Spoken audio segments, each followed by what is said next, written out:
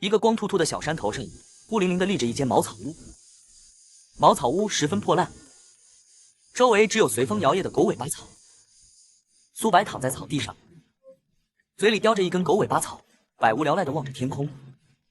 苏白是个穿越者，他已经在这个世界等了足足3天。叮！一声清脆的系统提示音响起，他终于等来了他的金手指。卧槽，公子，你终于升级好了！这就是他的系统，史上最强宗门系统。苏白抬目看去，招收1名弟子，还需要来大殿前磕头拜师。苏白看着任务面板，自言自语。苏白一个闪身，镜头跟随他来到一座破破烂烂、仿佛风一吹就要倒的茅草屋前。没错，这就是系统认证的宗门大殿。茅草屋门上挂着一块歪歪扭扭的木牌，上面刻着3个大字：天道宗。就这条件，狗来了都得摇摇头再走吧。为了系统奖励的仙法阁，苏白还是决定下山。苏白整理了一下破旧的衣服，雄赳赳气昂昂地转身下山，去招收他的开山大弟子。苏白的身影很快消失在道路尽头。房间内光线昏暗，气氛压抑。诸葛峰站在桌案前，看着眼前头也不抬的中年男人。王执事面无表情，翻看着卷宗。你的正式弟子考核没有通过，半年之后继续吧。下一个。王执事，凌霄宗的6场测试我全是第1，为什么我会没有通过？甘师兄全部测试都不及格，为什么他可以通过？为什么？你跟他一样有一个筑基长老的爹吗？诸葛峰语塞，但依旧不服。那韩师弟呢？他成绩比我低那么多，为什么也通过了？跟他一样有300两银子吗？他早已倾家荡产，如今身上连1文钱都拿不住。没钱就等半年后的下次考核，要么就滚。可是我的天赋悟性都比别人强，连……呵呵，这个世界最不缺的就是你们这些自以为是的天才。你不干，有的是人干。王执事的话像一把尖刀，刺穿了他最后的幻想。诸葛峰紧握的拳头，指甲深深陷入掌心，鲜血渗出。在这个只看背景和金钱的世界，所谓的天赋一文不值。诸葛峰沉默了许久，终于松开拳头，缓缓转身推门离去。不过马牛一个，真把自己当成天才了。凌霄宗分部门外排着长长的队伍，全是满脸紧张和期待的少男少女。他们期待着逾越龙门，成为呼风唤雨的仙人。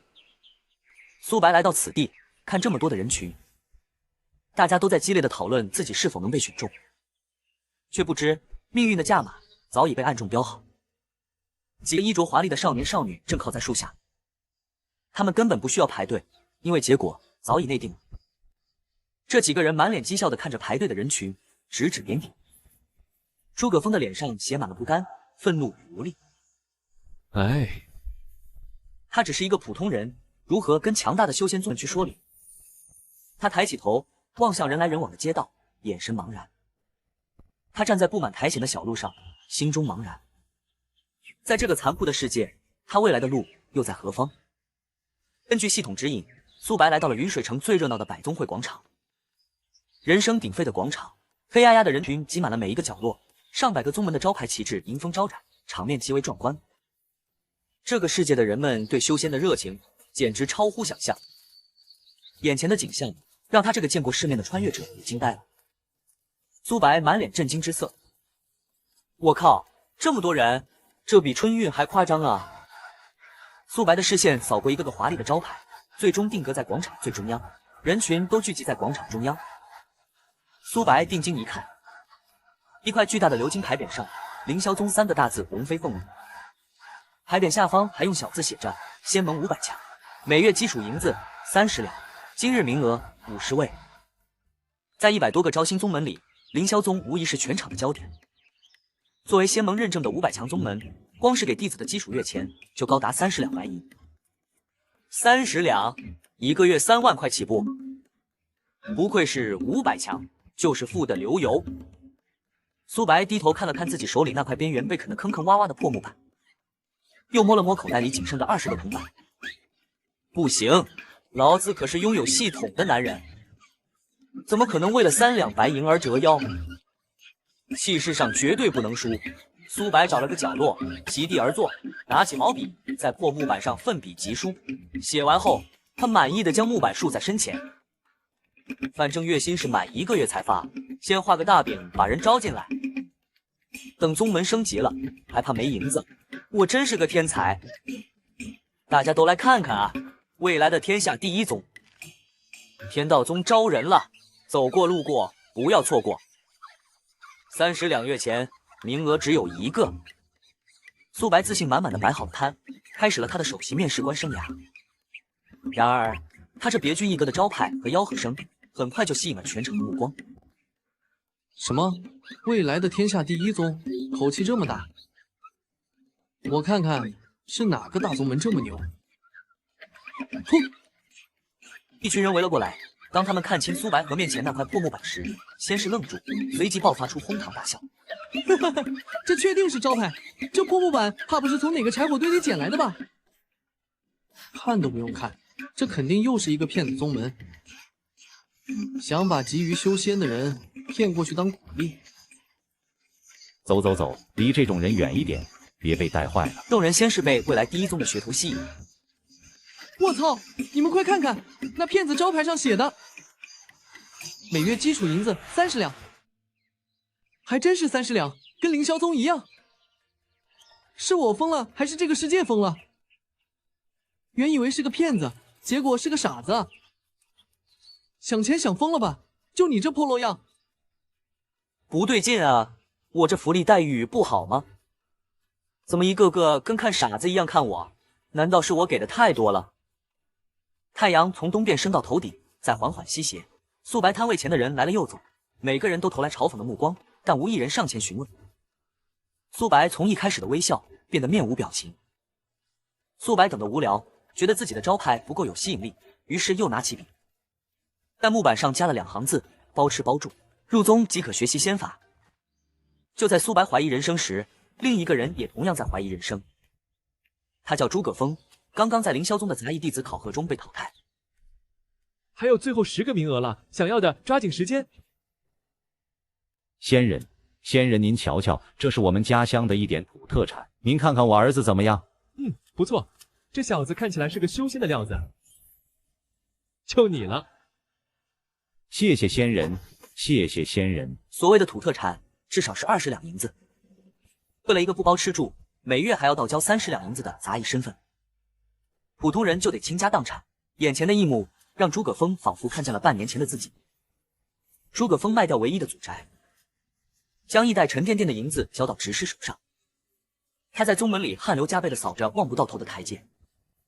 他因为没钱吃饭，只能帮师兄们干杂活换取一点剩饭。家没了，钱也没了，前途断绝。爹娘孩儿不孝，报不了仇了。为了修仙报仇，他倾家荡产，在凌霄宗做了半年杂役，受尽辛苦，最终却连成为正式弟子的资格都没拿到。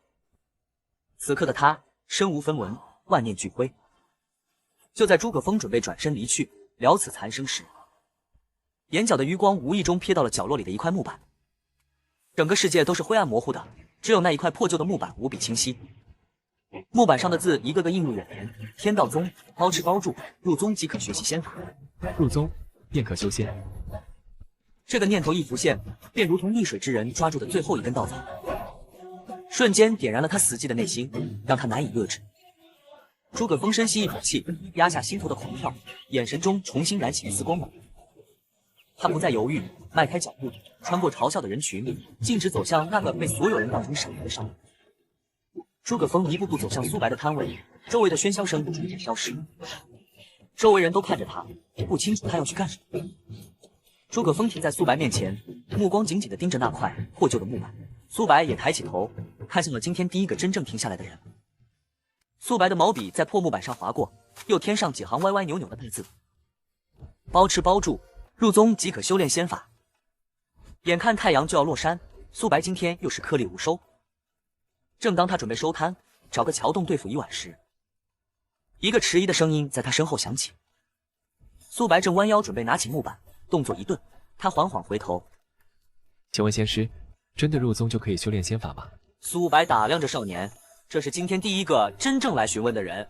他立刻站直身体，清了清嗓子：“不错，入我天道宗，拜了师，立刻就能接触仙法，童叟无欺。”苏白话音刚落，还没散尽的几个路人立刻又围了上来。哎，小兄弟，这人是骗子，你怎么能信他？就是，现在都什么年代了，还用这种粗鄙的骗术？少年郎，这30两银子可不是小数目，千万别被骗了。众人七嘴八舌，看向苏白的眼神充满了鄙夷和嘲讽。诸葛峰听着周围的议论，沉默不语。可是万一呢？哪怕只有1%的希望，我也不想放弃。但是那30两银子，看到少年低头不语，苏白心里凉了半截。完了，看来骗子这个标签是贴得死死的了。明天换个地方，顺便换身行头再来。苏白叹了口气，再次弯腰准备收摊。请问仙师，那30两银子可以等月底再结清吗？苏白愣住了，动作停在半空中。在苏白穿越前的世界，他最恨的就是拖欠工资的老板。如今自己当了宗主，他发誓绝不能让弟子也尝到那种滋味。月底结，没问题啊！你放心，我们天道宗别的不好说，但绝对不拖欠月钱。诸葛峰整个人都呆住了，他没想到居然真的有宗门愿意赊账。仙师，您确定？当然确定。诸葛峰再无犹豫，对着苏白深深一揖。仙师，弟子诸葛峰愿拜入天道宗。好，诸葛峰是吧？拜师的事回宗门再说，现在有时间吗？有，弟子现在无处可去，随时可以随仙师前往宗门。苏白在前面带路，诸葛峰紧随其后。这小子莫不是个骰子吧？这么低级的骗术都看不穿。看他那穷酸样，脑子估计也不太好使，绝配。嘿嘿，谁说骗子就一定图财？万一人家图的是他的腰子呢？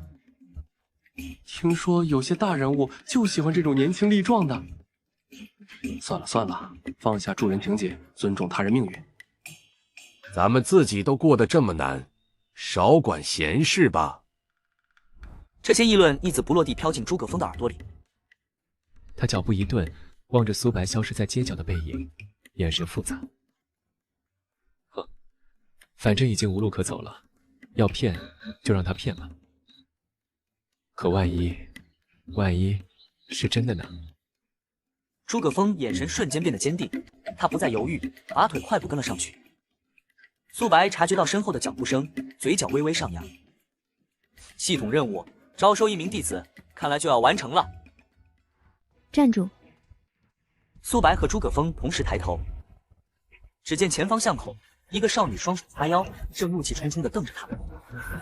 少女柳叶眉，高鼻梁，唇红齿白，一头长发及腰，虽满面怒容，却依旧掩盖不住其俏丽的容颜。卧槽，好静的妹子，连生气都这么好看。小姑娘，叫我们呢，有事？萧灵溪瞪了苏白一眼，转向诸葛峰。喂，他是骗子，你别被他骗了。我说姑娘，凡事得讲证据啊，你凭什么说我是骗子？所有宗门都要先当半年杂役，通过考核才能成为正式弟子，然后才能接触仙法。你这倒好，入宗就能学，不是骗子是什么？我说那是别的宗门的规矩，跟我天道宗有什么关系？他们效率低，难道还不许我效率高了？哪有这么好的事？你分明就是骗子！信不信拉倒。苏白转头看向诸葛峰，表情严肃起来。路是你自己选的，你信我就跟我走，不信我现在就可以离开。虽然苏白迫切需要1名弟子来升级系统，但他绝不会强人所难。说完，苏白不再看两人，转身就走。诸葛峰看看苏白决绝的背影，又看看眼前义愤填膺的少女，紧紧咬住了嘴唇。秒后，他像是做出了最终决断。弟子信仙师。苏白停下脚步，诧异的转过身。这你都信？是，弟子相信仙师。好，那走吧。这种被人无条件信任的感觉，让苏白心里一阵舒爽。但有人爽了，就有人快要起了。这世界上怎么会有这种死脑筋的人？明摆着是个骗子，居然还信他。萧灵溪看着从自己身边走过的两人，气得脸都红了，简直不敢相信自己的耳朵。该死的骗子，我今天一定要拆穿你的真面目。说罢，他立刻提步追了上去。不是，姑娘，你怎么又跟来了？你是属狗皮膏药的吗？我要亲眼看着，好拆穿你这个骗子。天都黑了，你一个小丫头骗子不回家，跟着我一个大男人干嘛？这你不用担心，我能保护好自己。夜色下，苏白一脸无语的在前面走着，诸葛峰坚定的跟在后面，而萧灵溪则像个小尾巴，气鼓鼓的追在最后面。三人的身影被月光拉得很长，皎洁的月光下，这怪异的三人组合正走在寂静的林间，四周越来越荒凉，连个鬼影子都看不到。萧灵溪满脸警惕，这地方越来越不对劲，骗子想干嘛？萧灵溪眼神死死地盯着苏白的背影。走了片刻，前方出现了一座光秃秃的小山头。到了，前面就是天道宗。萧灵溪顺着苏白手指的方向看去，只见小山头上除了一间破破烂烂，仿佛随时都会塌掉的茅草屋，什么都没有。别说仙家气派的建筑了，这荒山顶上连盏灯都没有，怎么看都像个骗子的老巢。还说不是骗子，这鬼地方就是你的宗门。诸葛峰的脸上也闪过一丝动摇，眼前这景象实在很难让人相信这是一个修仙宗门。就在苏白一只脚踏入山脚范围的瞬间，他知道在这片领地里他就是无敌的。苏白的身影突然变得模糊，下一秒整个人瞬间消失在原地。山下的诸葛峰和萧灵溪还没反应过来，苏白已经鬼魅般的出现在了山顶那间茅草屋的门前。诸葛峰和萧灵溪同时瞪大了眼睛，瞳孔因极度的惊讶而剧烈收缩。缩地成寸，是仙法，居然是仙法！缩地成寸，这可是筑基境高手才能施展的仙法。眼前这个被当成骗子的小子，竟然是一位深藏不露的仙师，还不来拜师吗？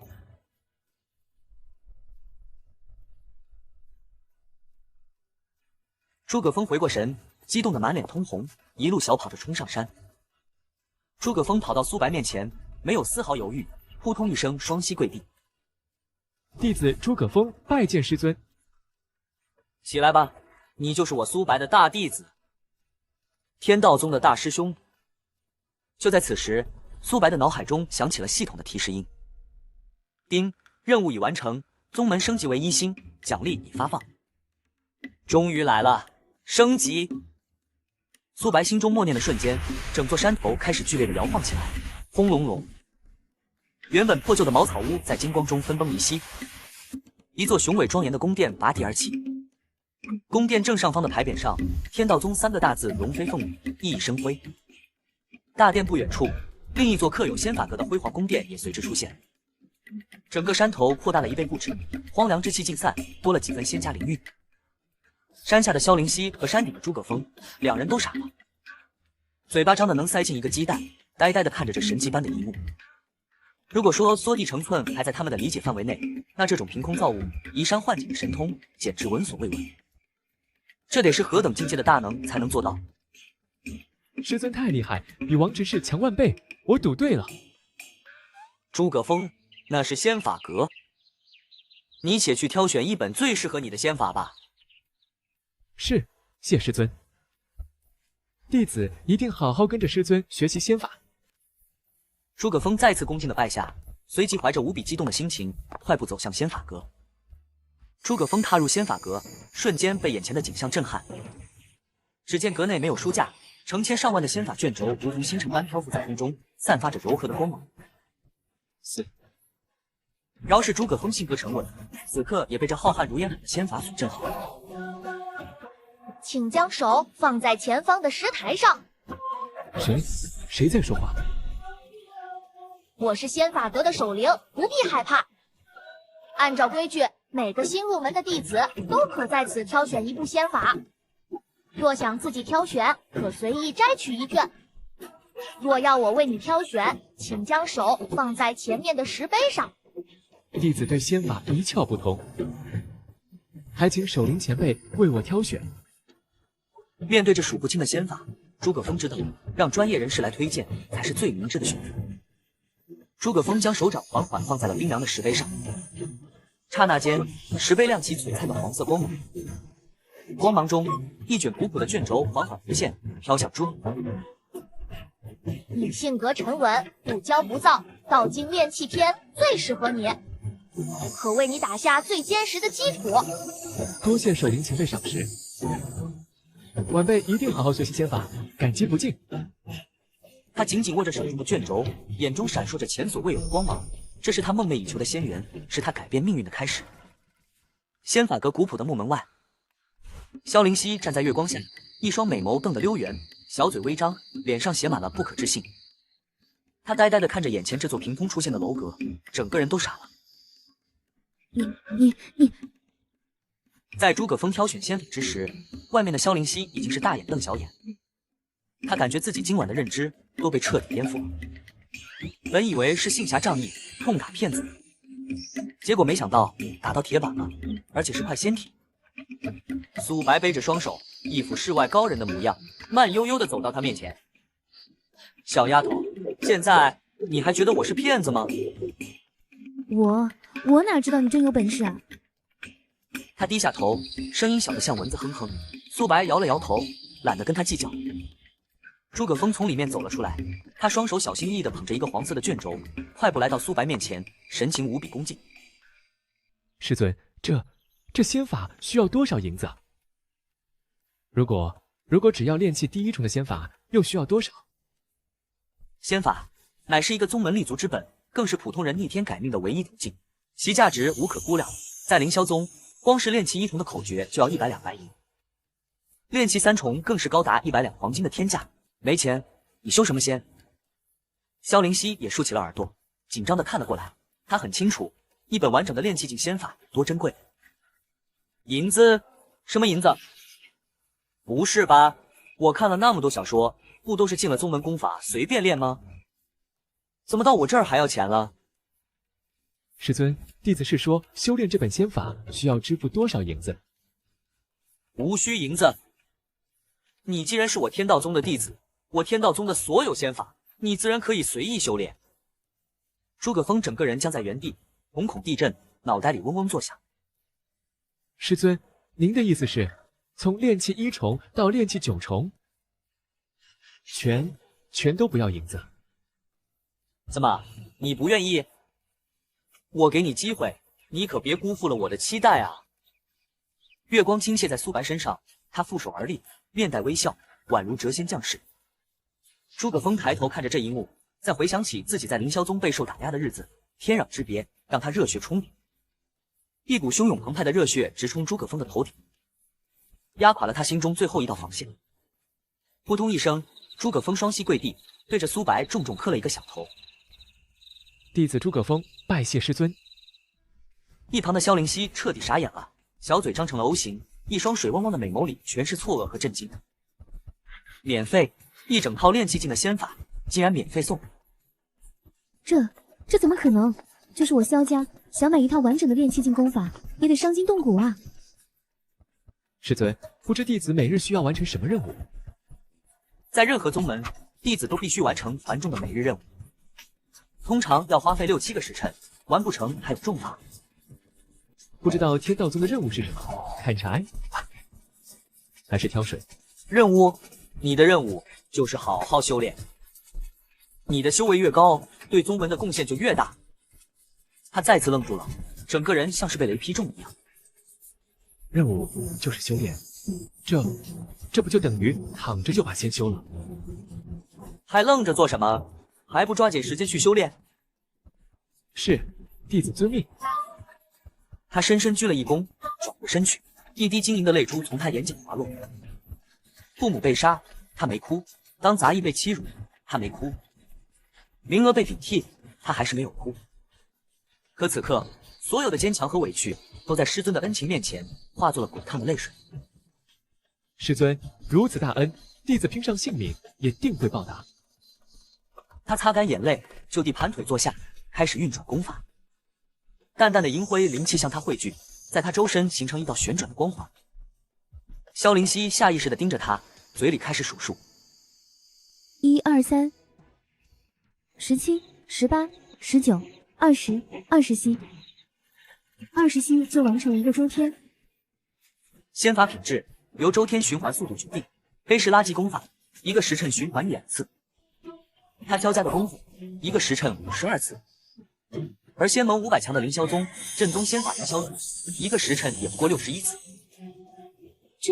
这怎么可能？这到底是什么级别的逆天仙法？夜色下，苏白含笑而立，诸葛峰周身灵气环绕，而萧灵溪则像见了鬼一样呆立在原地，世界观被彻底震碎。诸葛峰盘膝而坐，双手捧道经炼气片卷轴，闭目凝神，一缕缕灵气肉眼可见的涌入他体内，在他周身形成一个小小的气穴。诸葛峰猛地睁开眼睛，满脸震惊和不可思议。诸葛峰只是尝试运转了1个周天，便被这仙法的恐怖效率彻底惊呆了。20吸，仅仅20吸就完成了1次周天循环，1个时辰就是100个周天。青云宗凌霄诀1个时辰才61次，在这道经面前简直就是个笑话。品级越高的仙法，吸收的灵气越纯净，修炼速度的差距只会越来越大。这其中的价值，诸葛峰心知肚明。不远处，萧灵溪看着这一切，漂亮的大眼睛里充满了渴望。他悄悄走到苏白身边：“仙师还缺弟子吗？”小丫头，你之前还怀疑我是骗子，怎么现在想加入骗子的宗门了？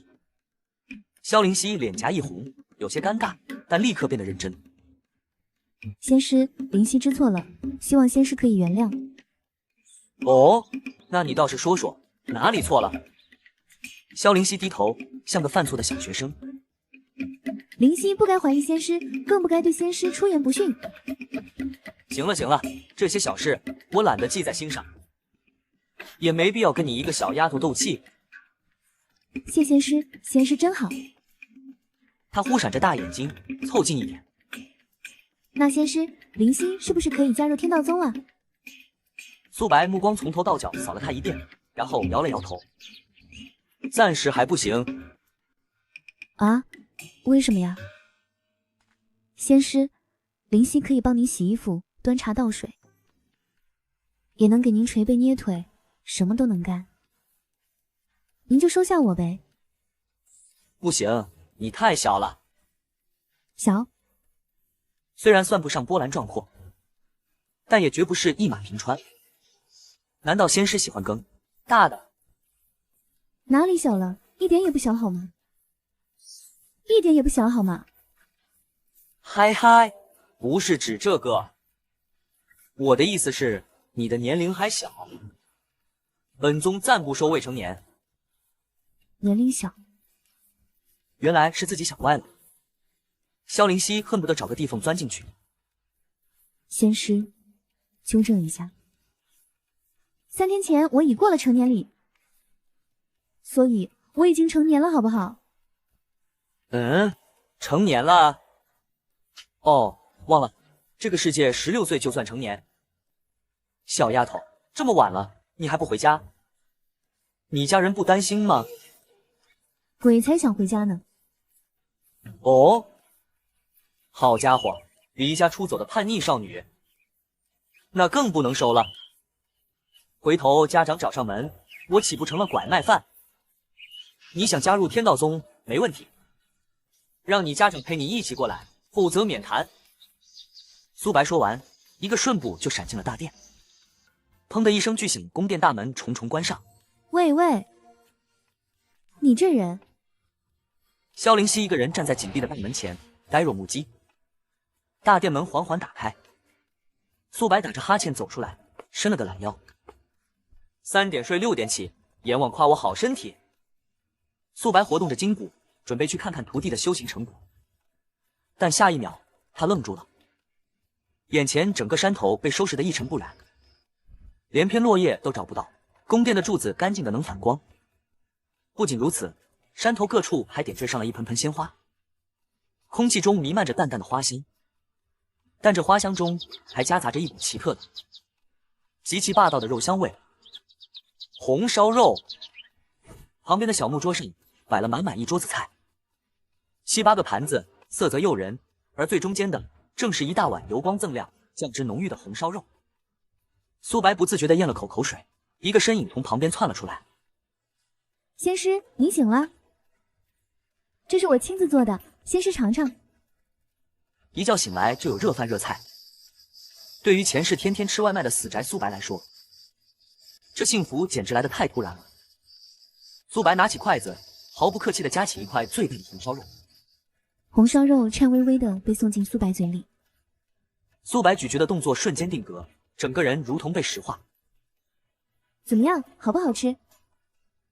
我娘说了，想抓住一个男人，就得先抓住他的胃。我的厨艺天下无敌。苏白面无表情地看着他，缓缓开口：“好吃，实在太好吃了。”苏白突然放下筷子：“下次不用做了。”话音未落，苏白一个闪身，如同离弦之箭般消失在原地。水在哪？萧灵溪愣在原地，摸了摸脑袋。好吃到飞起来了，真这么好吃？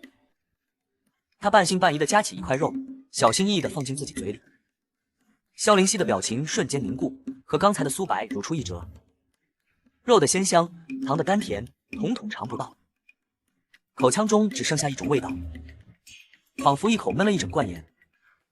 萧灵溪的眼眶瞬间红了，一滴晶莹的泪珠在眼眶里打转。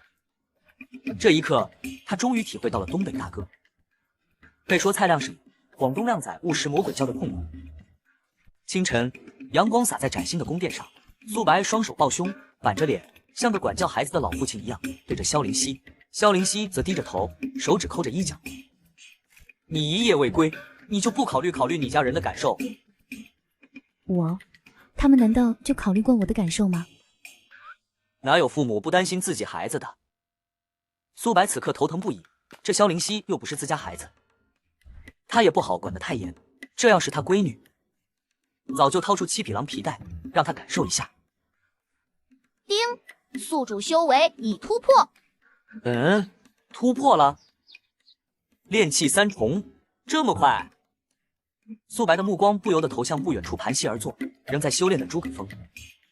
作为天道宗宗主，苏白的修为与弟子总和挂钩。丁，弟子修为突破，奖励10点宗门积分。砰！一声清脆的爆鸣声从诸葛峰体内传出，以他为中心，一股强大的气流猛然炸开，吹得地上的落叶和尘土四散飞扬。诸葛峰猛地睁开双眼，2道金光一闪而逝，整个人的气质都变得神采奕奕。仅仅一夜，诸葛峰便成功引气入体。轰！诸葛峰握紧的拳头上发出一阵噼里啪啦的骨骼爆响，一层淡淡的青色光芒浮现在拳头表面。这就是仙人所拥有的力量吗？他能感觉到体内充满了无穷无尽的力量。我现在的力量应该可以为父母报仇了吧？一晚上炼气1重。萧灵溪嘴巴张成了 O 型，镇定地看着诸葛峰，又看看苏白。从认识苏白到现在，萧灵溪一辈子的经验都用完了。师尊，弟子不负所望，已经炼气成功。好啊，很好。苏白心里乐开了花，弟子越强，他就越强。你以前偷偷修炼过？我连凌霄宗的正式弟子考核都没通过，哪来的仙法修炼？名额还不是捏在执事手里？你真是第一次修炼？我找找。片刻后，他从一个精致的储物戒指里翻出了一块鸡蛋大小、晶莹剔透的水晶石。这是灵根测试时，你把手放上来，你的灵根越好，它就会越亮。诸葛峰不明所以，但还是依言将手掌放在了测试石上，并按照萧灵溪的指示，将体内刚刚产生的灵气注入掌心。嘣！就在他手掌接触的刹那，水晶石剧烈震动起来。紧接着，一道耀眼无比的金色光柱从水晶石中冲天而起，仿佛要刺破苍穹。光芒之盛，让萧灵溪和苏白都下意识地用手挡住了眼睛。金光冲天，是传说中的天灵根。凌霄宗寻觅万年都求之不得的天灵根。我是天灵根。卧槽！还真是天灵根，我这是随手捡了个主角吗？好，太好了，弟子越强，我越强。不是你天灵根没通过凌霄宗的考核？我没听错吧？在这个区域，我的考核成绩是第一。奈何我没有300两银子，所以没有通过。铺300两，天灵根的价值，别说300两，就是300万两黄金。为什么没有300两就不能通过？他们不测灵根吗？要是测了，那些富家少爷小姐怎么通过？如果你有银子，他们就能获利，这不难选。萧灵溪沉默了，脸上满是震惊和愤怒。片刻后，他对着诸葛峰郑重地说了句：“抱歉。”不用抱歉，这种事我见多了，早就看开了。半年前，我父亲给我安排了一个凌霄宗的弟子名额。如果时间没记错，我跟你应该是同一批。我的名额很可能本来是你的。不必在意，名额那么多，不一定是我的。再说，我现在是天道宗弟子，师尊收留我已是上天眷顾。其实我本来就不想去凌霄宗，现在更不想去了。萧灵溪转身，一双闪亮的美眸充满期待地看着苏白。仙师，你说吧，要什么条件才允许我加入天道宗？苏白没有立刻回答，而是眼神一凝，将目光投向了山脚下的方向。只见山道上，一行10余人正气势汹汹地飞速朝着山上赶来。他顺着苏白的目光看去，脸色顿时微微一变。那群人速度极快，几个呼吸间便已冲上山顶，出现在众人面前。为首的是一个身穿管家服饰的中年男人。中年男人看到萧灵溪，大喜过望，躬身行礼：“灵溪小姐，可算找到您了。”天道宗仙殿在夜色下仙气缭绕，山脚下，苏白和萧灵溪正站着，似乎在等待诸葛峰。突然，几道身影从林中快速掠出，停在二人面前。为首的是一个身穿凌霄宗服饰的中年男子，神色倨傲。灵溪小姐昨天溜走，可真是让我们好生担心。萧灵溪不屑地瞥了一眼旁边的苏白，奉宝萧少主之令，将小姐安全送到凌霄宗。灵溪小姐，跟我们走吧。这冰冷的语气完全没有任何商量的余地，更像是命令。我不去。灵溪小姐，少主命令如山，若是惹恼了少主，恐怕对萧家不太好。直视嘴角勾起一抹威胁的冷笑。少主乃是天霄真人的关门弟子，天赋非凡，未来前途不可限量。山顶仙法阁门口，诸葛峰刚走出来。赵宝霄，那个仗着师父名头无恶不作的变态纨绔。这位赵宝霄不仅性格乖张暴力，且极度喜好女色，手段残忍，被他看中的女人没有一个能活着离开。萧灵溪的脸瞬间煞白，血色尽退，身体止不住的颤抖。难道这就是我身为家族之女无法摆脱的命运吗？萧灵溪苦涩一笑，深吸一口气，转身对着苏白深深一拜：“仙师，打扰了，再见。”说完，他挺直了纤细的腰背，迈着沉重的步伐，准备跟执事离开。大人，他们怎么处理？拐跑灵溪小姐，杀了便是。护送萧灵溪多耽误了一天，执事正愁没地方出气，这2个蝼蚁正好撞在了枪口上。你们要做什么？我都跟你们走了，还要杀人？小姐莫急，我得自有分寸，动手吧。执事一声令下，身后4名弟子立刻围了上来，身上泛起灵气波动。这4人都是炼气5、6重的修仙者，对付2个看起来手无缚鸡之力的凡人，绰绰有余。师尊小心！诸葛峰刚刚炼气成功，气息不稳，但眼神却无比坚定，没有丝毫后退。眼看战斗一触即发，一直沉默的苏白终于缓缓抬起来。苏白声音淡漠，却如惊雷炸响，跪下！一股无形的、磅礴如山海的威压瞬间笼罩全场。这是什么力量？筑基大修士，他自己就是炼气9重，能一道喝声就让他心神颤抖。除了筑基期大能，还能有什么？他刚升起这个念头，却发现自己的身体像是被冻结在原地，动弹不得。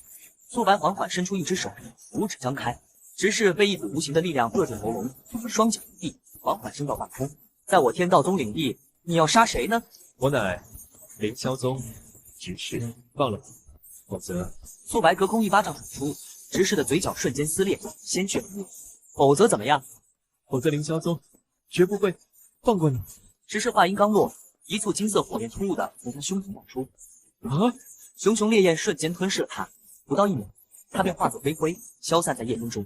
一个储物袋从空中掉落，苏白手一招，储物袋径直飞入他手中。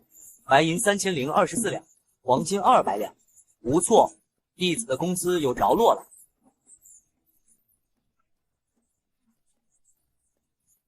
苏白看都没看地上跪着的4人，随手一挥，4道火焰凭空出现，将那4名弟子瞬间吞噬，连惨叫都没来得及发出。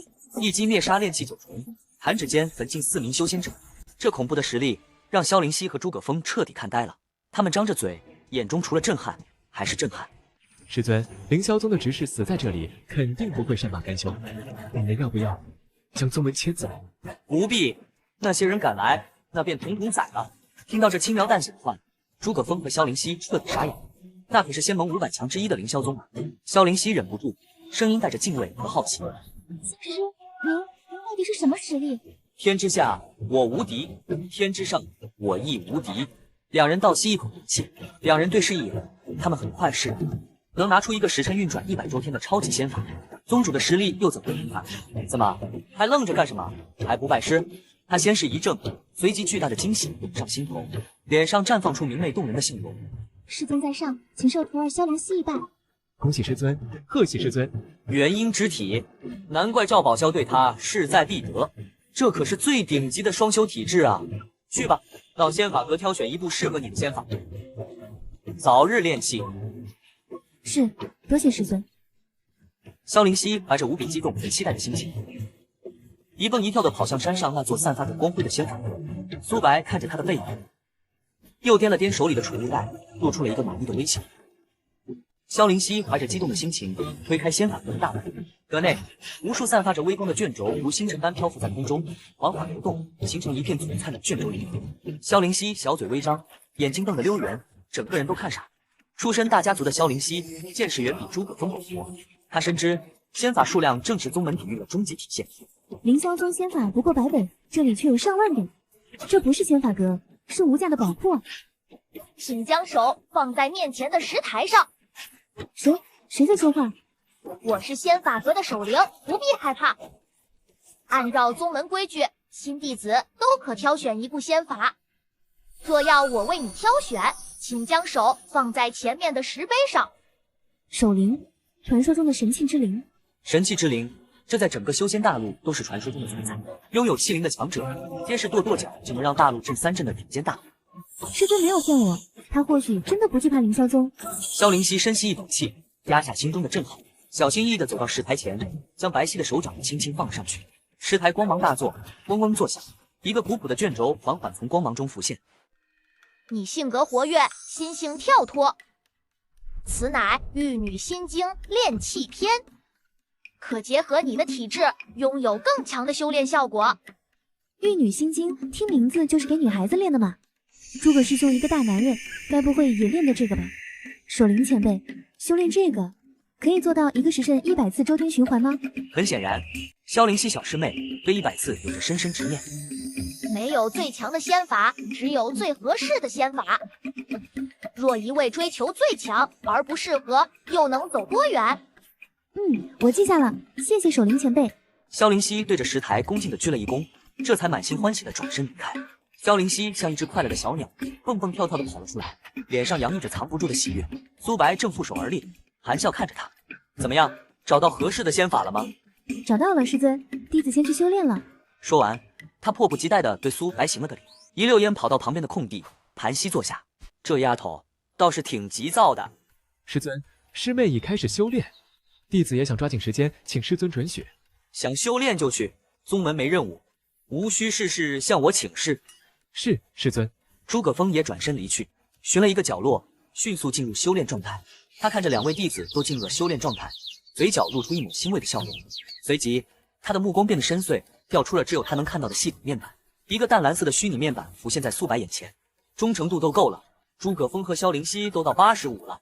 宗门积分，之前诸葛峰突破奖励了10点，看来只要弟子修为突破就能获取。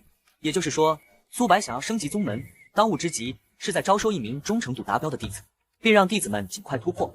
算了，还是等他们修为稳定了再出去招新吧。萧灵溪盘膝而坐，周身灵气涌动，形成肉眼可见的白色气血。18、19、20。萧灵溪他眉头紧锁，嘴里念念有词。嗡的一声轻响，他体内的灵气刚好完成一个周天循环。他猛地睁开眼，满脸的不可思议。真的一个时辰100周天，灵气精纯，无需2次提纯，这简直是逆天！难怪诸葛师兄能一夜练气。如此逆天的仙法，天道宗竟然不止一本。这一刻，萧灵溪对宗门的认知再次被彻底颠覆。他下意识地转头望向远处，阳光下，苏白背负双手，白衣胜雪，眺望远方云海。金色的光辉勾勒出他挺拔的身影，宛如神明降世。萧灵溪看得有些痴了，心跳漏了一拍，脸颊微微泛红。原来师尊竟是如此伟岸之人，能拜入天道宗，是我三生有幸。房间内一片狼藉，一个面色病态苍白、眼神阴鸷的青年正在暴怒咆哮。他面前几名执事跪在地上，瑟瑟发抖。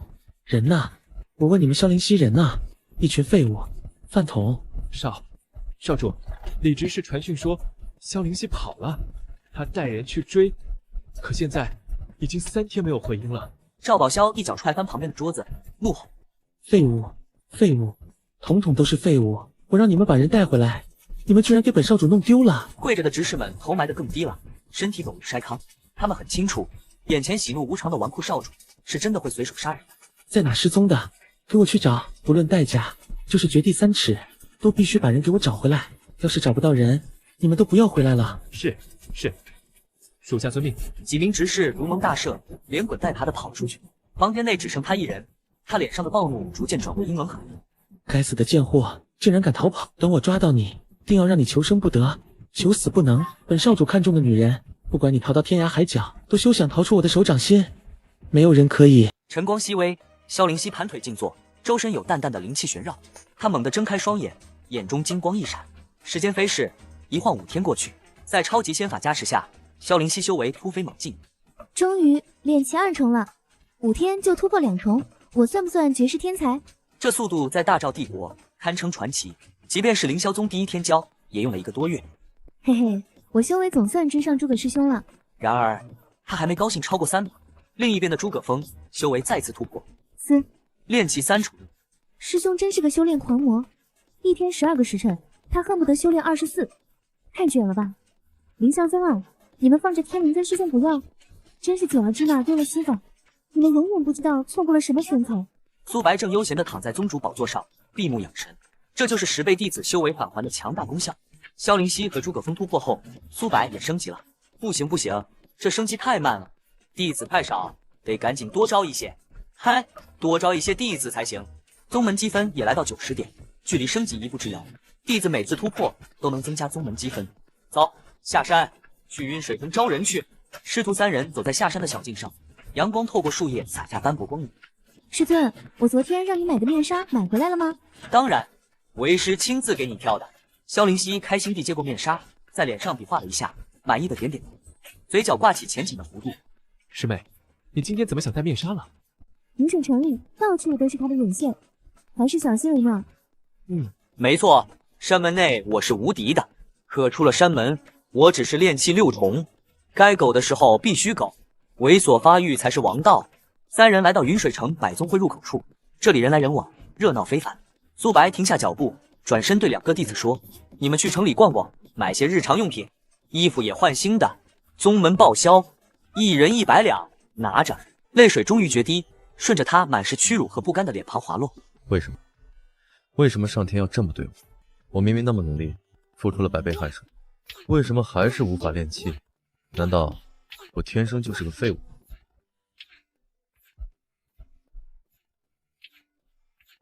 他痛苦地捶打着墙壁，发泄着内心的委屈与悲愤。少年郎，你可曾听说过一句话？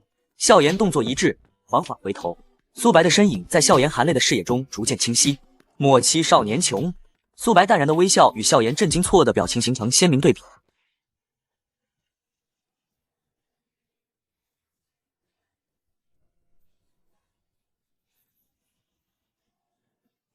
一句莫欺少年穷，像一道惊雷，劈开了笑颜心中所有的绝望与黑暗。你是谁？也是来看我笑话的？被当众羞辱的笑颜，此刻就像一只浑身长满尖刺的刺猬，对任何人都充满了戒备。你误会了，我并非是来看你笑话的。笑颜的冷笑里满是不信，他已经受够了别人的无情与嘲讽。走走，我们边走边聊。我凭什么跟你走？如果你想3年后打败今日侮辱你的人，那就跟我走。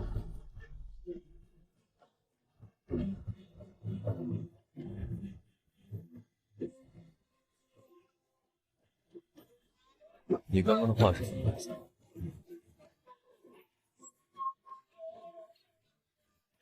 笑颜心中充满疑虑，但他更想知道，这个看起来比自己大不了多少的神秘青年，葫芦里到底卖的是什么药？一个失去了双臂的乞丐正躺在地上，面前放着一个破碗。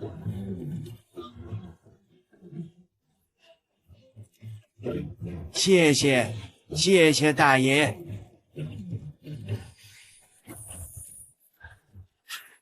笑颜见状，也在口袋里翻了翻，摸出了一锭亮闪闪的银子。乞丐看到银子，脸上没有喜悦，反而瞬间变得煞白，惊恐的连连摆手。如果你想害死他，就把这银子给他。啊？为什么？只见不远处几个身强力壮的乞丐，正死死地盯着笑颜手中的银子，眼神充满了贪婪和不善。10文钱可以让他多活3天，100文钱可以让他多躺3天，但你这1两银子，他活不过今晚。看着周围乞丐贪婪的眼神，笑颜瞬间明白了苏白话中的深意。善举有时也会变成杀人的刀。他缓缓收回了银子。乞丐为了活下去而卑微乞讨，贩夫走卒为了养家而起早贪黑，他们都没有放弃，没有觉得自己是废物，每个人都在为自己的生活而努力。你说，你手脚健全，家境殷实，又为什么觉得自己是废物？因为我无法修炼，无法让柳嫣然高看一眼，无法改变现状。我每次修炼，辛辛苦苦练出一点点灵气，又会马上消散。我父亲请了筑基高人看过，说我没有丹田，这辈子都不可能炼气成。笑颜的拳头再次攥紧，脸上满是落寞与不甘。既然这样，那你刚刚又为何要说出3年之后挑战的话语？当然是证明给他们看，证明我不是废物。好，你笑什么？你有这个毅力，那就足够了。我保证，3年之后，你就可以证明你并非废柴。你到底是谁？天道宗宗主苏白。天道宗，没听说。你若想3年之后超过那柳嫣然，就在日落黄昏之时，在这里等我，我带你前往天道宗。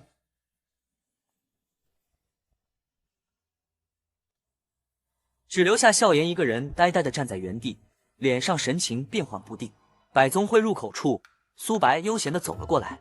萧灵溪换上了一身飒爽的新裙子，即使戴着面纱，依然吸引了周围不少目光。诸葛峰则完全换了个人，身穿精致的锦袍。另一边，百宗会门口，苏白的2个徒弟早已等候多时。换上新衣的诸葛峰，虽然外表光鲜，内心却依旧是那个自卑的少年。昂起头，挺起胸，你可是我天道宗的大师兄，难道要人看笑话吗？你看看你师妹，英姿飒爽，哪像你这样畏畏缩缩的？要学会自信，不然未来怎么能成为强者？听闻此言，诸葛峰深吸一口气，立刻抬头挺胸。萧灵溪在一旁抿嘴轻笑，心里甜丝丝的。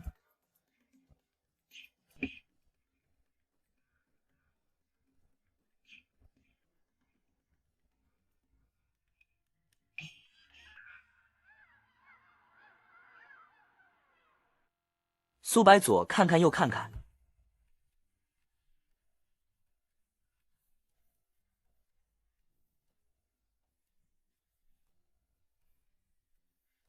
凌霄宗的报复来得比想象中更快，一张通缉令直接将萧灵溪推上了风口浪尖。这是谁画的？画得这么丑？萧灵溪撸起袖子就要上去撕了那张破画，被苏白一把拉住。另一边，诸葛峰完全没在意悬赏令。哎，这个天道宗看着挺气派啊。是啊，不像昨天那个破木板，跟骗子似的。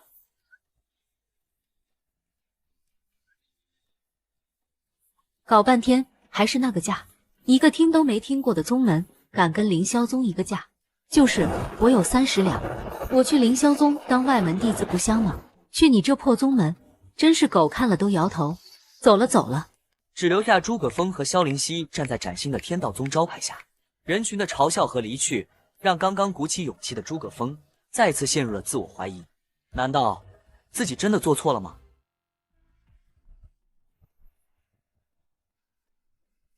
哟，我当是谁呢？这不是考核第一的诸葛师弟吗？没去我们凌霄宗报道，跑这儿来摆摊了。我可是听执事说了，你小子压根看不上我们凌霄宗，还说我们都是一群废物。天道宗，什么破烂玩意儿？放着凌霄宗的正道不走，来这种地方，脑子坏了。诸葛师兄，你这身衣服可真帅呀，得不少钱吧？我可记得你以前连饭都吃不上，该不会是去了那种合欢宗门，给富婆当炉鼎换来的吧？来者不善，善者不来。这几人正是诸葛峰在凌霄宗时的老熟人。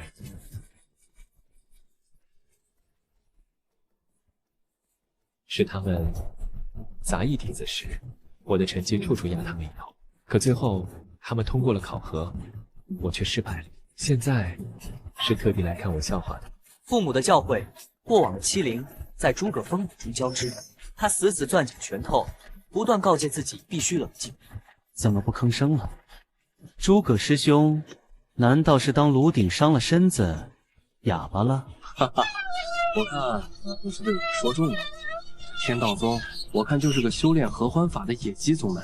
哎，不对不对，林师兄话不能这么说，咱们现在可是凌霄宗的正式弟子了。他嘛，只是个废物，应该叫他诸葛师弟才对。诸葛峰的拳头握得咯咯作响，心惊抱起。你们可以侮辱我，但不准侮辱我的宗门。哟，还来脾气了，诸葛峰，你那个考核名额就是被我甘华抢走的，怎么样，气不气？此话一出，宛如晴天霹雳。他猛然抬头，双眼瞬间布满血丝，死死地盯着甘华。这群混蛋，我看不下去了。萧灵溪撸起袖子就要上前，却被苏白一把拉住。这是你师兄自己的坎，得他自己迈过去。忍无可忍，便无需再忍。尽管出手，出了任何事，一切有为师给你担着。师尊的话语如同一道惊雷，劈开了诸葛峰心中的枷锁，又像一股暖流，瞬间涌遍四肢百骸，给了他无穷的勇气。你们说我可以，但你们说我的宗门该打。哈哈哈哈！笑死我了，诸葛峰，你还真把自己当根葱了。这天道宗听都没听说过，不是垃圾是什么？还1个月30两，这种连垃圾都不如的宗门也配？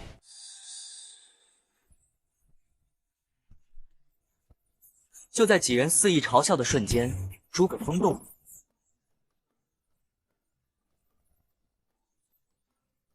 一道残影闪过，诸葛峰一记迅猛的摇阴腿，狠狠踢向站在最前面的甘华。你？他脸上的笑容瞬间凝固，想要躲避，却发现对方的速度快到他根本来不及反应。啊！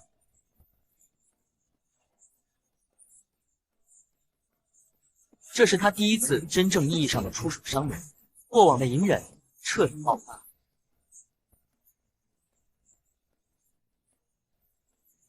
诸葛峰，你竟敢打伤肝师兄，你好大的胆子！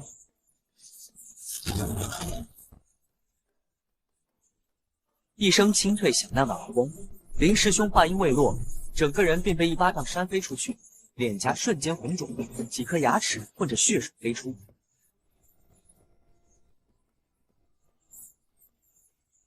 诸葛峰身形如电，在剩下几人中穿梭，几声闷响过后，蓝师弟、柳师妹等人全部被赶趴在地，哀嚎不止。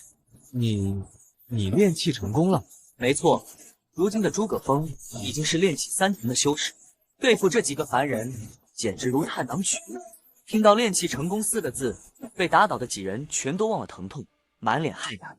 他们看不起肆意欺辱的废物，既然比他们这些正式弟子先一步踏入了仙途，这才几天功夫，你是妖怪？这种巨大的落差感，让他们感到了发自内心的恐惧和窒息。走，快走，去告诉执事，告诉长老。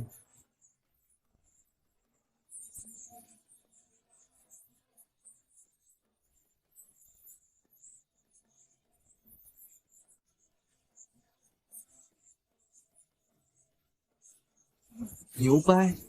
我眼花了吗？凌霄宗的弟子都敢打，这哪来？你猜要存多长，这不就是凌霄宗挂的面了？最多3天，如果不是你给的是有事，现在就来吧。3天，能坚持1天，就算是必要封地。一时间，广场内议论纷纷。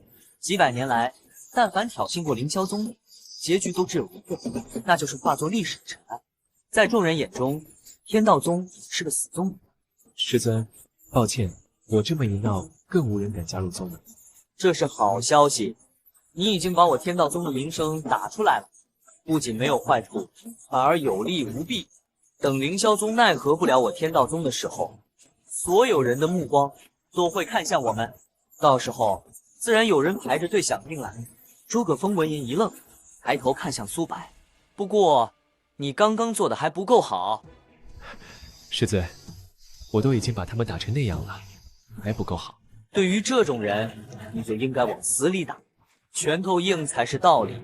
你越是懦弱，别人才越会欺压你；你越是强硬，别人只会敬畏你。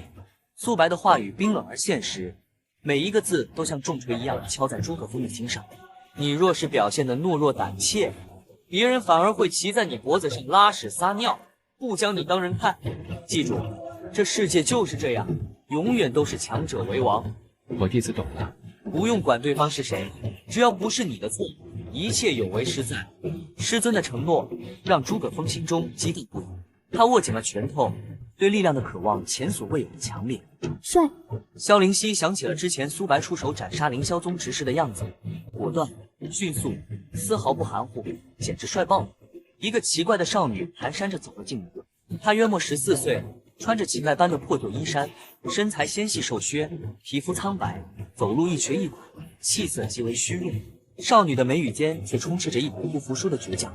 她走到入口处，扑通一声跪在地上，从怀里拿出一块破木板，求可以修炼的仙法，愿为奴为婢。她一跪下，周围的人群便自动分开，有的嫌弃的走开，有的面露同情，但更多的是懵。唉，可怜的孩子，已经连续5天跪在这里了，再这样下去，腿都要废了。这些宗门都是吃人体独特的地方，没钱怎么可能进得去？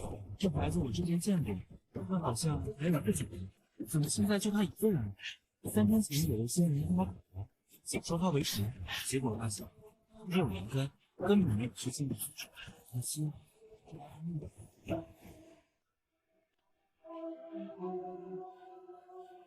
不远处，几个其他宗门的弟子正对着少女指指点点，满脸嘲讽。纯粹的无灵根，那不就是凡体吗？一辈子凡人的命，无灵根一辈子点天，那素质，他是一辈子也只能早练出3年。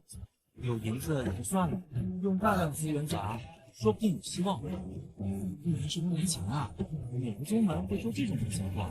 迟早一步，要是规矩好一点，还不能卖去青楼赚笔银子。可这面黄肌瘦的，哪家青楼收？哈哈！他们肆无忌惮地谈论着，根本没把这个跪着的凡人女孩放在眼里。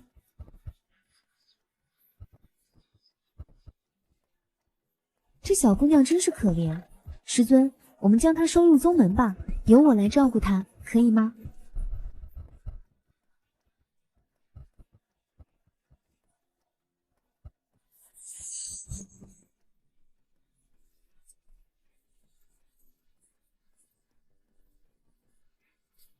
你叫什么名字啊？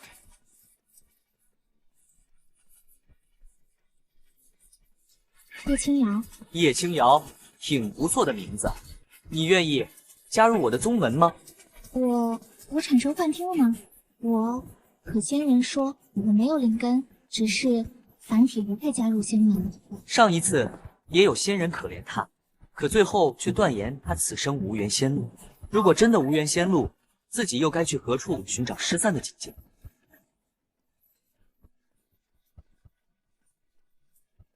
谁说凡体不能攀登仙路？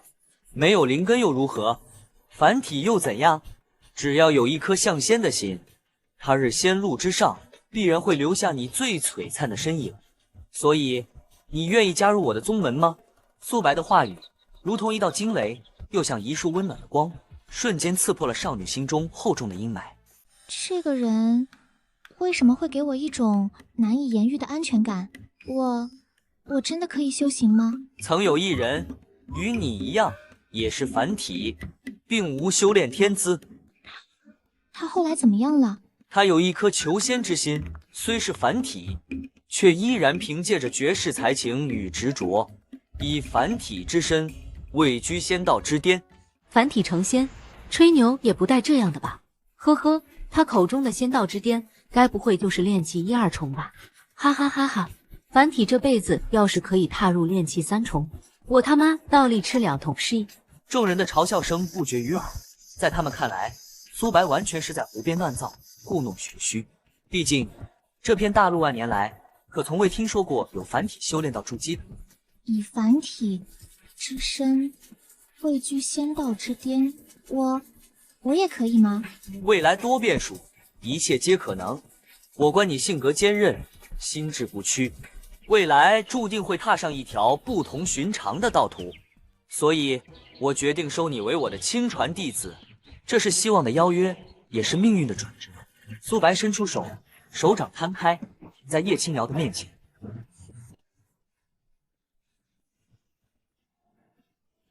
好温暖，这是自姐姐离开之后，我第一次感受到这种感觉。他想按照礼数跪拜，却发现双腿早已不听使唤，全凭一股意志支撑到现在。宗师，谢谢你。话音刚落，叶青瑶再也支持不住，眼前一黑，整个人直挺挺地向前栽倒下去。苏白眼疾手快，一步上前将他扶住，让他倒在自己温暖的怀抱里。他转身将叶青瑶带到了萧灵溪和诸葛峰面前。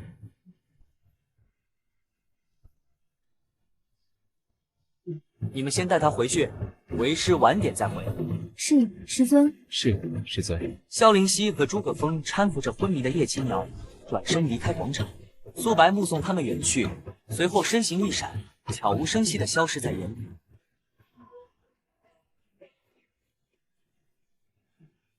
萧灵溪和诸葛峰搀扶着叶青瑶走在回宗门的路上，4道鬼鬼祟祟的身影悄悄跟在他们身后。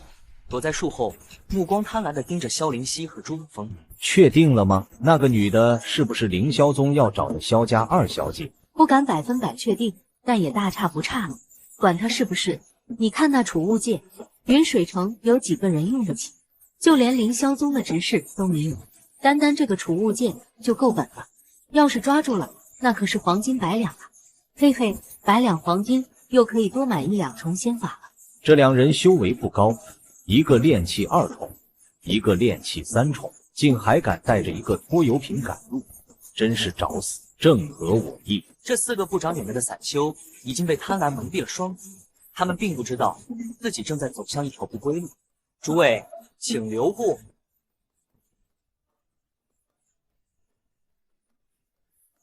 小子，我们的目标不是你，识相的赶紧滚开！我们劝你乖乖的把路让开，否则你恐怕走不出这片树林。这4人，2个炼气3重，2个炼气2重，气息虚浮，一看就是修炼了不入流的功夫。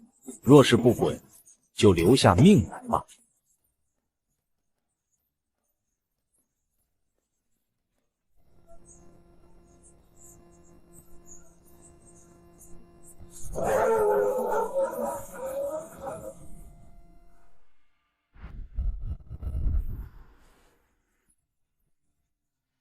一起出手，火球术、寒冰剑诀、8道掌。虽然这些战技攻击性不强，但观赏性着实不错。看来宗门要早点升级了，战技阁里应该会有些强大的战技，可以增加弟子们的实力。弟子的实力越强，我的实力也就越强。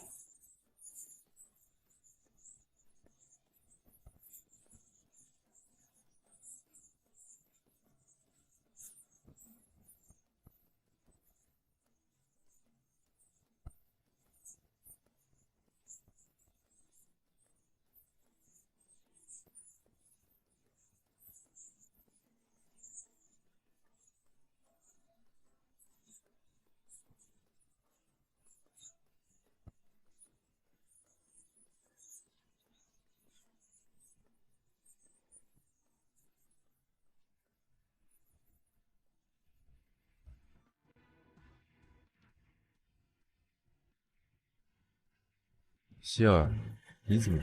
萧炎哥哥，那个天道宗是什么宗门？你了解吗？你就要加入？我不知道，但哪怕只有一点点希望，我也不想放弃。我要变强，我要亲手打败那个人。退婚之辱，如同烙印，深深地刻在了这个少年的心里。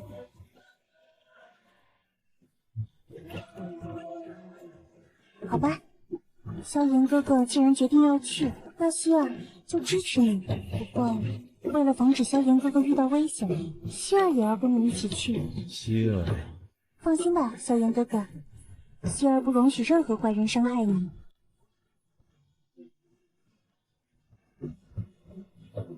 苏白缓步走来，月白色长袍在风中微微飘动。当苏白看到笑颜身边还有一个清秀的少女时，脚步微微一顿，越来越有意思了。笑颜看到苏白，脸上瞬间绽放出惊喜的笑容，小跑着迎了上去。仙师，您来了。一个俊朗非凡的白袍少年负手而立，他身躯挺拔，衣袂飘摇，嘴角挂着一丝若有若无的笑意，双眸清亮，宛如夜空中的星辰。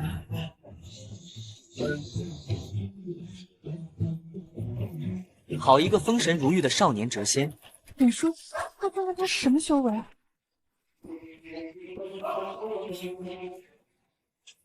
小姐，老夫看不透他的修为。什么啊？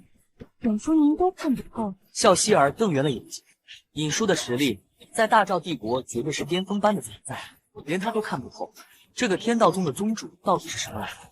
本叔，天道宗的信息查到了吗？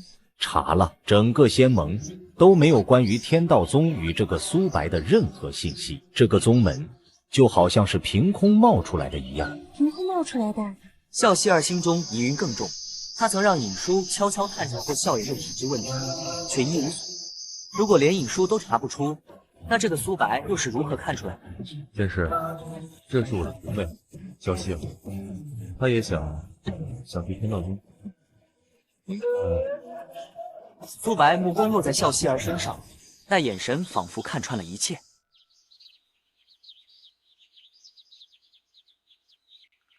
既然想去，那便一起吧。多谢仙师，多谢仙师。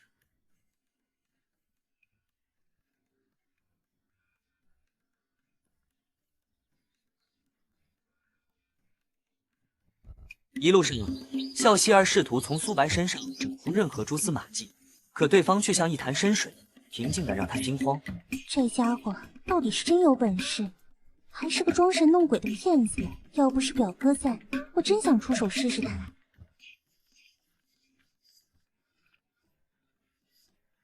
这就是天道宗。看着这普普通通的规模，笑希儿的神色愈发怀疑，这哪里像什么大宗门，分明就是个不入流的杂牌宗门。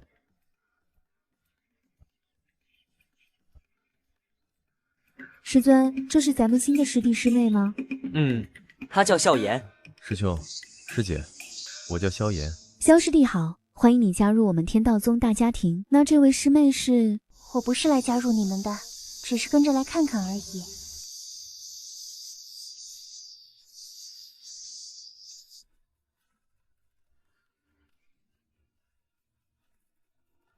就这点修为，也好意思开宗立派？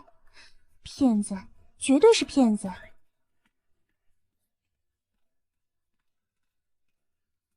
曾几何时，他的表情不也是如此吗？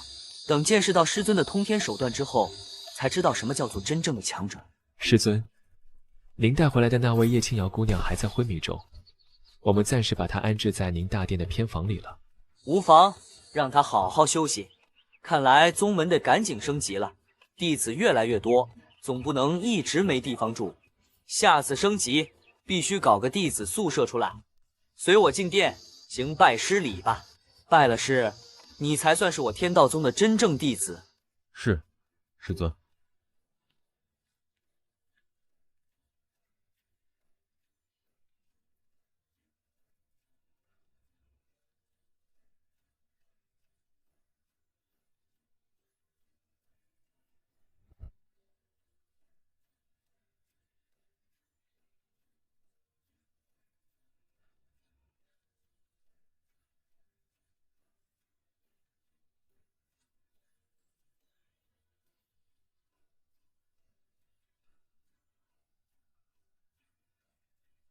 弟子萧炎拜见师尊。起来吧，从今日起，你便是我苏白的第3位亲传弟子，天道宗的3弟子。谢师尊。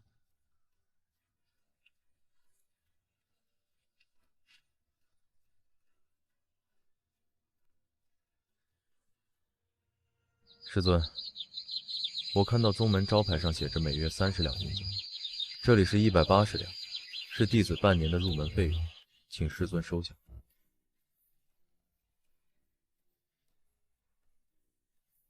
天道宗包吃包住全免费，无需付费。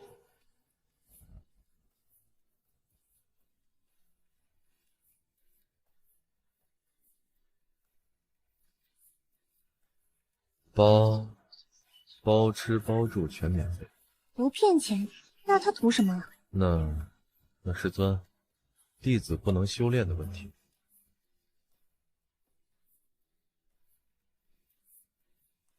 那是仙法阁，你进去之后自会明白你为何不能修炼，也能找到让你修炼的仙法。多谢师尊指点，弟子明白了。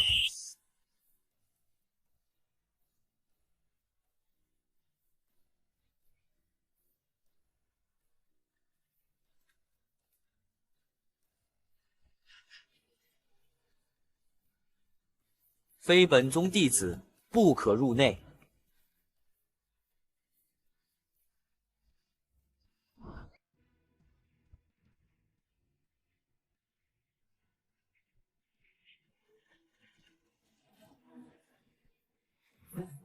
如果我萧炎哥哥有半点闪失，一定会难以释动。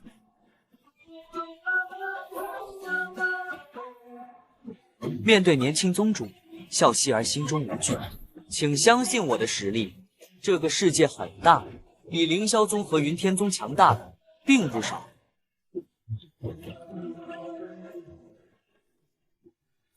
这句话让出身不凡的笑希儿难得的表示赞美。你说的对，这世界确实很大，凌霄宗和云天宗也确实算不了什么。但是要说比我天道宗强的，抱歉，我还真没听说过。你什么意思？我什么意思不重要，我倒想知道，一个16岁的筑基期天才接近我的弟子，又是想做什么？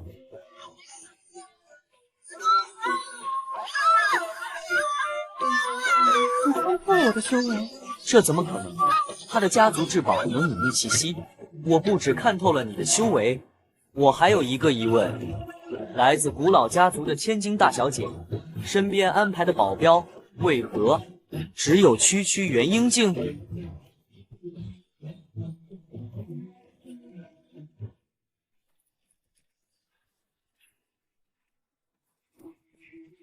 云层之上的尹叔当场浑身一僵。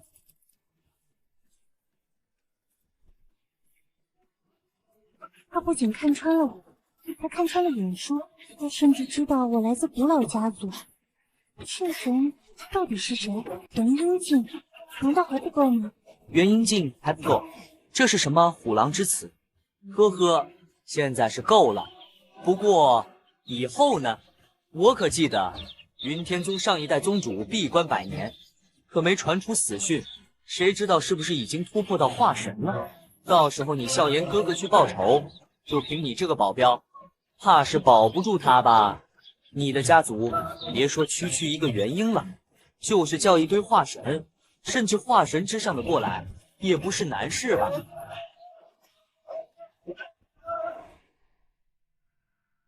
他发现这个男人说的好像有几分道理。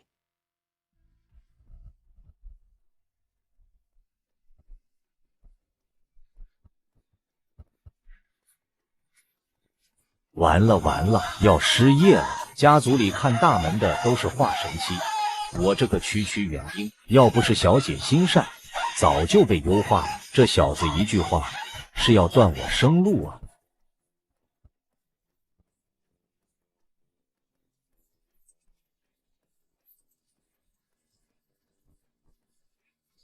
这么多仙法，那应该有能让我修炼的仙法。请将手放在前方的石台上。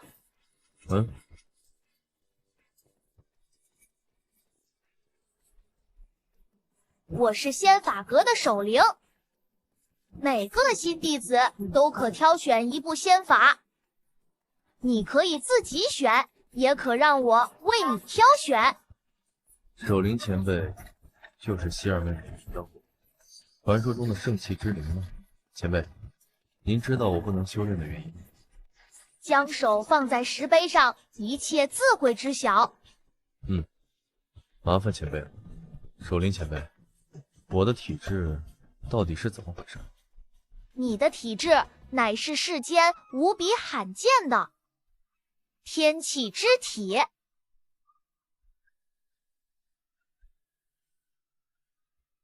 天气之体，天气之体，连上天都抛弃的体质。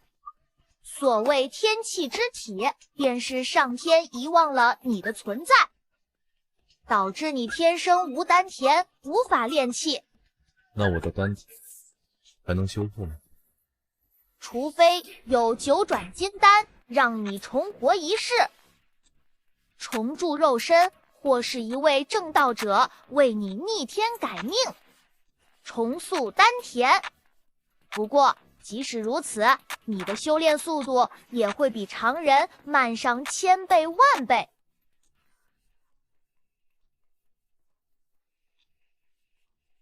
九转金丹正道者，那是什么样的存在？我连听都没听说过。难道我一辈子就无法修炼了吗？一辈子都要被柳嫣然踩在脚下吗？不，丹田暂时无法修复，不代表你无法修炼，只是你能否承受常人无法忍受的痛苦？可以，只要可以修炼，只要可以变强，不管什么痛苦，我都能忍受。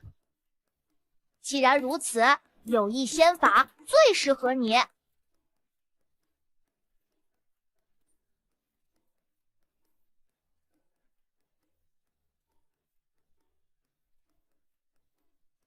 这是什么仙法？此乃炼体之法，鸿蒙炼体绝肉身篇。鸿蒙炼体，你因无丹田，无法炼气，却是世间最佳炼体体质。若修成此功，足以弥补丹田缺陷，甚至超越同阶炼气士。真的吗？自然。只是炼体需要承受肉身极致的折磨，堪比千刀万剐，方能成就金刚不坏之躯。你能承受吗？能，无论什么痛苦，我都愿意接受。只要能修炼，区区肉体上的痛苦，与他这些年承受的心灵折磨相比，又算得了什么？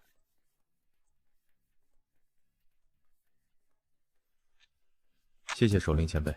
柳嫣然，3年之后，我一定会堂堂正正的打败。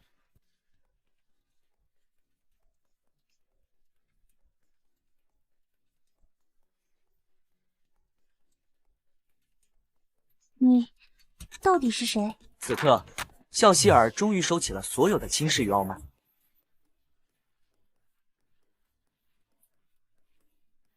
我是笑颜的师尊，你说我是谁？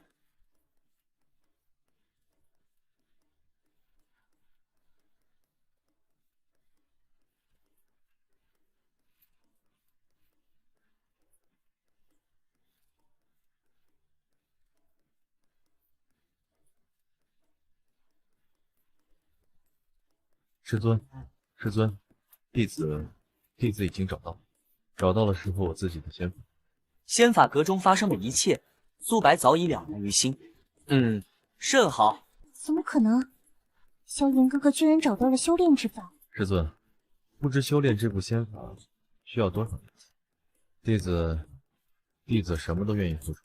笑颜已做好倾家荡产的准备，每个加入宗门的弟子都可以免费选择一部仙法，自然无需银子。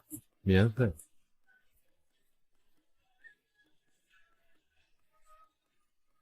师尊在上，在下我一拜。好了，去吧，争取早日达到肉身境。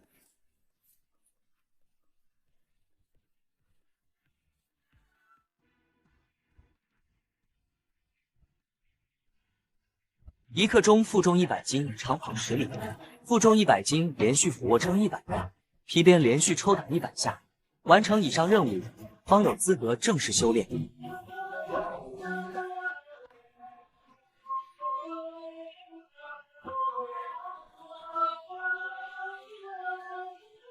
萧云哥哥，要不别练了吧？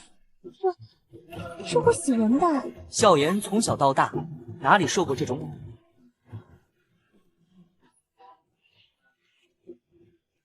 怎么，3年之后，你想依然被那个柳嫣然踩在脚下吗？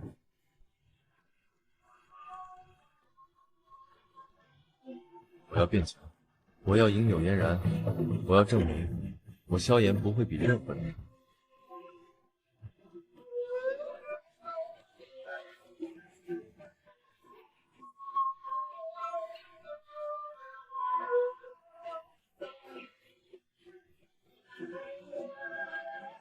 你们也去修炼吧，宗门的未来还要看你们的努力。他们修炼的仙法太过惊世骇俗。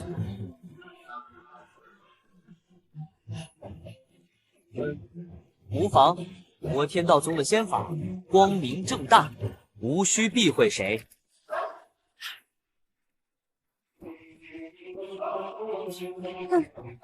装模作样，还怕我偷看？我倒要看看你有多了不起。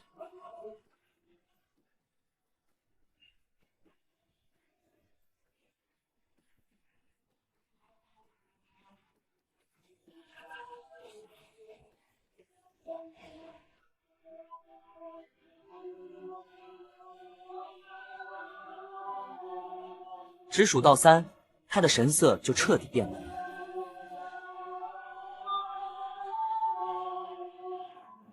24个大周天，这是传说中的至高法，而且还是2步。笑希儿的大脑一片空白。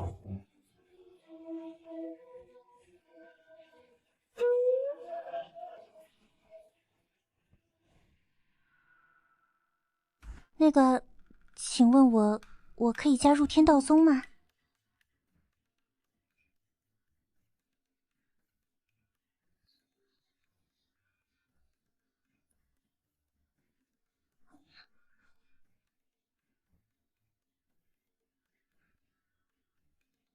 宗门升级，万事俱备，只欠东风了。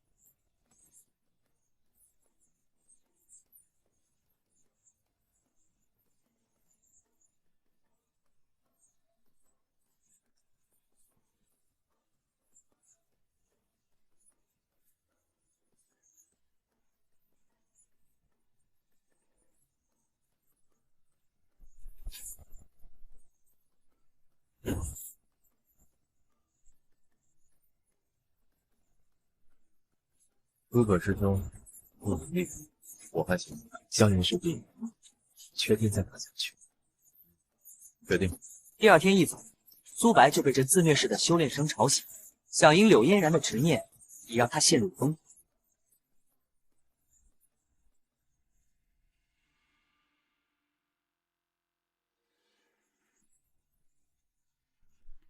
狂。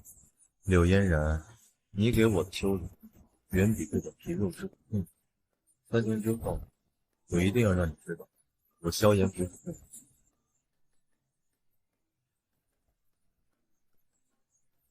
弟子们如此勤奋，宗门何愁不兴旺？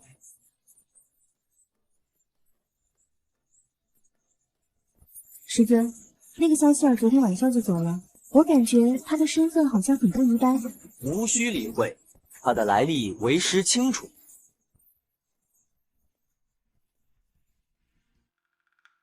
师尊，叶青瑶师妹醒了。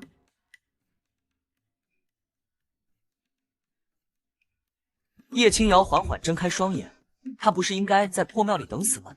哦，对了，好像有个仙人说要收她为徒，她还以为那只是临死前的幻觉呢。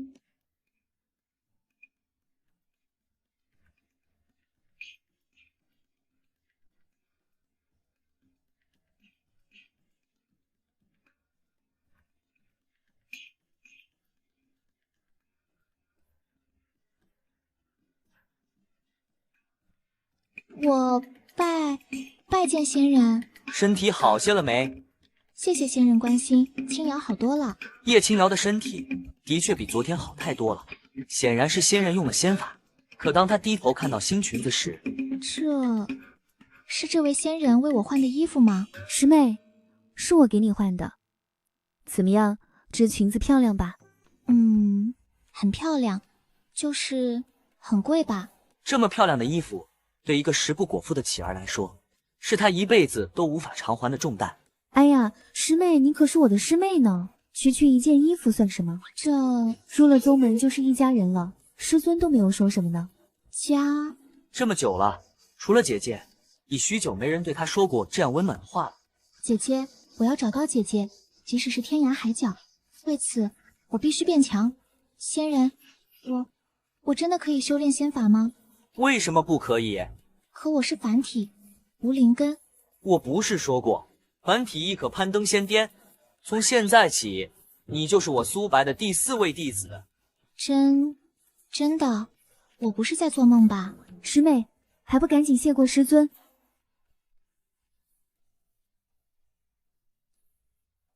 弟子叶青瑶拜见师尊。这一刻，他终于有了家，有了一个愿意接纳他这个凡体的师尊。嚯，这丫头仙法都还没拿到，忠诚度就直接干到90了。灵犀，带她去仙法阁，挑选一部适合的仙法。是，师尊。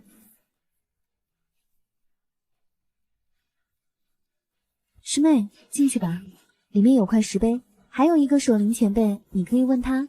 谢谢师姐。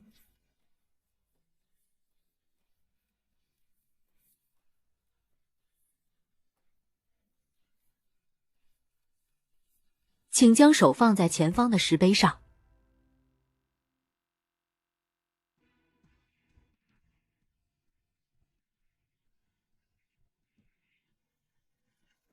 你虽是凡体，并无灵根，可心性坚定，对修行充满执着，未来亦可有一番作为。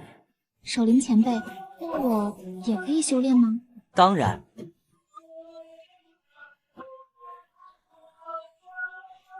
他可以修炼了。这是凡人修仙诀炼气篇，大道有灵，希望你不忘初衷，努力向上。多谢守灵前辈。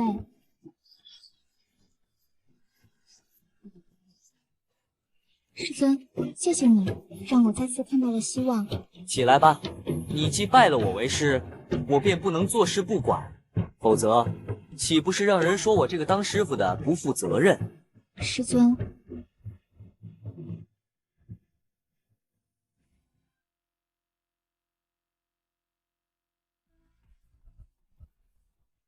为首的是一个长发老者，他身后一面琳琅宗大旗迎风招展，这声势浩大的场面吸引了山下云水城所有人的目光。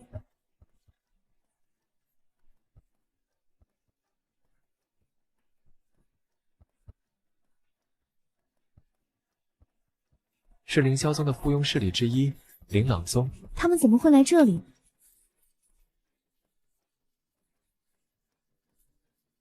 这琳琅宗很厉害吗？非常厉害。凌霄宗收了几个附庸宗门，琳琅宗就是最强的一个。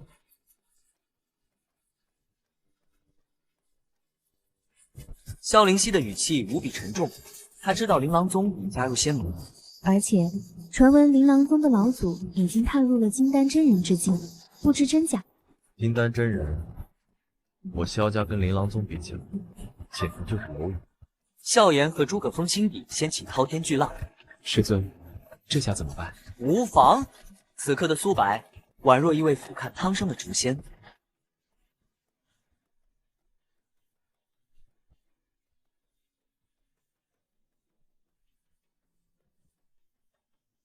灵犀小姐，我等找你，可是找得好苦啊！此乃筑基境修士的威压。灵犀小姐，请随老夫前往凌霄宗吧。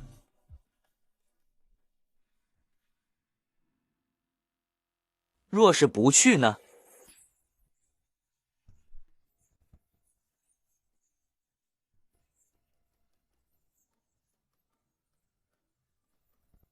阁下何人？莫非要插手我琳琅宗之事？天道宗宗主苏白，你要带走我的弟子，经过我同意了吗？天道宗，苏白，他还以为是什么大宗呢，原来只是个乡下野鸡公民。小子，昨日我琳琅宗弟子尸体被发现，你可知道此事？不错，是我杀的。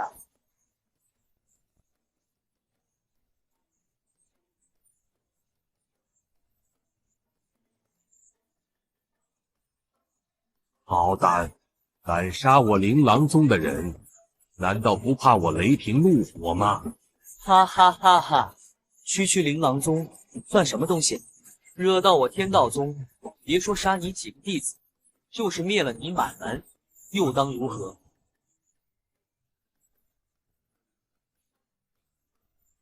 我没听错吧？他要灭了琳琅宗、天道宗。我想起来了，就是昨天打了凌霄宗脸的那个杂牌宗门，牛，太牛了！不管实力如何，天道宗大名注定响彻云水城。找死！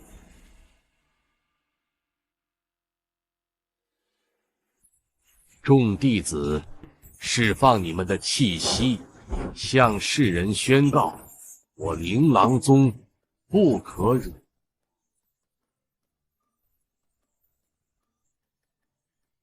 筑基大修士，炼气9重8重，中期上百位修士气息汇聚。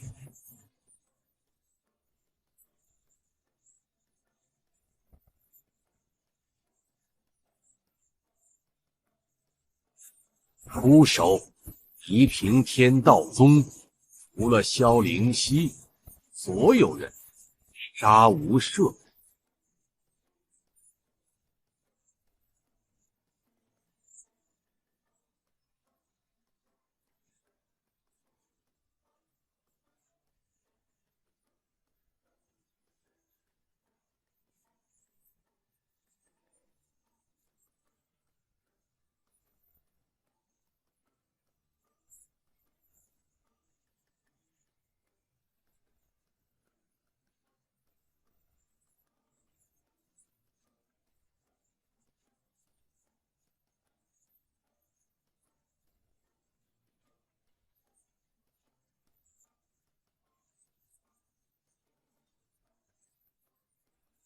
抬手镇压筑基，一掌压服100人。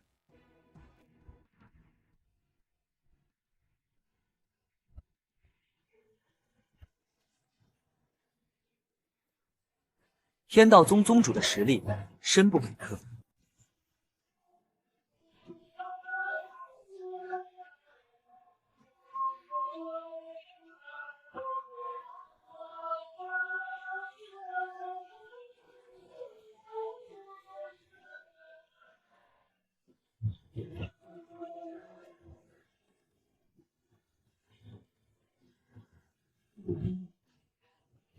静，死一般的寂静，众人心中掀起了滔天骇浪。谁能想到，琳琅宗筑基长老竟被天道宗宗主抬手间就镇压了？师尊好帅，他所做的一切都是为了我。师尊也太强大了吧！我的选择是正确的，柳嫣然，3年后你说定了。师尊，要是我也有师尊这样的实力，是不是就可以去寻找姐姐了？这一刻，4位弟子心中各有感触，但无一例外都被苏白的强力深深震撼。他们对天道宗的归属感前所未有的强烈。你究竟是谁？天道宗宗主苏白，需要我再说第3遍吗？金丹真人。金丹真人这4个字仿佛一道金刃，不仅劈中了老者，也瞬间引爆了围观人群。卧槽，金丹真人，我没听错吧？天哪，天道宗竟有金丹真人坐镇，这下牛逼大发了！疼，不是做梦。今天之后，天道宗大名注定要响彻整个云水城。小子，就算你是金丹真人，你也不能杀老夫。我琳琅宗同样有金丹老祖，而且我琳琅宗背后还有凌霄宗做靠山，仙盟500强的凌霄宗，你惹不起。没错，快放了我们长老，否则你会死得很惨。我师尊可是筑基后期大修士，我们背后是凌霄宗，你若是识趣，赶紧放开我们，再把萧灵溪交出来，否则凌霄宗绝不会饶恕你们。呵呵，凌霄宗，我杀了你们又如何？琳琅宗奈我何？凌霄宗又能奈我何？你，苏白的话犹如九幽寒风，让所有叫嚣的声音戛然而止。他决定用一场杀戮为天道宗立威于天下。既然你们找死，那就怨不得我了。从此以后，犯我天道宗者，无论是谁，杀无赦。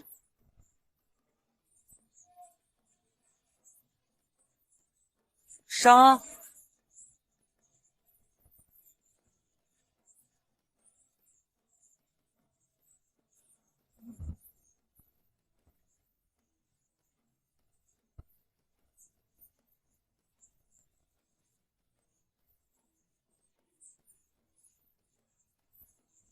火化是苏白不想让敌人的鲜血玷污了自家宗门，因为他们不配。这场战斗结束得如此之快，气势汹汹的百人队伍，顷刻间灰飞烟灭，全都杀了，一个不留。风雨欲来了，他杀了琳琅宗这么多人，还当众打脸凌霄宗，这2大仙门肯定会暴走。不知道这天道宗能不能扛住接下来2大势力的疯狂报复啊！难！苏白可不管别人考虑什么，只见他手一挥，上百个储物袋与一枚储物剑便如同倦鸟归林般齐刷刷飞入手中。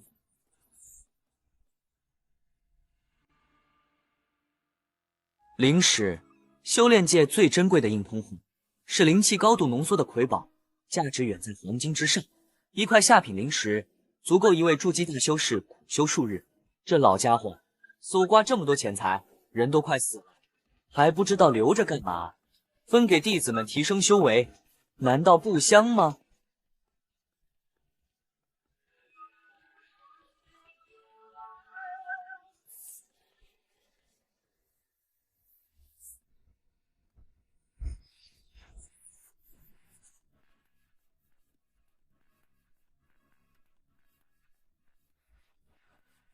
拿着，一人10块，都别愣着了。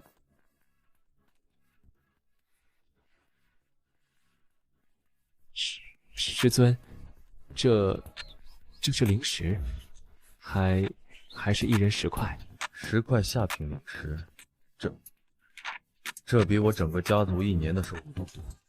师尊，这太贵重了。他不需要灵石修炼，弟子们的修为越高，他的实力才会越强。这一刻，免费修仙的种子，在4位弟子的心中彻底生根发芽。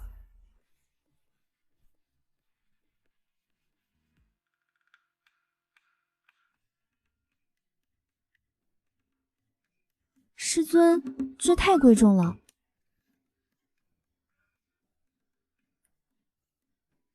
价值万金的灵石，对于任何修士都是无法抗拒的至宝。可天道宗的弟子们却毫不犹豫地选择了拒绝。师尊，这么珍贵的东西，弟子怎么敢拿？这可比我一辈子见过的钱都多。是啊，师尊，我们不能要，这太贵重，我们承受不起。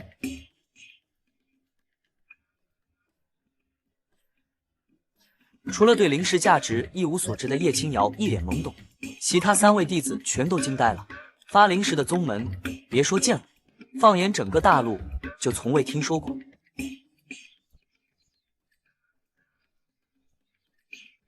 你们知道天道宗如今最缺的是什么吗？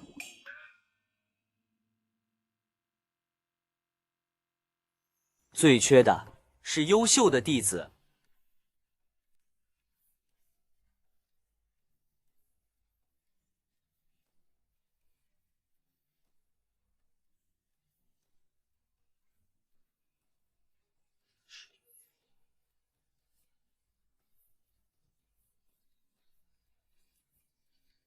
当你们有一天可以独自闯荡世界，打响天道宗名气时，才是我天道宗辉煌耀眼之刻。这个世界，敌人不会与你们讲道理、讲道义，唯有拳头才是真理。苏白的话语掷地有声，一字一句如同重锤，狠狠敲在4位弟子的心上。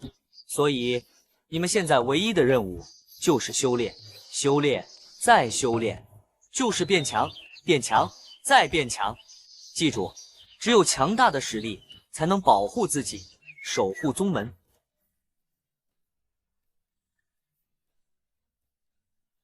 没错，只有实力。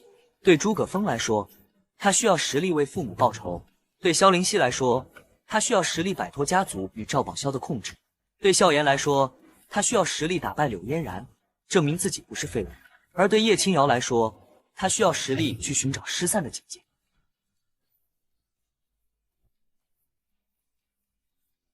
弟子谨遵师命。就在这一瞬间，4位弟子的宗门忠诚度全部飙升到了95，距离满值100仅一步之遥。快去修炼吧，更多的敌人就在眼前了。弟子告退。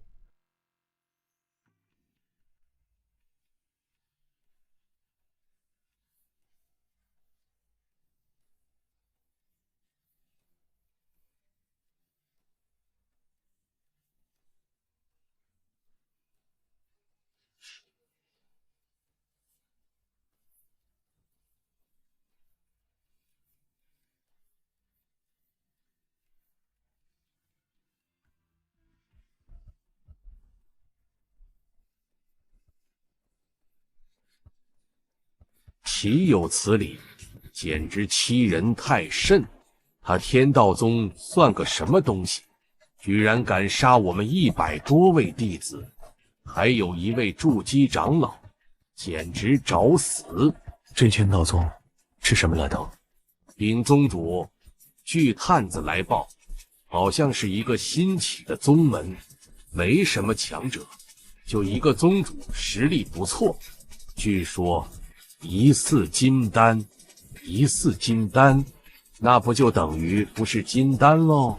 呵，一个新兴宗门能有什么底蕴？我琳琅宗随便动动手指就能覆灭他10次。宗主不必跟这种土著宗门浪费时间，等我们灭了天道宗，就把萧灵溪抓来，献给凌霄宗赵宝萧。到时候赵宝萧一高兴，赏赐下几颗筑基丹，我们琳琅宗又能多几位筑基长老了。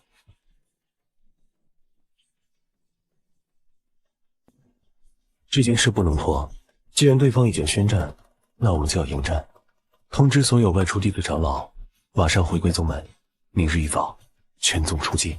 琳琅宗被彻底激怒，宗主琳琅轩这位筑基大圆满的强者，决定御驾亲征。还有，把我们琳琅宗即将出征的消息散播出去，我要让周围几座城的人都好好看看，招惹我琳琅宗的下场有多么凄惨。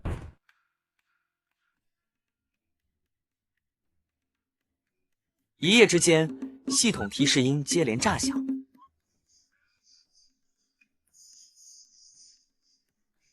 苏白知道，他的宗门即将迎来一次翻天覆地的变化。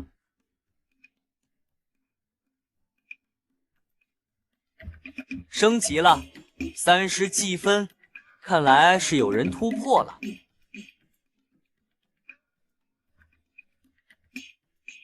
炼气2重弟子只有萧灵溪一人，此刻的他精气神都截然不同，灵石消耗速度比普通修士快10倍，而换来的是数倍的修炼速度。师尊，这仙法太强大了，吸收的都是纯净灵气，不用提纯，只要灵气够，突破简直跟喝水一样。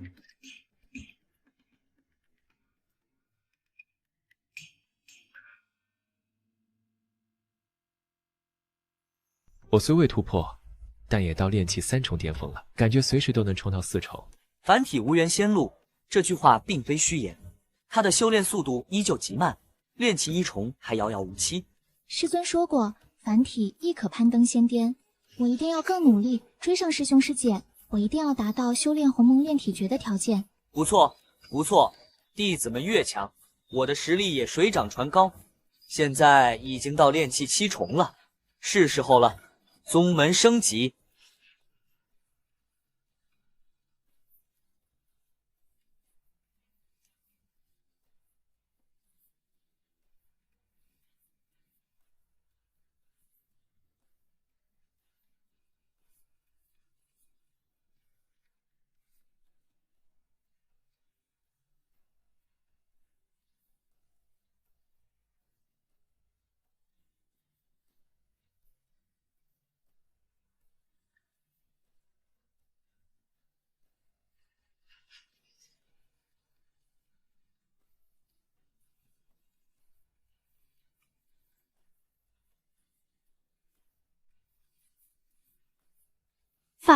发生了什么？地龙翻身了吗？这灵气浓度至少增强了10倍，地下绝对出现灵脉了。看那山头变大了好几倍，还凭空多出了那么多宫殿。我明白了，天道宗宗主早发现这有灵脉了。灵脉啊，那可是灵脉。我听说琳琅宗都没有资格占据灵脉呢，天道宗这是要一飞冲天了。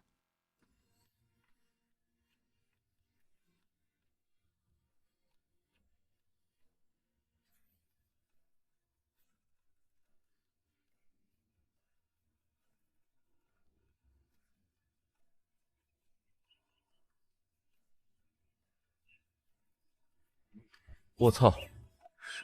师尊，您简直是牛逼炸了！这一刻，笑颜感觉身后不再是一个人，而是一座横推万古的雄伟靠山。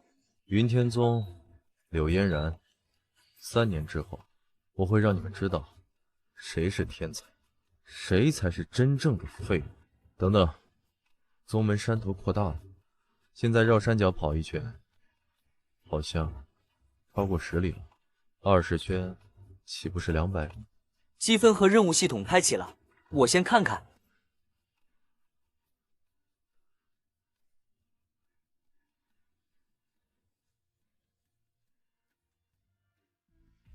琳琅宗出行，无关人员速速退开。今日便是天道宗覆灭之时。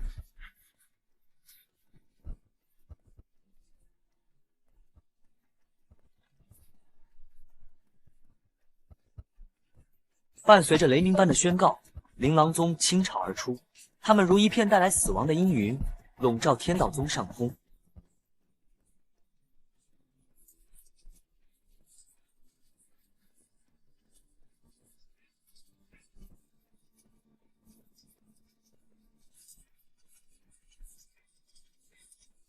天哪，天怎么黑了？这是要打雷劈人吗？那个旗帜上的图案是琳琅宗的人。我的天，看啊，他们脚下什么都没有，是凌空飞行，那些全都是筑基期的大修士。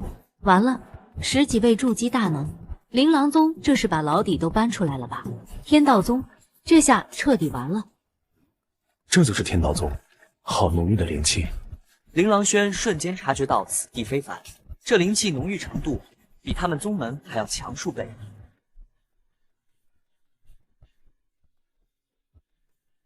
宗主，此地灵气浓郁，超乎寻常，其地下恐怕有灵脉滋养啊！灵脉，那可是支撑大型宗门的无上至宝。天助我也，天助我也啊！若是能博得此地灵脉，我突破金丹真人之境，指日可待。到那时，就算是皇宫贵胄，也要尊称我一声之人。一条无主的灵脉，足以让所有势力陷入疯狂。这条灵脉必须属于我琳琅宗。天道宗宗主，给我滚出来！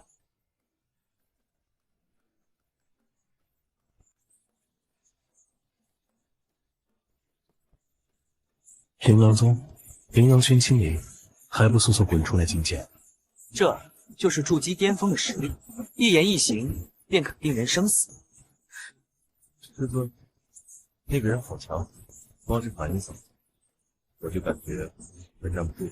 琳琅轩，琳琅宗宗主，筑基9重之境，在大赵帝国也算威名赫赫的人物。筑基9重，那岂不是只差一步就能踏入金丹真人境了？呵呵，看起来只是一步之遥，可这一步犹如天堑鸿沟，想要渡过天劫，千难万险，他还没那个资格。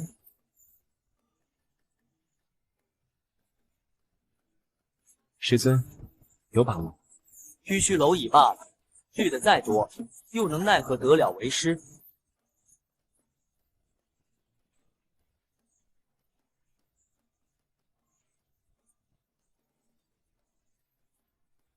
你就是天道宗的宗主苏白，凌空虚踏，果然是筑基修士，倒有几分实力。如此年轻，能有多高修为，绝不可能是金丹。不错，本座行不更名，坐不改姓，苏白是也。琳琅宗宗主是吧？你找我有什么事吗？明知故问，我琳琅宗的长老与弟子，是不是你杀的？杀了就杀了，有什么问题吗？好，苏白，既然你承认了，那就好吧。今日你天道宗上下所有人都得死，我要用你天道宗满门的鲜血来宣告世人，我琳琅宗不是谁都能欺负的。众长老弟子听令，将天道宗所有人全部屠杀殆尽，只留下凌霄宗指定要的萧灵溪。诺。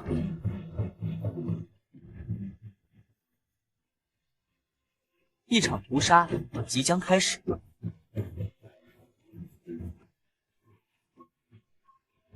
宗门生极浅，我的无敌范围只有2里，还真罩不住这么多人。可惜啊，现在不一样了，无敌范围10里，不仅仅是地面，连这片天空也都在我的领域之内。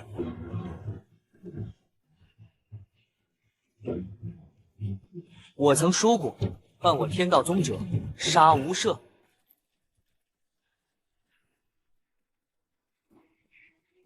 你们不上前则罢，若再上前一步，死。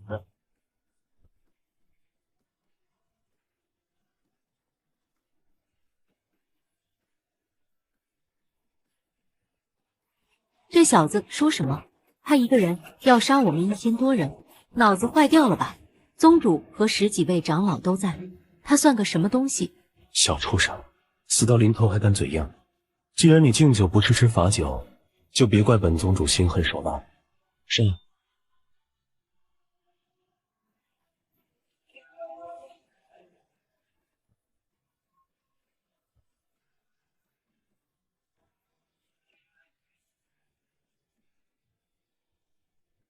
唉，1个月30两银子，拼什么命呢？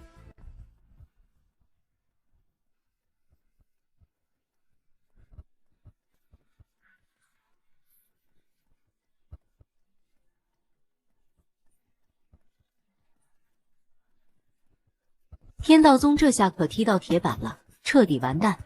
不知道从哪冒出来的蠢货，刚占了个灵脉就敢跟琳琅宗叫板，简直是自取灭亡。这回啊，天道宗恐怕连个渣都剩不下了。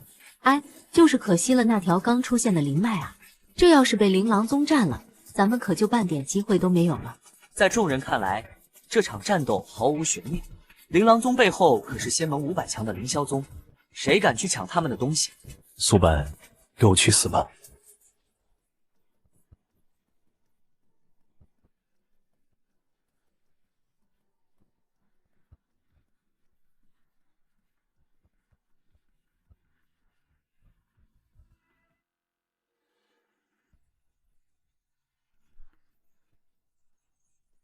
这一剑快如闪电，声势骇人，但在苏白眼中却仿佛慢动作。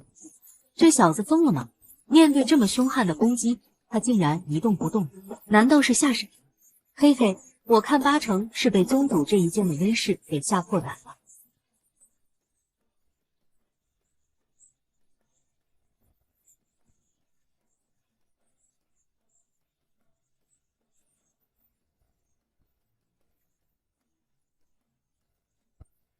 时间仿佛在这一刻静止。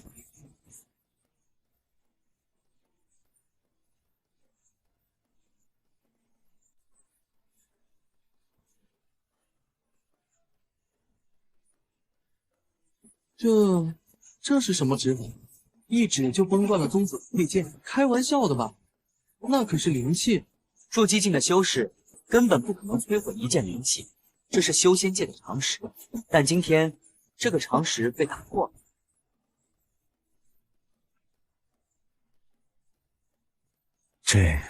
这怎么可能？你到底是谁？一股刺骨的寒意从琳琅轩的脚底直冲天灵盖，让他头皮一阵发麻。一指碎灵气，这种手段他闻所未闻。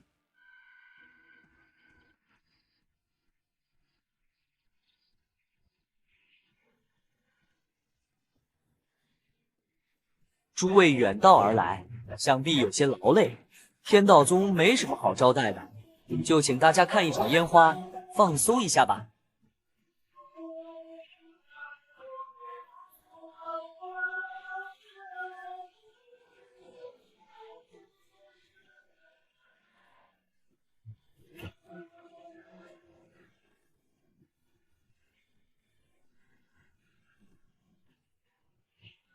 下一个。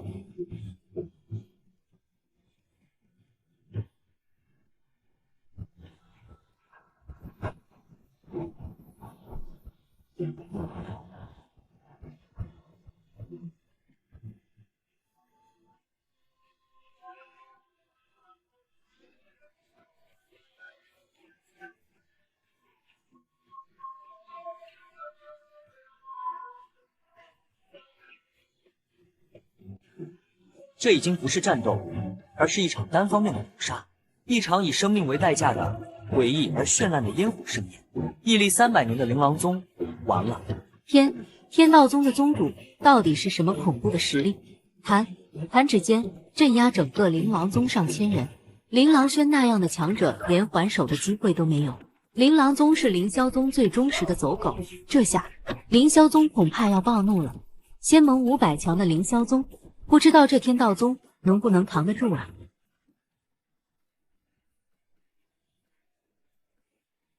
师兄，简直帅爆了！什么时候我能有师宗，就可以真正掌控自己的命运。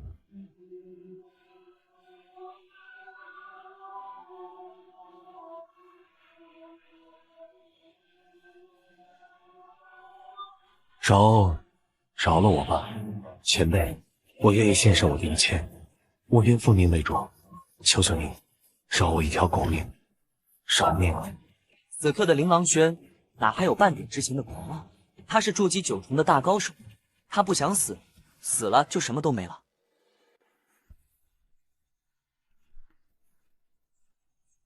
早知如此，何必当初？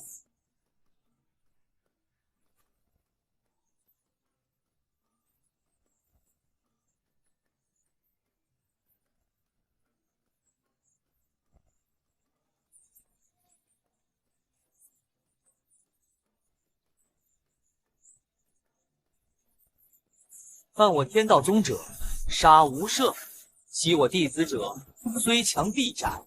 若有人再敢来犯，琳琅宗便是尔等的下场。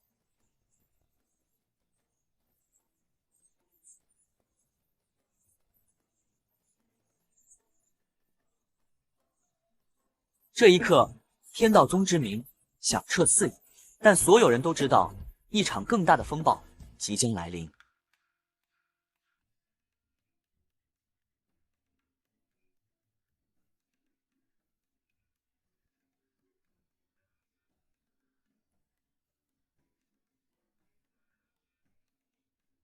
苏白以雷霆手段覆灭琳琅宗，这一幕被无数强者和百姓看在眼里，崇拜与敬畏正转化为天道宗的声望。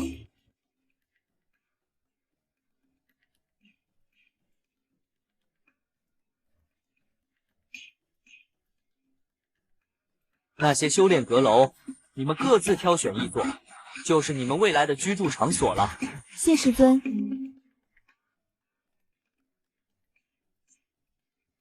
太好啦，终于有地方住了。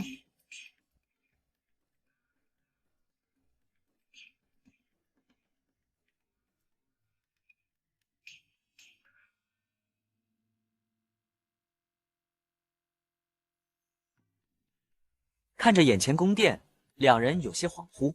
一个住茅草棚，一个栖身破庙，忍饥挨饿，那是过去的他们。这就是天道宗的弟子住所吗？连凌霄宗执事都住不上独栋宫殿啊！我们真的可以住在这里？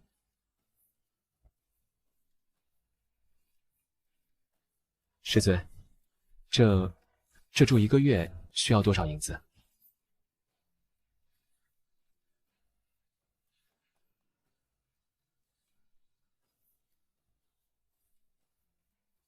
在他们的认知里，没有免费的午餐，入宗免费，仙法免费，连吃饭都免费，这已经是天大的恩惠。这么豪华的住所，总该收费了吧？都说了，我们宗门包吃包住，住所自然也是免费的。免费？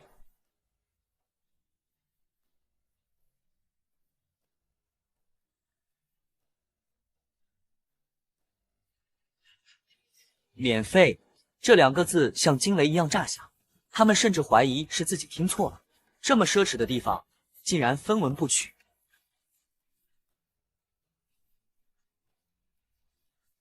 师尊，入宗免费，仙法免费，吃住也免费。前2天还给我们银子买新衣服。师尊，您的银子还够用吗？银子的事情你们不必操心，你们要做的就是努力修炼。苏白心中毫无波澜。琳琅宗完成了一次宗门级快递，总算有时间看看新功能了。这是系统为了激励弟子们而设置的。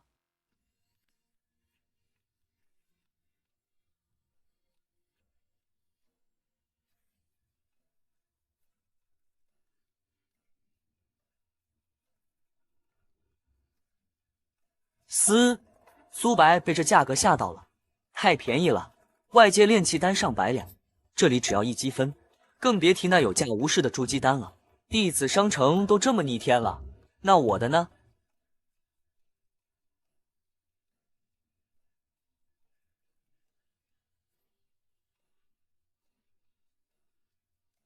我能兑换的，好像都是辅助道具。也好，弟子越强，我就越强，很公平。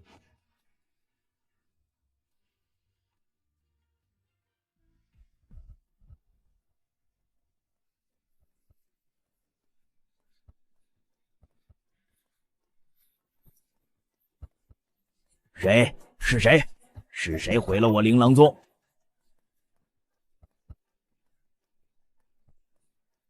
老祖，宗主他带宗门弟子出去了，小的奉命看守灵堂。就刚刚，宗主和所有人的命牌全都碎了。吃了雄心豹子胆，敢动我琳琅宗，他们去了哪里？小的只知道宗主说他去一个叫天道宗的地方。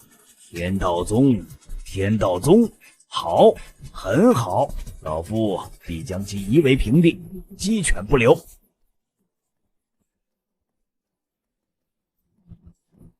所有人都死了，还留你这个废物！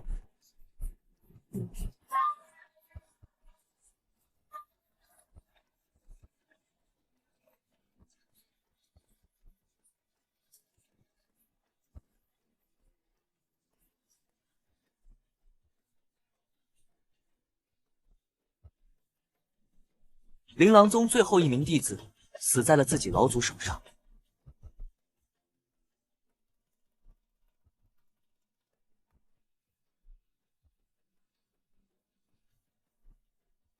天道宗，等着承受我琳琅宗的怒火吧！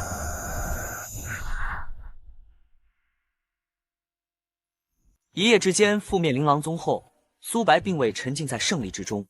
第二天一早，他便召集了所有弟子，准备推行他的宗门发展大计。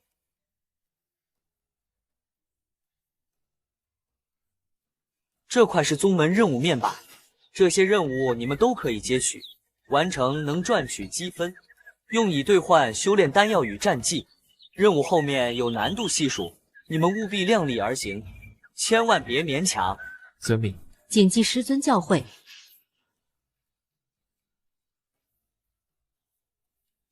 这些任务五花八门，从耕种洒扫到降妖除魔，唯一的共同点就是完成它们可以获得积分，兑换天道宗内的一切资源。种植灵草，这个我熟啊。我之前在凌霄宗当杂役的时候，种灵草可是拿过第1的。这个任务虽然需要3个月才能结果，但是难度不高，我们可以每人先接10次。那太好了，到时候就全靠大师兄指点。啊哈，好说好说，等3个月后，咱们每人就都有100积分入账了。多谢大师兄。谢谢大师兄。嘿嘿，将宗门装饰一番，根据完成度结算积分，这个交给我吧。灵犀师姐的眼光一直很好，宗门肯定会变得漂漂亮亮的。那是自然。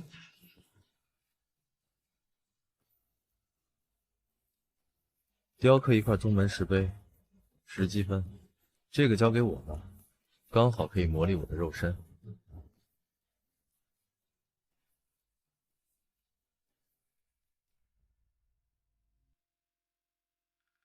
萧灵溪心思细腻，他立刻意识到，对于还是凡人之躯的叶青瑶来说，大部分任务都太过艰难。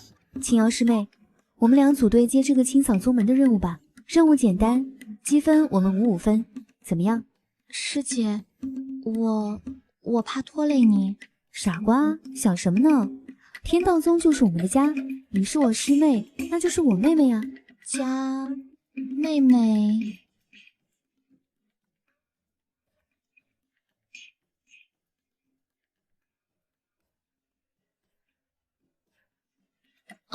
这才是苏白想要的宗门，一个团结互助、充满人情味的家。宗门内部走上正轨，接下来便是扩张。苏白深知，仅凭4个弟子，天道宗还远远不够，他要亲自出马，招揽人才。天道宗招收弟子，先到先得，名额有限。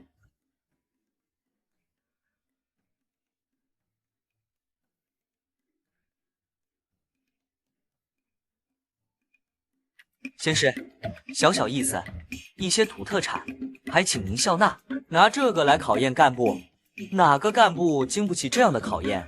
抱歉，土特产吃不习惯，拿回去吧。本宗考核，一不看资质，二不看钱财，只看缘。不看资质，仙师，那我们这种凡体也可以修炼吗？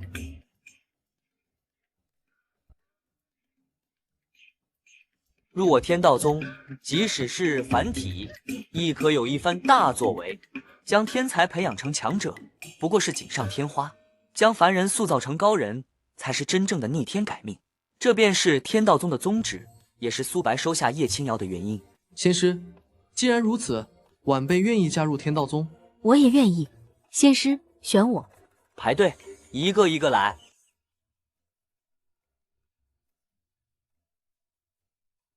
不是，哥们儿，忠诚度是0，我都能理解。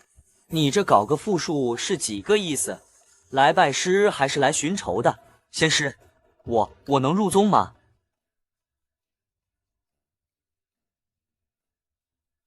好家伙，我说怎么是复数？原来是商业间谍啊！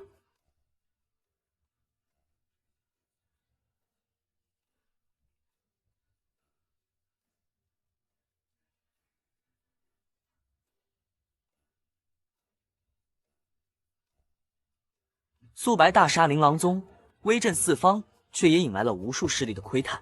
他们不敢明着来，便纷纷派出探子。难道就没一个正常人吗？哎，你们听说了吗？云水城里凌霄宗的执事弟子，昨天连夜全撤走了。那肯定啊，天道宗把琳琅宗给一锅端了。琳琅宗可是凌霄宗养的狗啊，这主人能不发飙？我看凌霄宗这是要有大动作了。那岂不是说凌霄宗的强者马上就要来报复天道宗了？我本来还想来试试的，可一想到要跟仙盟500强的宗门作对，我这腿肚子就发软啊！可不是嘛，上一个招惹凌霄宗的宗门，听说全宗上下8000多口，连山门口路过的狗都被剁了。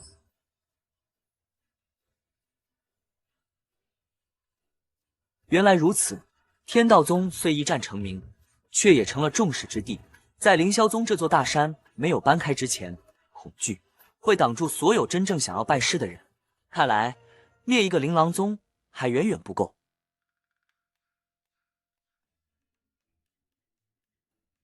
哦，积分到账了。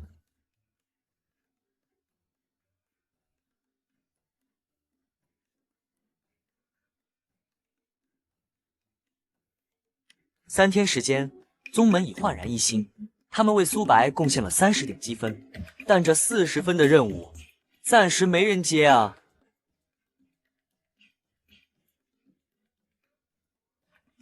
那就只有一个可能了，有弟子突破到炼气4重了。炼气3重的弟子只有诸葛峰与萧灵溪，而萧灵溪才突破不久。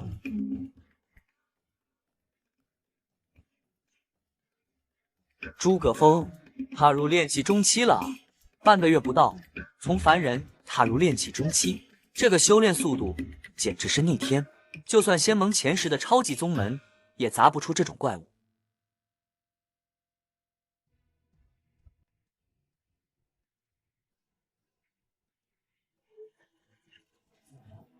师尊，我已经可以复制100级，在1刻钟之内爬完10米。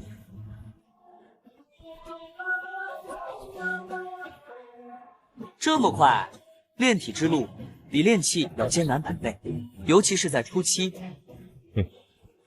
我把积分全换了血气丹和醒神丹，这几天不眠不休的练，才有这个速度。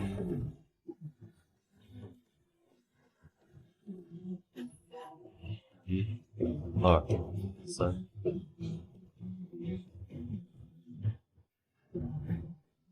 30、31、32。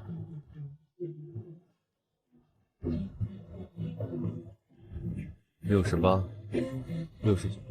你这样高负荷训练，肉身会崩溃的。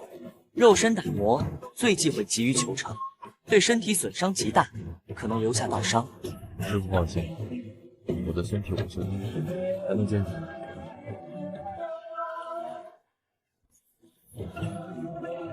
80。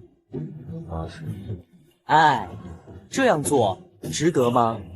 师尊，这不是值不值得的问题。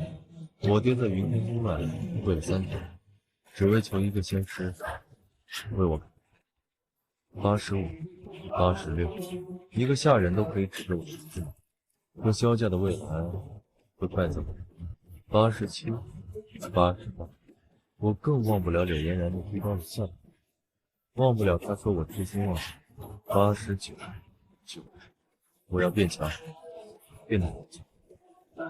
强到可以保护我爹，保护家族，强到能让那个柳嫣然低下头高傲。91、92，柳嫣然天资极高，如今已是炼气6重，3年之后，我不敢想。95、96，不管是为了自己，还是为了你的妻子，我都不能输。98，师尊，请让我拼这一次。97。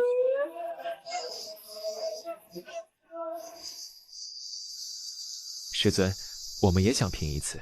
他们不甘平庸，要逆天改命，哪怕只有一丝机会，也要死死抓住。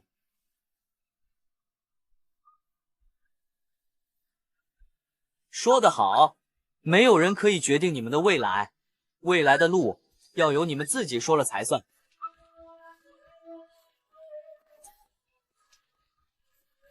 3年之后，你们的名字将在修仙界如骄阳一般璀璨。师尊，你真的相信我可以成功？会的，因为你们都还年轻。100。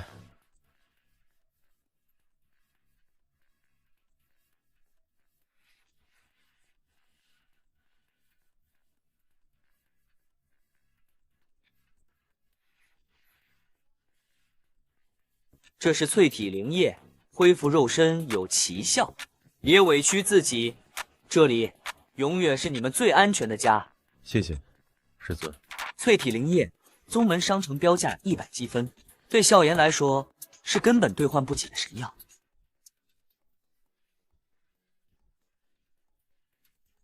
这100积分，到时候记得还啊！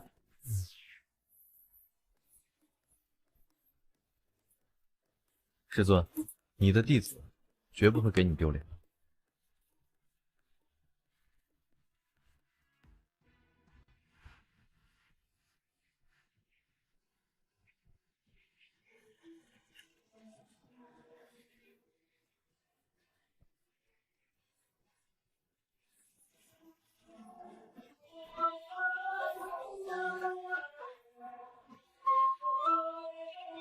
又3天之后，萧炎的炼体终于突破，成功踏入了肉身境界。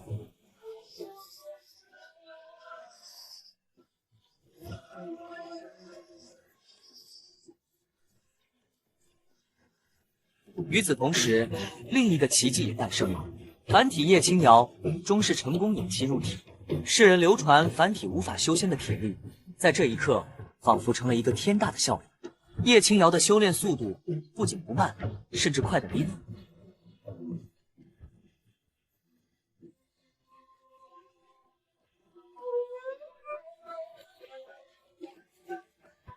你们确定要组队接取这第1个任务吗？炼器5重级的任务，对新手弟子来说，无异于一步登天。师尊，我已到炼器4重巅后，又兑换了棍物，有信心挑战炼器5重。天灵根的天赋让诸葛峰拥有引超同阶的实力，越阶挑战对他来说并非不可。师尊，我也快到炼器中期了，正想找人练练手呢，说不定打一架就突破了。而且我新换的剑法还没见过血呢。师尊，这帮土匪经常骚扰我们萧家的车队，杀人越货，无恶不作，我早就想到这次。师尊，您就放心吧，我肯定会保护好青瑶师妹的安全的。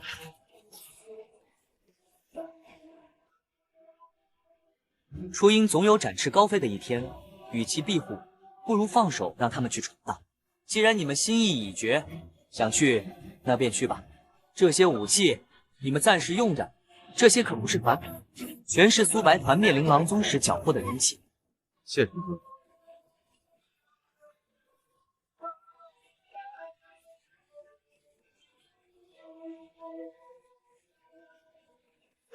诸葛峰昔日在杂役房时常挑水，对棍棒最为熟悉。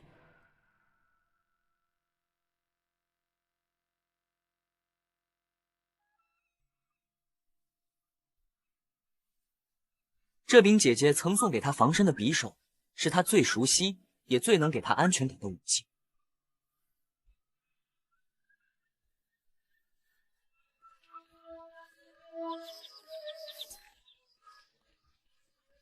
师尊，这些天我天天负重训练，现在一脱下来，浑身不得劲。这些武器虽然看着平衡，可都太轻了，用着不得劲儿。有没有重一点的？呵呵，师尊，你笑什么？我早就知道你看不上这些轻飘飘的玩意儿了，所以提前用3把灵器给你换了件专属的。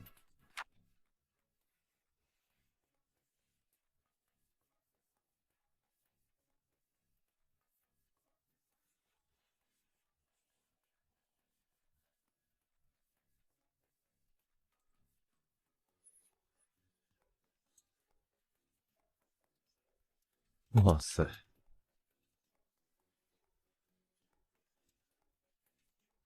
这尺寸，这重量，这朴实无华却又霸气内敛的外形，简直就是为他量身定做的神兵。师尊，还是你的路。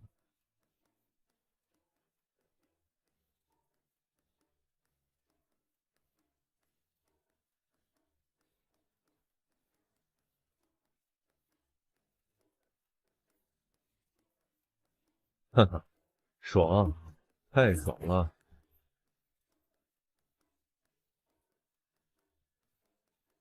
这是你们的第1斩，切记狮子搏兔亦用全力，千万不可掉以轻心。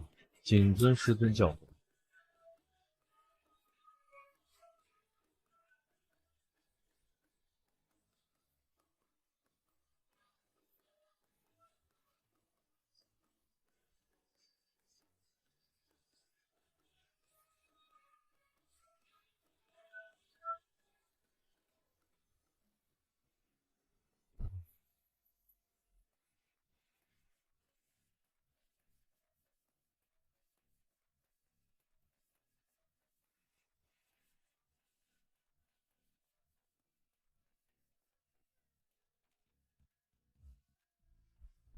云水城东南15里外，黑狼寨的悍匪刚刚劫掠了一支商队，满载而归。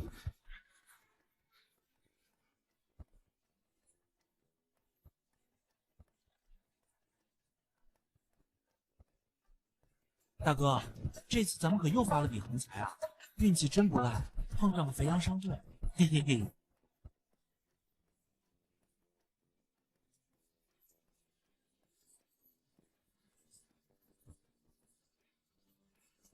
哈哈哈！这次不仅有钱，还有货色。那可不，一路杀鸡宰羊，周围村里的漂亮娘们儿都玩遍了。听说云水城里的女人，那才叫一个水多。哈哈，有了这笔钱，必须去云水城多看看景。这群亡命之徒肆无忌惮，言语间充满了淫邪与暴力。城里的妞好是好，就是太贵，还是大哥抢来的这个妞，看着就是个极品。是啊，你看那小脸蛋，那皮肤白的跟手缎似的，觉得八成是你大户人家小姐。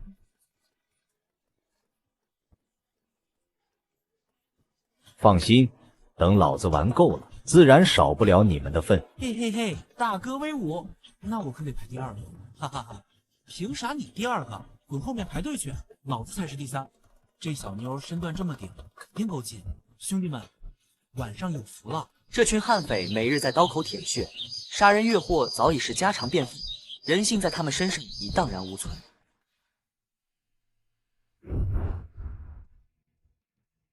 快到寨子了，都给老子快点！驾！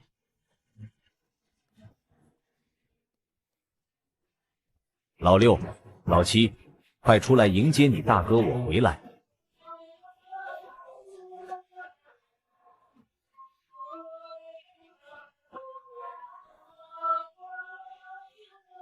不对劲，这里太安静了，一股不祥的预感涌上络腮胡大汉的心头。不好，快退！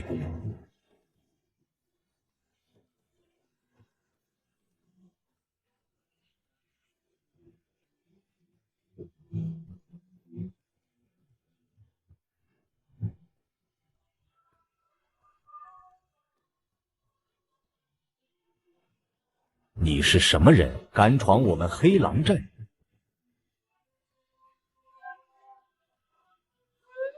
天道宗萧炎，没错，来者正是炼体成功、脱胎换骨的萧炎。萧炎，云水城萧家那个有名的废物萧炎。还以为是你的高手，闹了半天是个废物。萧炎，你个小废物，胆子真不小！今天你插翅也难飞。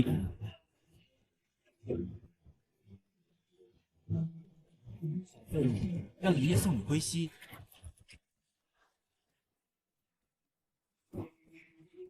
废物之名，我忍不住。今日就你们死了心。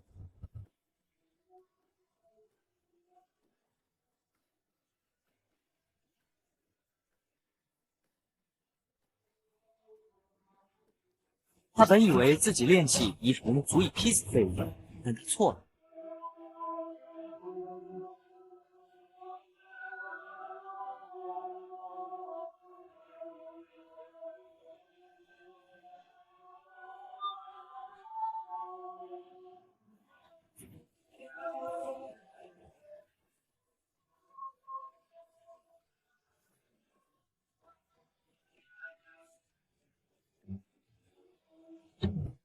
说他不能修炼啊，这使你练气子，这他妈是废物！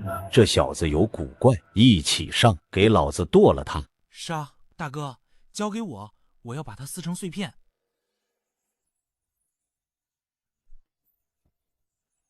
这群悍匪皆是炼气境修士，虽然修为不高，但个个都是杀人不眨眼。穷凶极恶，罪孽深重，当诛。杀人放火，不恶不作，该杀。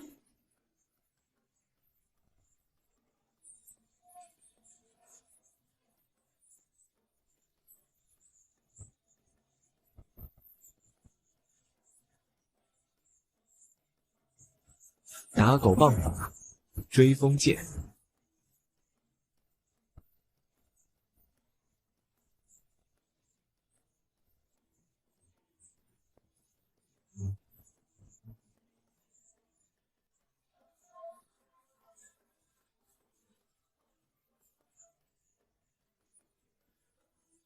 横扫千军。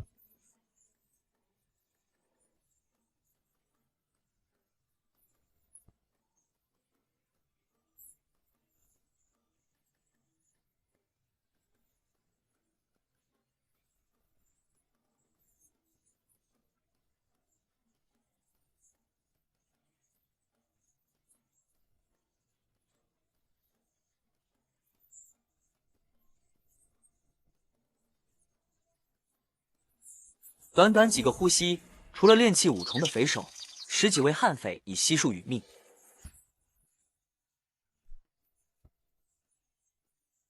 天灵根、灵气、超级仙法、强大战绩，天道宗的弟子配置拉满，4对10几，优势在我。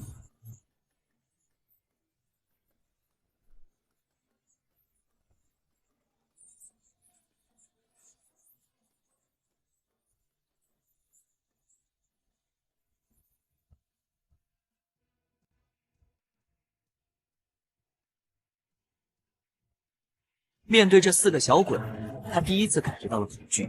老二、老三、老四都死了，你们究竟是什么人？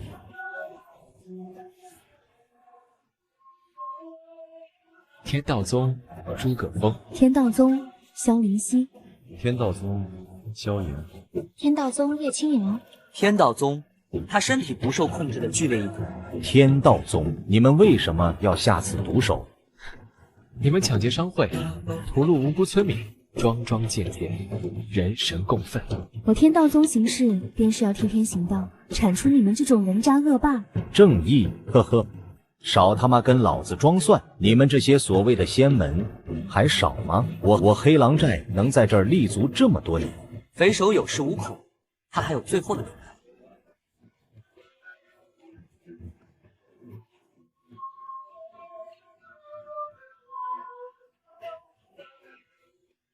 不好，他在叫人，快来追！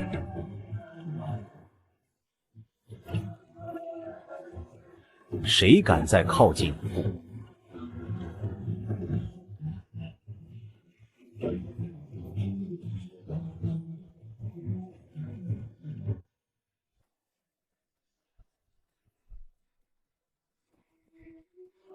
那个女孩还活着，我没有把握在她下杀手前一击必杀。嘿嘿嘿，怕了吧，小屁孩！人质在手，局势瞬间逆转。不妨告诉你，这周围有一个宗门，名为白狼宗，我们黑狼寨就是他们养的狗。我已经呼唤白狼宗的强者了，到时候你们这些小鬼，通通都要死。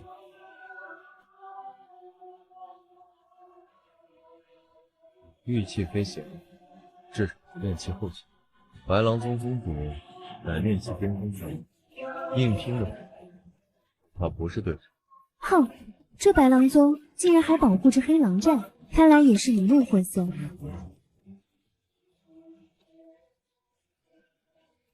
不准跟上来，否则老子现在就掐死他！不能让他跑了，不然想抓住他难上加难。可是那个女孩怎么办？擒贼先擒王，这几个小家伙还是嫩了点，看来只能我亲自出马了，不然等白狼宗强者到了，那就麻烦了。就在苏白准备出手的一刹那，异变突生。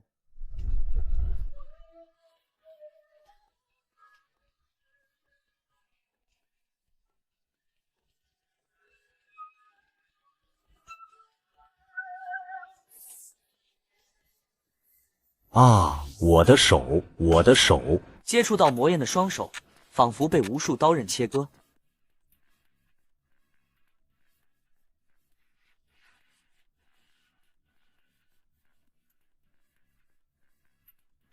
啊，这是什么鬼东西？救命啊！好机会，上！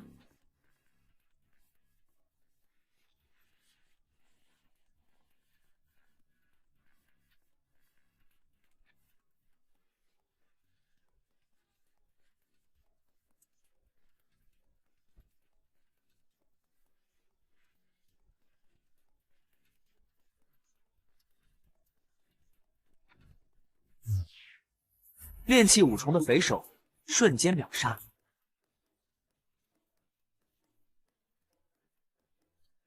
刚刚那是什么？他只是凡人，那股力量却让我都感到恐惧。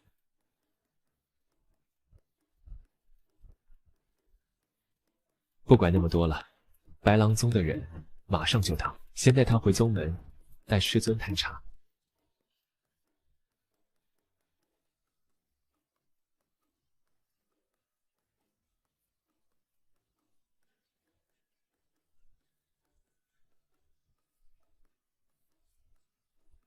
这股气息，好像是天煞魔体。呵呵，有意思。看来我天道宗又捡到宝了。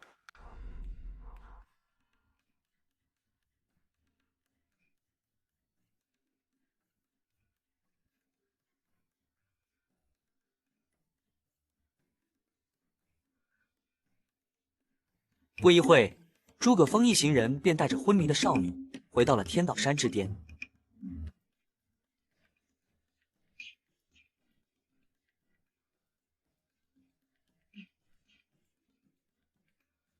师尊，弟子几人不负所望，已将黑狼寨匪徒全部剿灭，未曾逃脱一人。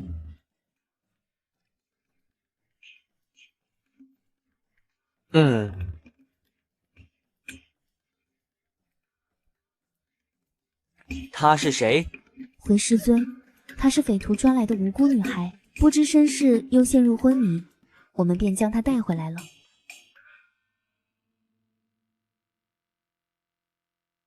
此次一战，你们自己觉得如何？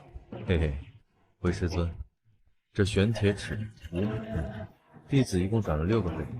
回师尊，弟子一行人先是悄然潜入，歼灭了留守匪徒，然后布下埋伏，待他们大部队归来，萧炎师弟封住退路，我与灵犀、青瑶师妹趁机而上，将他们一网打尽。只是什么？弟子怕计划有缺，退路防守不住，导致有人逃脱。师尊，我们提前制定了计划，就是没想到他们还抓了人，这才导致了后果。弟子也是考虑不周，请师尊责罚。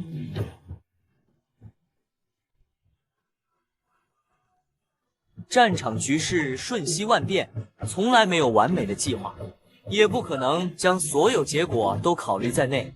这看的便是你们临场反应的能力。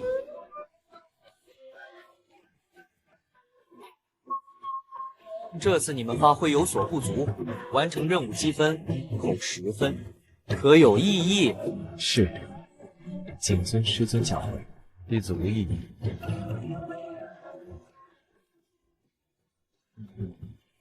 但这是你们第一次行动，能够圆满完成，可喜可贺，奖励你们10分。啊，那岂不是减去了10分，又加上了？奖罚分明，恩威并施，这便是苏白的御下之道，让弟子们心服口服。作为天道宗弟子，有功必赏，有罪必罚。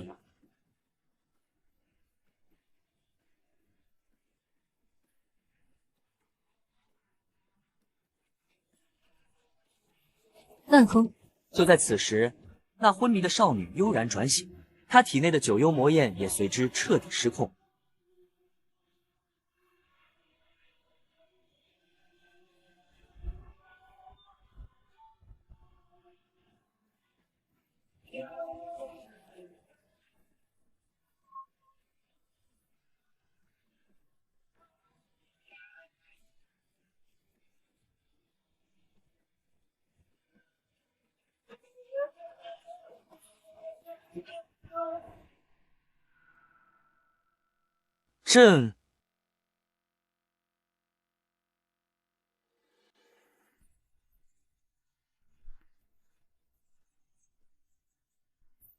这魔焰虽强，但在苏白面前却如萤火皓月，弹指间便被轻松镇压。师尊，这是什么火？之前那炼气五重的匪首，就是被这火焰烧死，不然我们的任务极可能会失败。师尊，您知道这是什么情况吗？此乃九幽魔焰。什么？九幽魔焰？九幽魔焰是什么？太初之火，天地间最顶级的火焰。每一种都拥有焚天逐海的威力。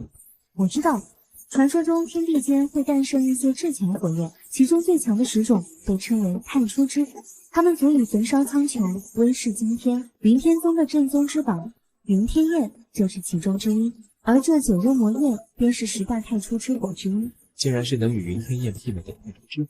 可是太初之火诞生条件苛刻，怎么会出现在一个凡人的体内？比太初之火更罕见的是能够孕育它的特殊体质。太初之火诞生条件确实苛刻，但有一种例外，那就是特殊体质。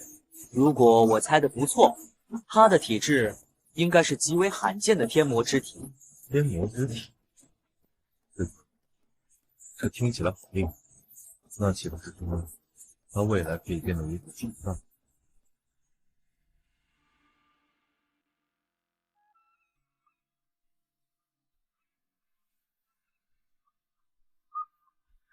不要过来！不要过来！如果一位强者拥有天魔之体，那无疑是强上加强。可如果只是一个弱女子，这天魔之体反而是害了她。然而，这逆天的体质对一个凡人少女而言，并非恩赐，而是一道催命的符咒。等她18岁时，九幽魔焰便会彻底成熟，破体而出，而她的生命也就此到了尽头。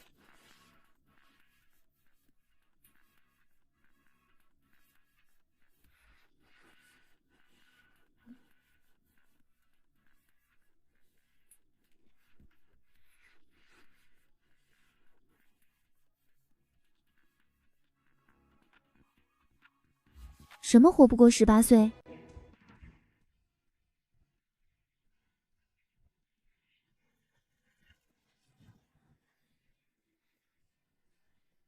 师尊，您实力通天，是不是有办法救他？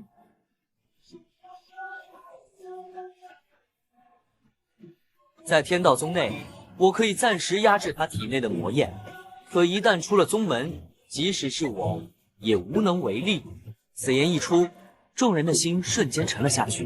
难道他只能等死吗？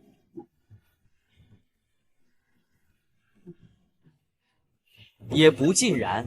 如果他能在18岁之前筑基，构筑天魔道台，便可彻底压制魔焰，度过此劫。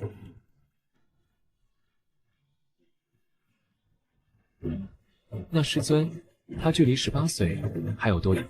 还有2年。2年对于一个毫无修为的凡人，要突破到筑基境，闻所未闻的天方夜谭。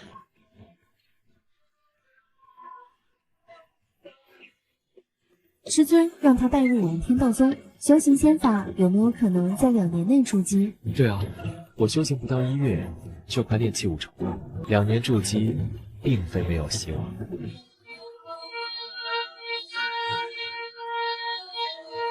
想入我宗门，忠诚度必须在60以上。木灵仙忠诚度为0，何谈忠诚？诸葛峰、笑颜，你们继续修炼。林夕、青瑶，你们去安慰他一下吧。他应该是受到了极大的刺激，切记不要将天魔之体告诉他，以及他只剩2年可活的事情。是，师尊。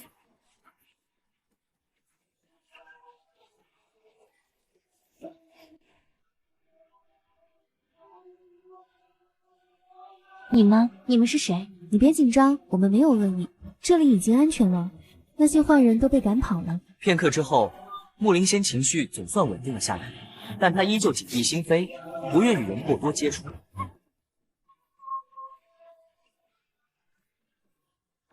师尊，弟子已经了解了他的一些情况。说，他名为木灵仙，是几百里外千余城的人，这次是跟着一个商队来云水城购买药物，没想到路上遭袭击，整个商队全军覆没。因他体内魔焰无法控制，时常无意识爆发，所以他才不敢接触任何人，怕伤害到别人。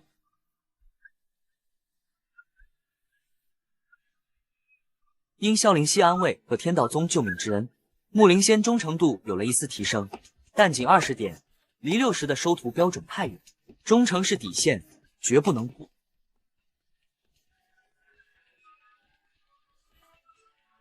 咦，怎么回事？怎么少了这么多宗门？昨天凌霄宗招牌还在，难道不招人了？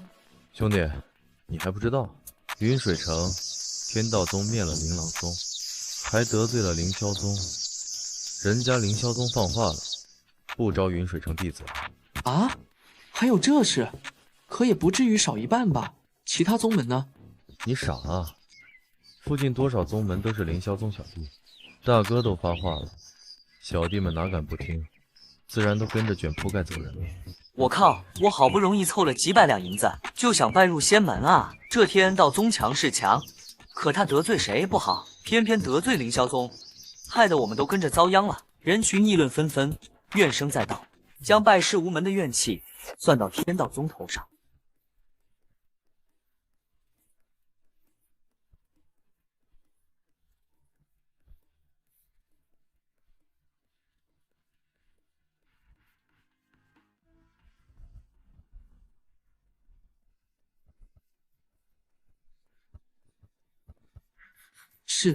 是凌霄宗的人。我的天啊！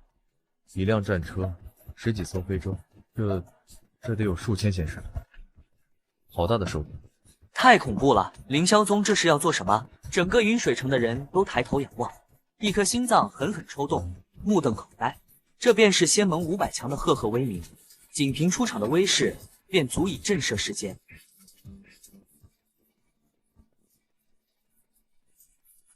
起！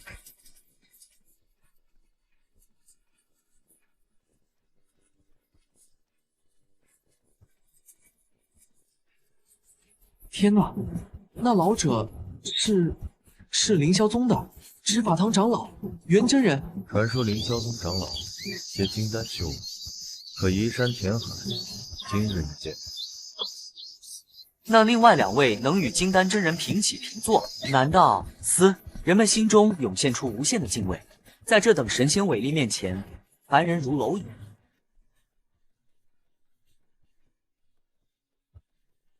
本真人奉宗主之令，前来剿灭天道宗，犯我凌霄宗者，鸡犬不留。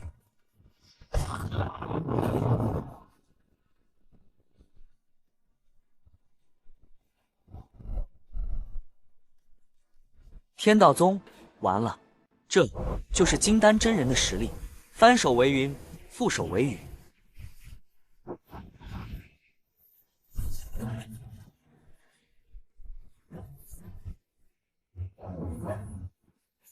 如此巨大的威势，足以将毫无防备的云水城瞬间夷为平地，百万生灵化作乌有。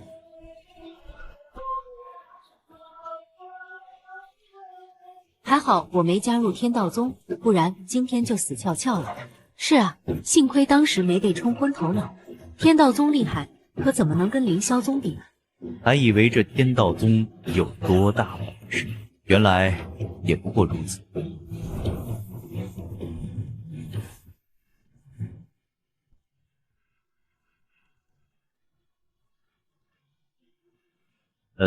给本真人阵。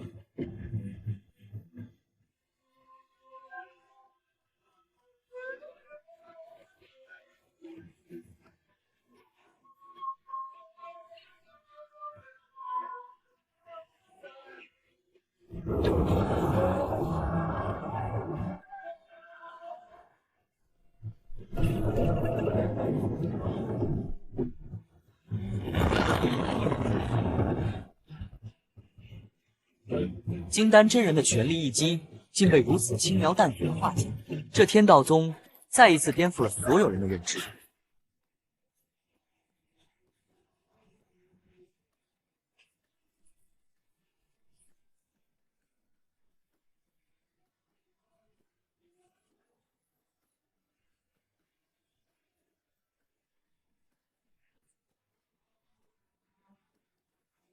是，怎么可能？每次都以为天道宗要完了，可每一次他都能创造奇迹。这股力量，那天道宗宗主果然也是金丹真人，难怪琳琅轩那帮废物会死在他手。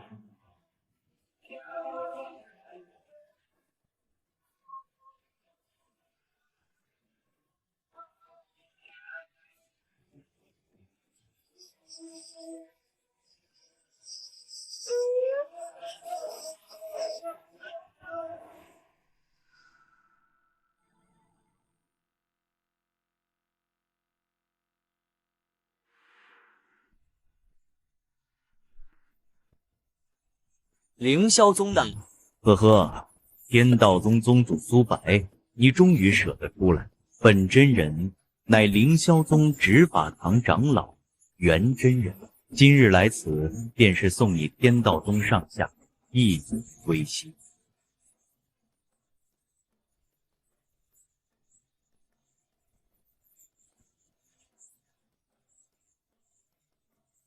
苏白，你杀我弟子，灭我宗门1000余人。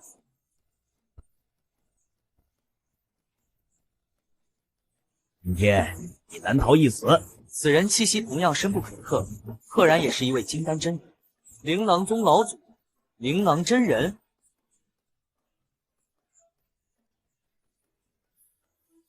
不错，正是老祖我。今日我必取你狗命。还有我。凌霄宗客卿长老柳鹤，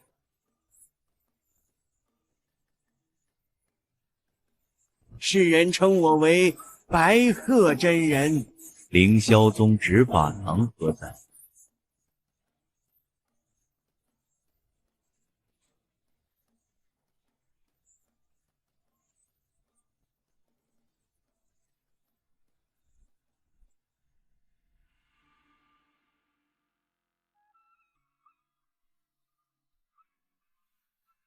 ？3大金丹真人，超100位筑基大修士，数千名炼气后期的精锐弟子。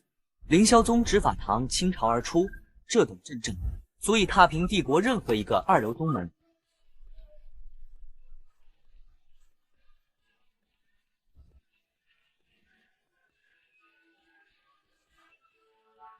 完了，3位金丹真人齐至，天道宗这次真的威武。天道宗宗主再强，也只是一个人啊。怎么可能逆转局势？哎，可惜了，本以为云水城能有个强力宗门罩着，谁知道他们偏偏惹了凌霄宗。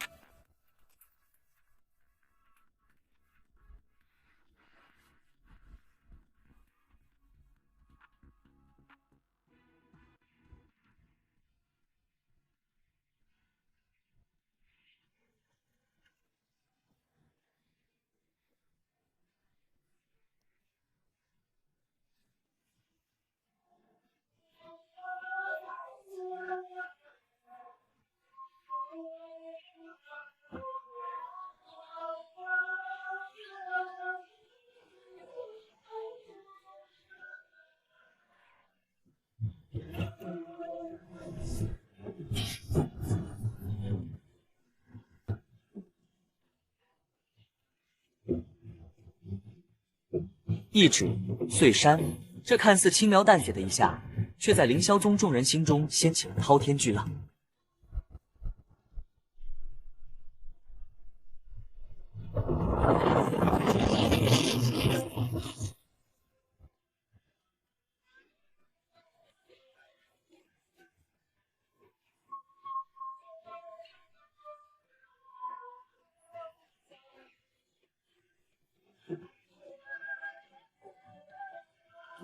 哈哈哈哈！老头，玩够了没？我若向前一步，那又如何？向前一步，黄泉路上走快点呗。2星宗门无敌范围乃方圆10里，此刻元真人正站在无形生死线外，只要他敢踏前一步，便会踏入苏白的必杀领域。你找死！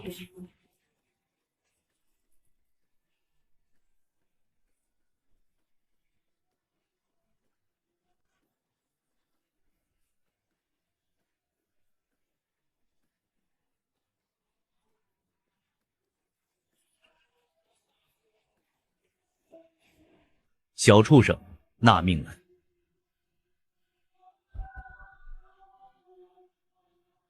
元真人已然越界，苏白只需心念一动，便可将其瞬间抹杀。但他看着远处战车上另外2人金丹真人以及数千连霄宗弟子，一个更狠的计划在他心中悄然成型。擒贼先擒王，不，我要的是一网打尽。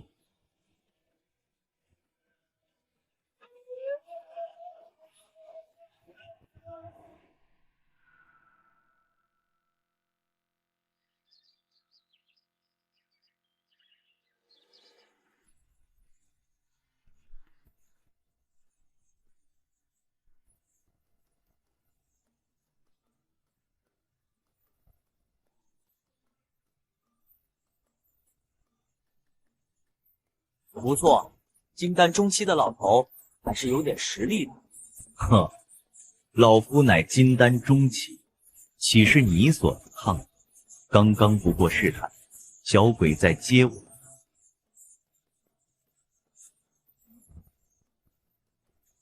这一刀，元真人动用了10成功力，是要将苏白一击格杀。但他不知道，他这全力一击正中苏白的下方。上当了！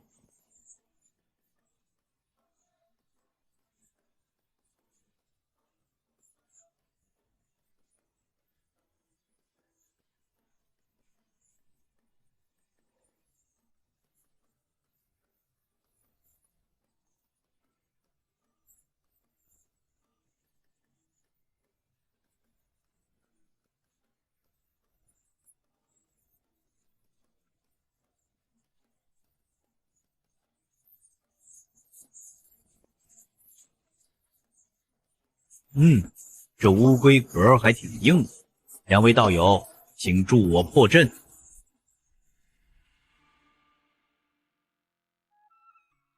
哈哈，袁道友放心，区区一个2星宗门的防御法阵，弹指可破。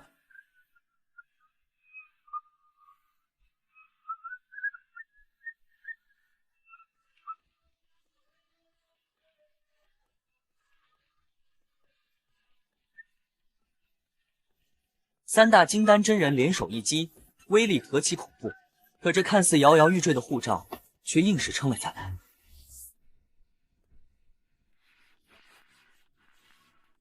输出就差一点了，执法堂弟子何在？弟子在。一起上，助本长老破阵，全歼天道宗。遵命。师尊，这么多人，我们怎么办啊？师尊，阵法要破了。您实力强，快杀出去吧，别管我们。师尊，快走。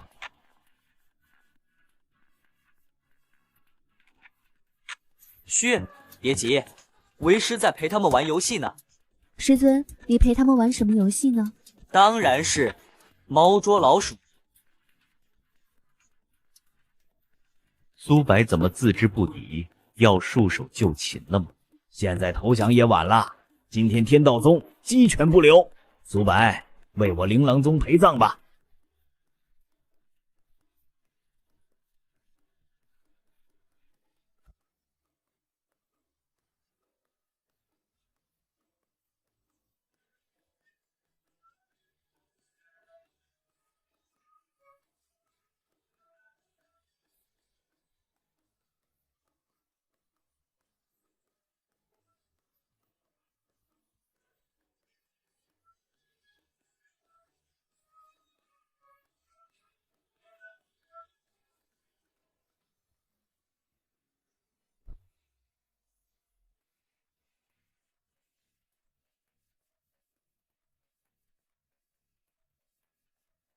看到山门口石碑上的字了吗？犯我天道宗者，杀无赦。我给了你们机会，可惜你们偏要寻死。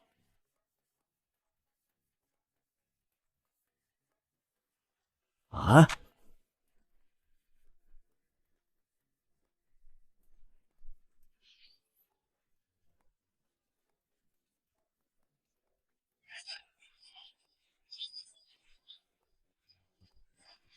此刻，琳琅真人才意识到，他究竟招惹了一个多么恐怖的存在。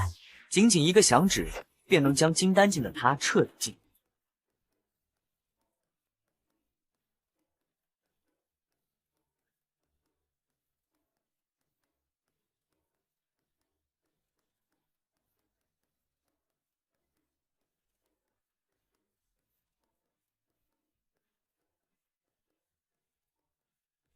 不好，上当了。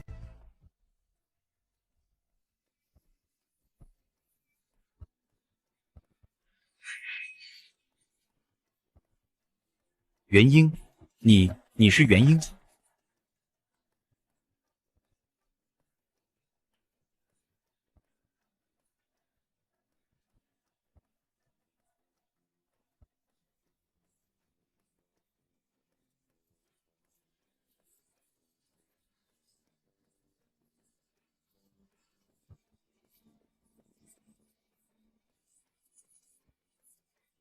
元婴强者，在大赵帝国，金丹真人已是顶尖强者，而元婴强者，则是足以立于帝国之巅，俯瞰众生的存在。元婴，天道宗主竟然是元婴强者，整个大赵帝国，元婴强者不足双手之数。我们云水城出了一个。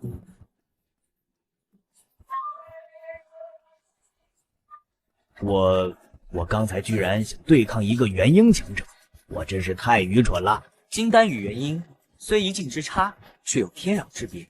这一刻，琳琅真人悔恨交加，只觉自己愚蠢到了极点。饶命啊，前辈饶命！是我有眼不识泰山，是我该死。只要您能放过我，我愿意终生为奴为仆，效忠前辈。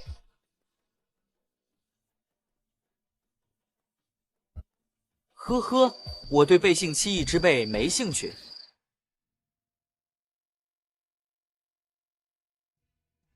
既然你们主动挑起争端，就要承担相应的后果。话音未落，苏白随手一挥，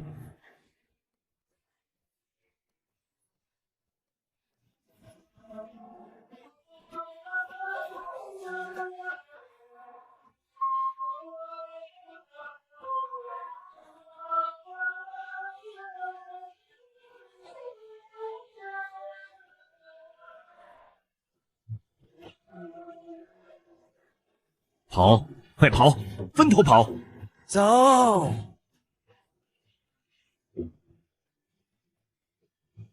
但在元婴强者面前，逃跑只是一种奢望。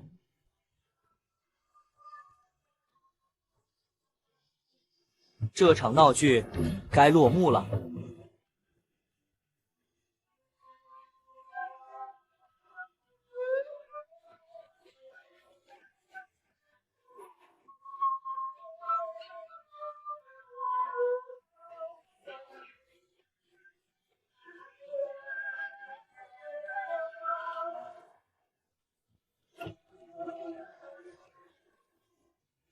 这一次的光影景象比上次更加绚丽，也比上次更加震撼。此战过后，天道宗将彻底奠定其霸的地位。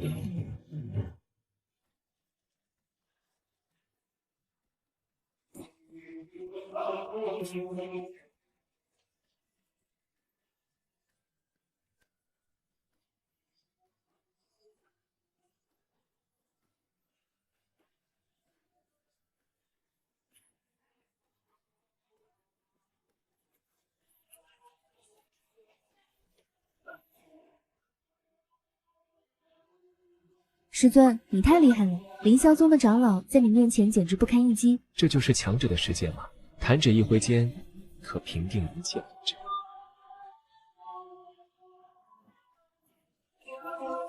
高高在上的金丹真人，在师尊面前却如此不堪。总有一天，我也要像师尊一样强大。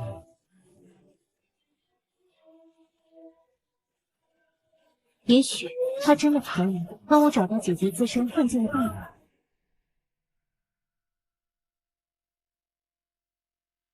平定数千强敌后，苏白查看自己的面板，境界依旧是平平无奇的炼气八重。半个月前还为30两银子发愁，现在资源都多到用不完了。凌霄宗的弟子家底果然丰厚，比琳琅宗强多了。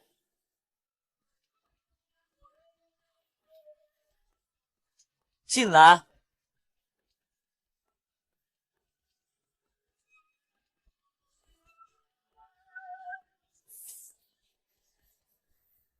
师尊，山门外已经聚满了人，黑压压的一片，都哭着喊着要加入咱们天道宗，人数太多，快把山路都堵死了。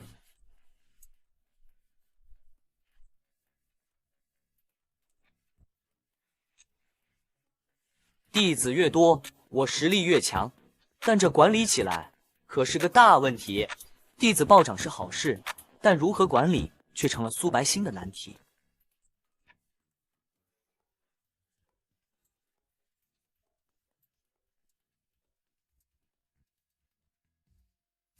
弹指间覆灭了凌霄宗数千人后，苏白带着弟子们返回了大殿。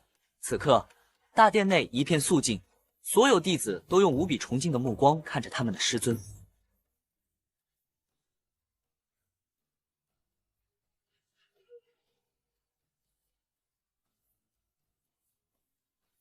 今日起，我天道宗广开山门，招收弟子。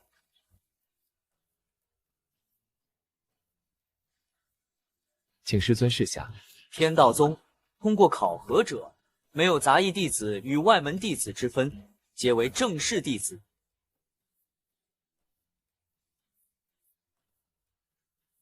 其中，正式弟子分为1至5代，当然，不管是1代弟子还是5代弟子，入宗皆可以前往仙法阁免费换取一种仙法，享受一样的待遇。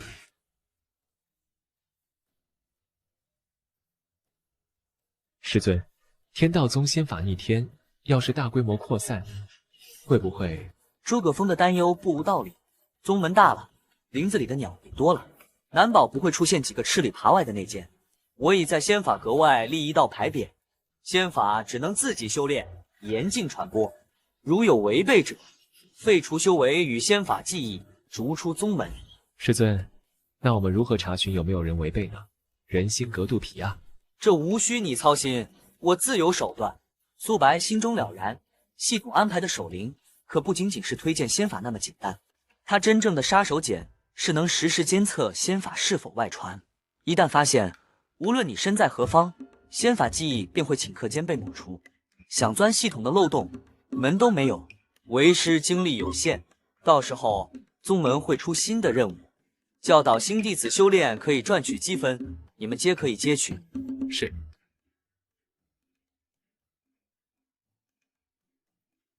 请问师尊，那这1到5代弟子之间又该如何区别呢？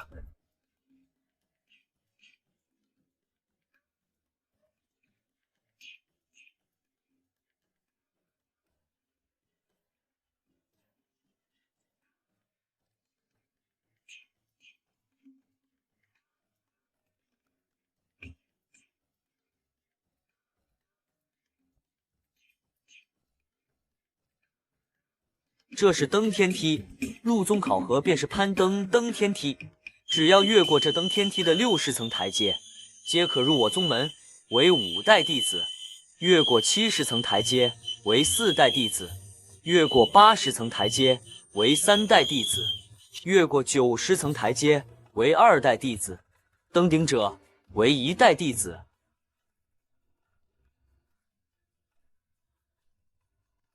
这种公开透明的考核方式前所未见，如此一来，无论你是什么皇亲国戚，还是富商巨贾，都无法在考核上动手脚。这比其他任何宗门都要公平公正。敢问师尊，这登天梯考核的是灵根还是天赋？都不是。我天道宗允许任何人、任何生灵参加考核，无富贵卑贱之差，无年龄性别之分。也许你天资盖世，天骄无双，但或许你连1层都无法踏足；也许你资质低下，家境贫寒，但或许可以登顶天梯。我天道宗的弟子，天资不在高，有诚心，则可入宗门。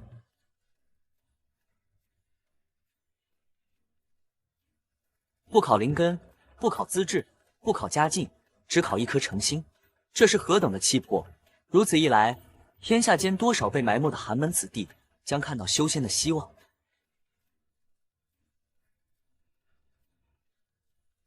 弟子明白了，弟子这就去安排考核之事。去吧。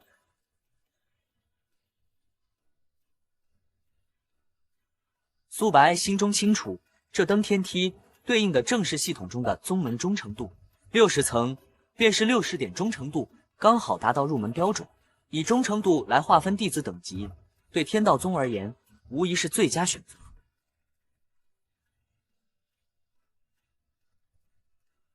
忠诚度过了90，提升就变难了。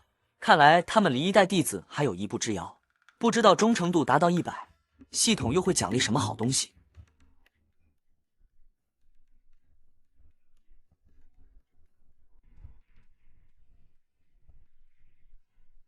然而，现实是残酷的，成千上万的人前来尝试，却绝大部分连第一层台阶都站不稳，就被一股无形的力量弹开。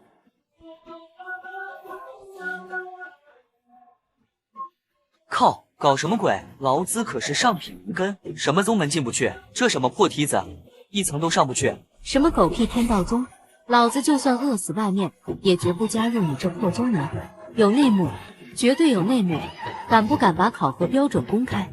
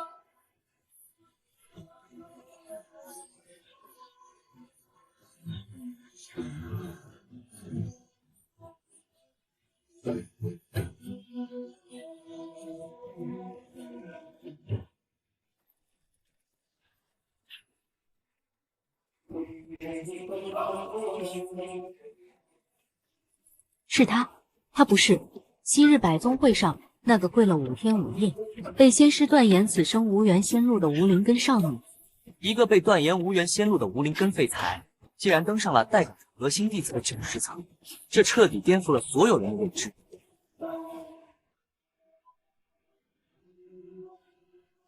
师尊说过，当天梯考核只看诚心，只要心诚，哪怕跟我一样没有灵根，一样可以通过考核。你们问问自己的内心，你们来此是否真心诚意？他的话如同一记重锤，敲在众人心头。原先嘈杂的场面瞬间安静下来。什么狗屁心肠，装什么装？劳资上品灵根，就是去以前的凌霄宗都轻轻松松，你们天道宗不要，劳资还不稀罕呢？你们这些没有灵根的废物，就算走了狗屎运进了天道宗，又能怎么样？废物到哪都是废物。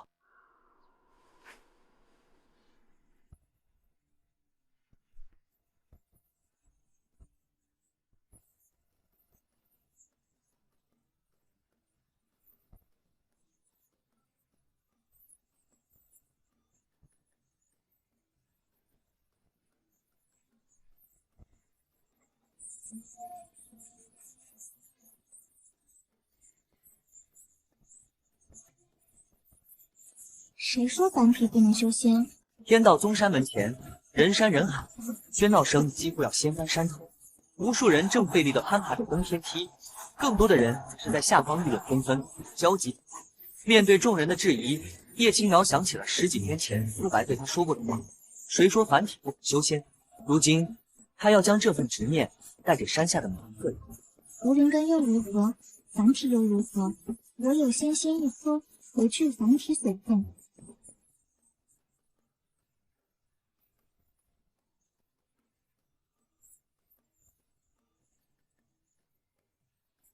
小小的火球树，此刻却像一颗炸雷，在人群中轰然一火球术，他练气成功了？怎么可能？我记得清清楚楚，他被仙师判定为无灵根的凡体吧？满打满算，他加入天道宗还不到半个月吧？就算是极品灵根，也不可能这么快啊！我的个乖乖，是我疯了，还是这个世界疯了？凌霄宗保持了数十年的最快炼气记录，在今天被一个无灵根的凡体少女打破了。这个消息足以颠覆整个修仙界的认知。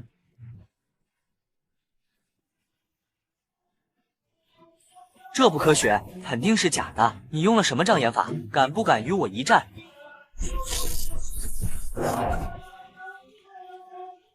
此人并非真心拜师，而是其他宗门派来刺探虚实的例子。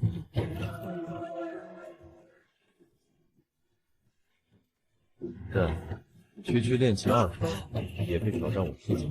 让本少爷来品你们味儿。你是何人？天道宗萧炎。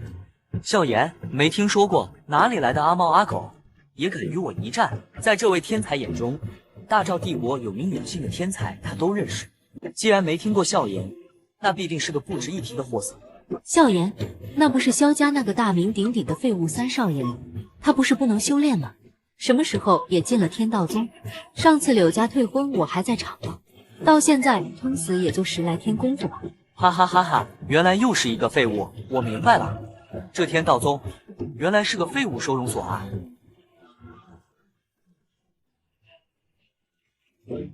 如果某人连废物都当不出，那是不是证明他连废物都？找死！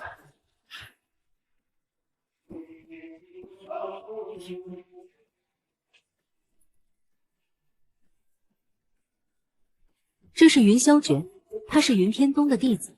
天哪，那可是曾经比凌霄宗还强的云天宗。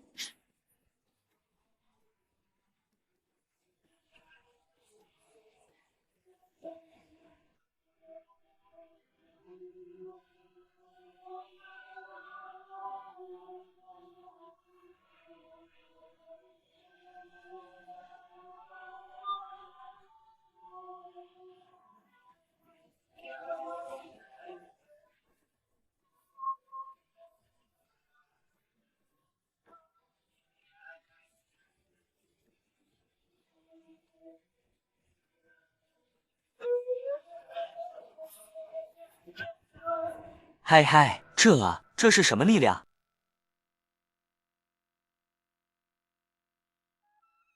炼气2重的云天宗天才，竟然被传闻中无法修炼的萧炎一尺拍飞。这一幕带来的冲击，比刚才叶青瑶的火球术更加震撼。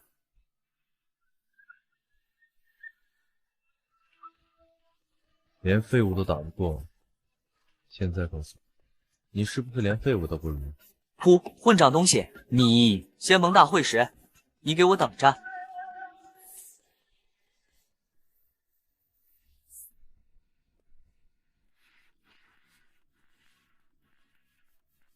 一个无法修炼的废物，一个没有灵根的凡体，在加入天道宗不到半个月的时间里，双双逆天改命，这给了天下所有天赋平庸的普通人一个看得见摸得着的希望。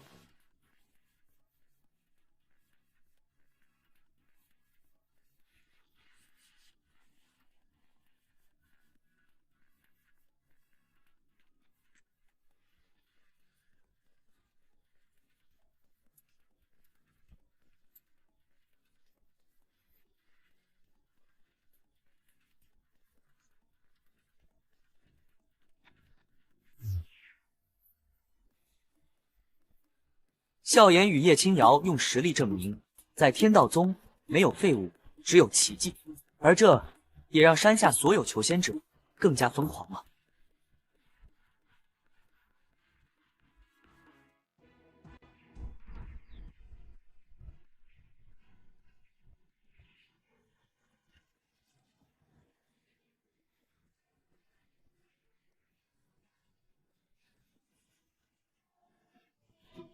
叶青瑶用事实证明，心诚则灵。越来越多的人成功登上以往遥不可及的阶梯，现场的气氛从之前的怨声载道，变为了激动和振奋。照这个势头，招满弟子指日可待。弟子越多，我的实力就越强。天道宗称霸天下，岂不是分分钟的事？就在苏白畅想未来之时，异变突生，一道身影突然以惊人速度超越了所有人。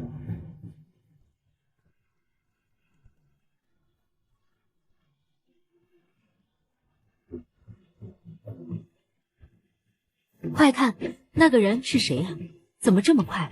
我的妈呀，已经40层了，他还在往上。这要是能上60层，可就是元婴级大宗弟子，以后走到哪儿都横着走了。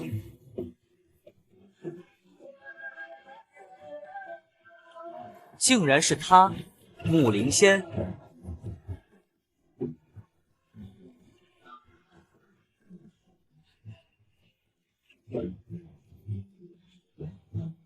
仿佛用尽了全身力气，41层、42层、43层、所有人都被这道孱弱却坚韧的身影所吸引，他们能看出这个少女已是强弩之末，身体摇摇欲坠。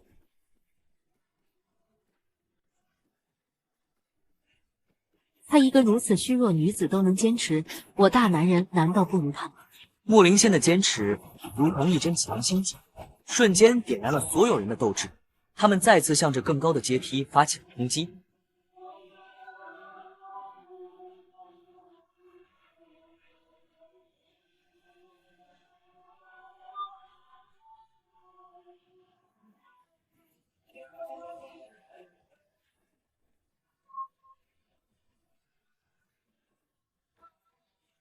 就差一步了，快上了！他怎么停下了？难道不想进天道宗了？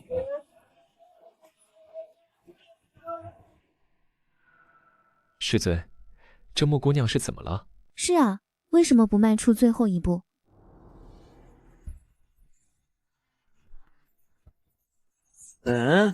这不是停下，这是陷入精神世界了。寻常修士不到筑基境根本无法构筑精神世界，但身怀天魔之体和九幽魔焰的木灵仙显然不能用常理处理。若非我用灵力压制，他体内的魔焰早已爆发。他在自己的精神世界里到底看见了什么？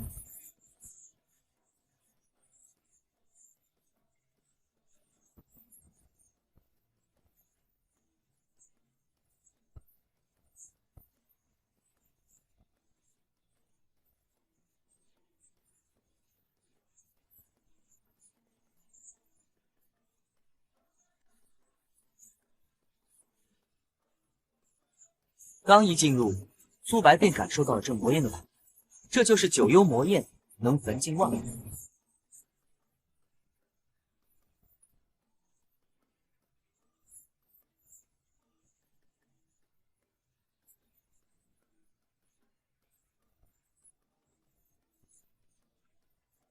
你没事吧？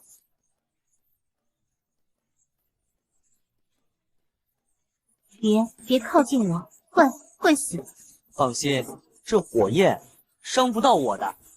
不行的，你快走啊！他已经亲眼目睹养父母被这火焰吞噬，他不想再害死任何一个靠近他的人。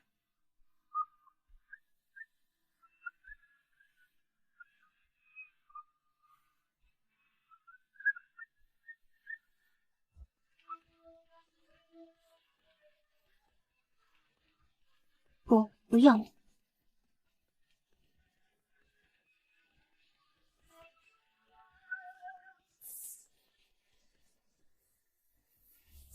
你看，我说了，这些魔焰伤不到我，别怕。你……木灵仙彻底愣住了，他的魔焰霸道无比，沾之即燃，不分进目标绝不熄灭。可眼前这个人竟然真的没事。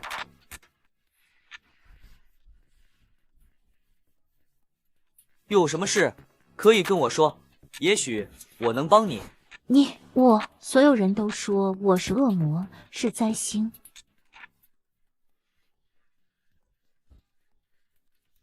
收养我的父母都是被我烧死的。我醒来的时候，整个家都没了。我也想死，我不想再害人了。可刀一碰到我的皮肤就化掉了。我想自杀都做不到，我好绝望，我真的好绝望。为什么我身上会有这种东西？这是何等的悲哀！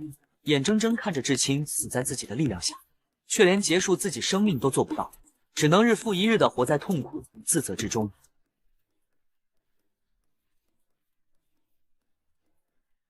没事了，都结束了。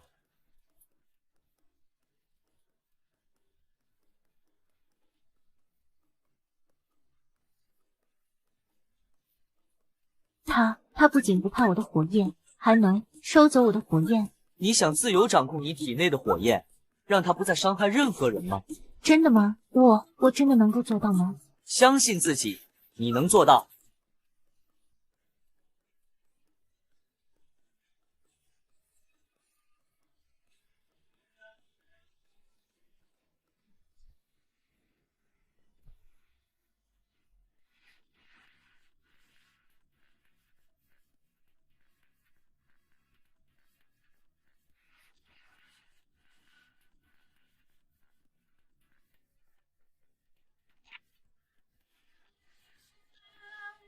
这是他的回忆吗？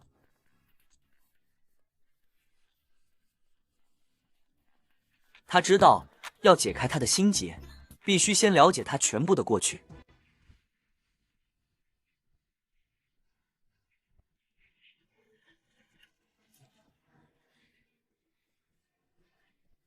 哎呦，这哪家的孩子？他的父母呢？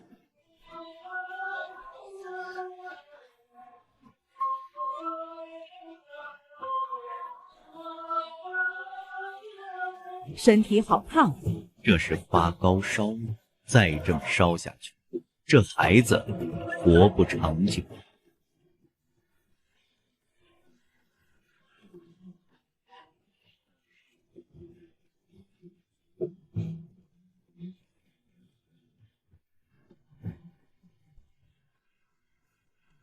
当家的，这针。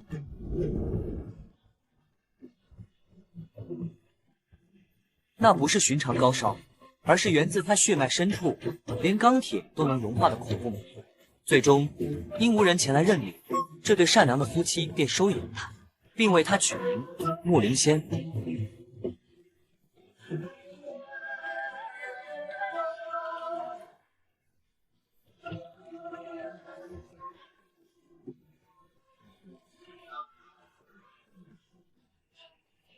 他的养父是城里有名的医师，免费为穷人看病，名望极高。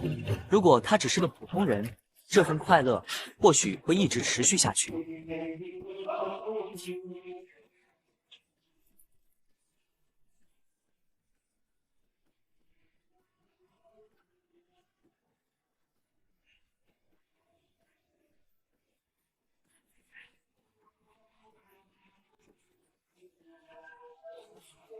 当他的养父养母提着水桶惊慌失措地冲出来时，整棵参天古树已经在几息之间化作一具焦黑的骨架。这是他体内的魔焰第一次失控，万幸的是没有伤到人。但从那以后，恐惧的种子便在他心里生根，从此他变得孤僻，不敢再与任何人亲近，包括最爱他的养父养母。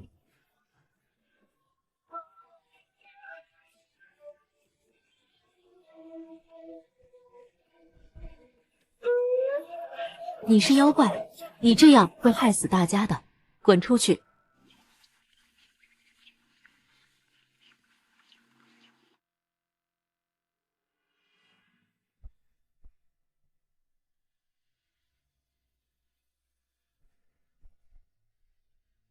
他只能躲在角落里，独自舔舐伤疤。他是灾星，是恶魔，只配在暗无天日的角落里苟延残喘。这份孤独让他渴望成为普通人，却又知道那绝无可能。在他16岁那年，一场无法控制的大火吞噬了他的家，也吞噬了他的一切。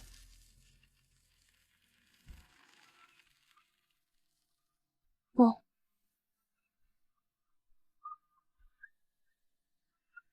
别怕，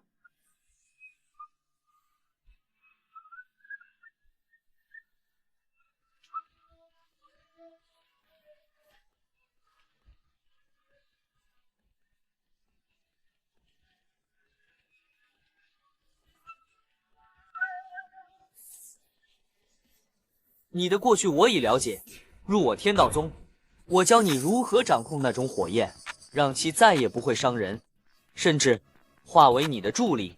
素白的声音不大，却如同一道惊雷，在木灵仙死寂的心湖中炸响。那些年，养父带他求遍仙门，无人能解。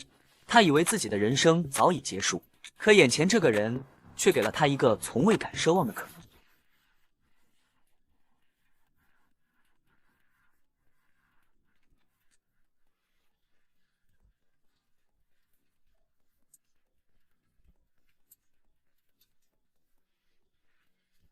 爹爹，听娘亲说学医可以救很多人，是吗？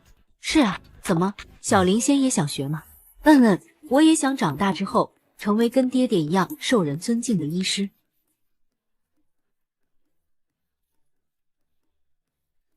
娘亲，他们都说我是灾星，我真的是灾星吗？小灵仙怎么会是灾星呢？别听他们胡说，小灵仙是最乖的小孩，不哭了好不好？80层。他对天道宗的忠诚度竟瞬间来到了一个匪夷所思的高度。但这似乎还不是他的极限。仙师，传说中强大的仙人可以生死人，肉白骨，是真的吗？不错，当实力达到一个境界之后，只有你想象不到的，没有做不到的。真的可以复活死去之人吗？若成仙，或有逆转生死之法，到那时，时空也无法阻止你。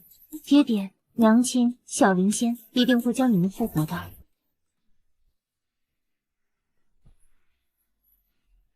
师尊在上，请受徒儿一拜。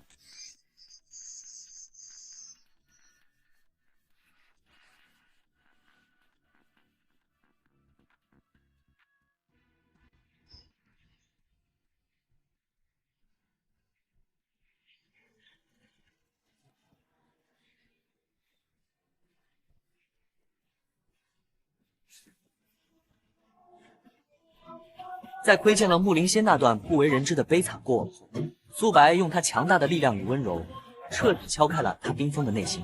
弟子木灵仙拜见师尊。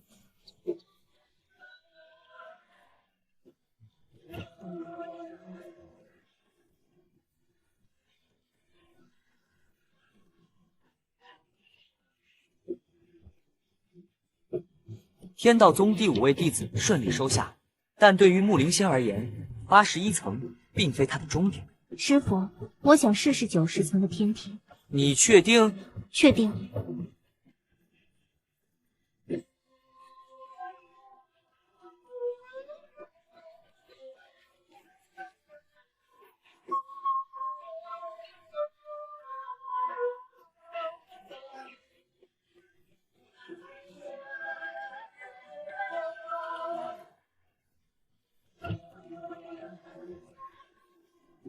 灵仙师妹，恭喜你成功了！欢迎加入我们，谢谢2位师姐之前的救命之恩。哎呀，都是同门，说什么谢？举手之劳罢了。走吧，师妹，我能带你去个好地方。按照天道宗的规矩，凡是入门弟子，第一件事便是前往仙府，免费挑选一部适合自己的仙法。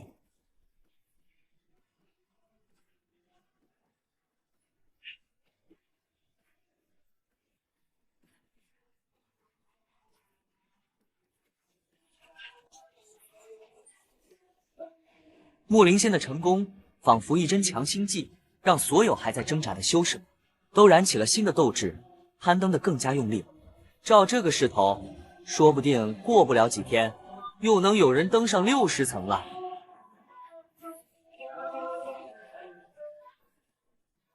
灵仙师妹，这就是仙法阁。我跟你说过，进去有什么不懂的，直接问守灵就行。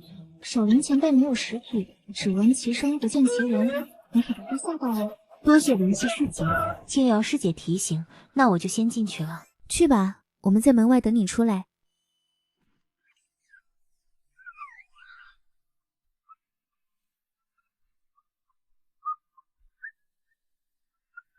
木灵仙惊呆了，他想起养父曾说过，医师看过的医书越多，医术便越高明。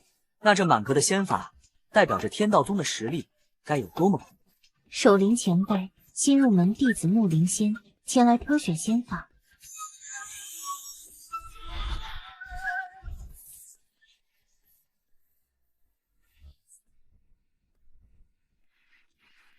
你拥有天魔之体，体内孕育九幽魔焰，此乃天魔变炼气篇，可助你掌控魔焰，化为己用。敢问守灵前辈，修炼此法可成仙否？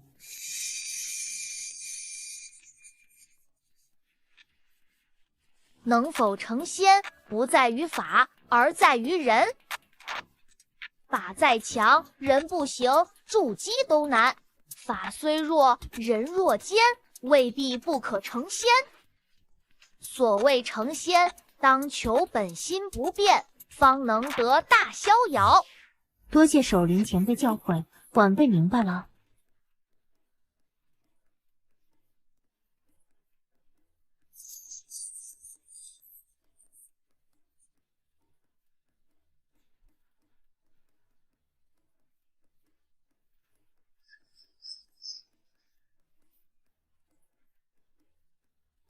天魔变炼器篇的完整功法已经全部刻印在了他的记忆之中。多谢守灵前辈赐法，弟子告退。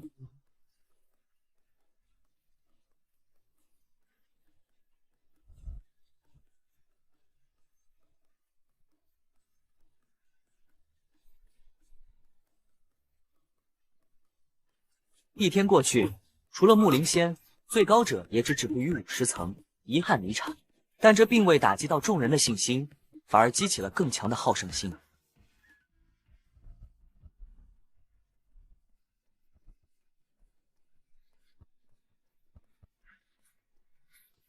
两位，今天的考核已经结束了，请明天再来吧。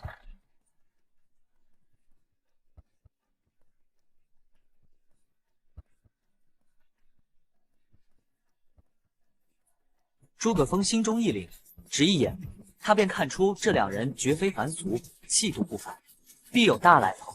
但他想起自家师尊就在殿内，瞬间又定下心神。不知前辈驾临我天道宗，所为何事？老夫名为李长空，听说这里出了位元婴强者，特来拜会一番。嫣儿，你去试试这登天梯，看看能踏上几层。好嘞，爷爷，那我去了。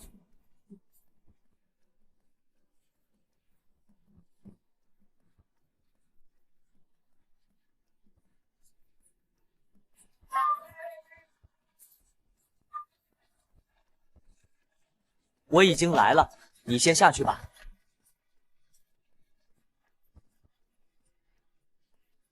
是，师尊。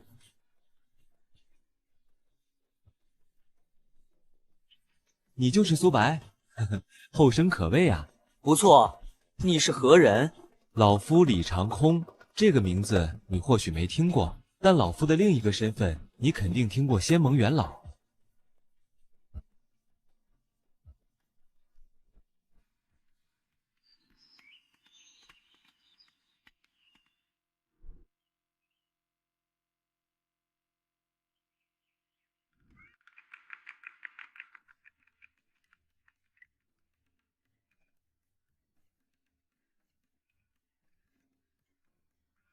爷爷上不去了，这破梯子肯定有问题。哈哈，现在知道天外有天，人外有人了吧？你这小丫头，平时总把第一天才挂嘴边。不可能，我从小到大，次次考核都是第一，从来没有这么差的时候。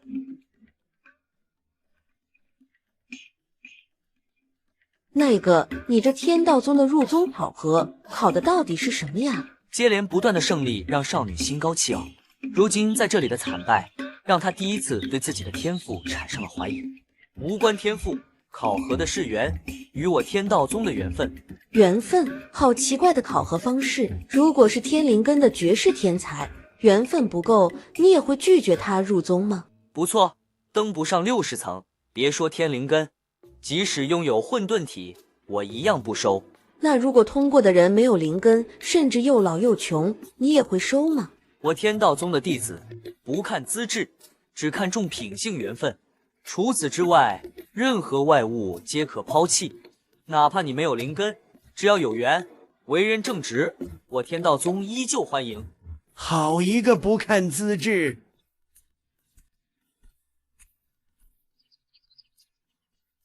年纪轻轻却能有这种想法，日后成就绝不低于我们这些老家伙，老朽佩服，谬赞了。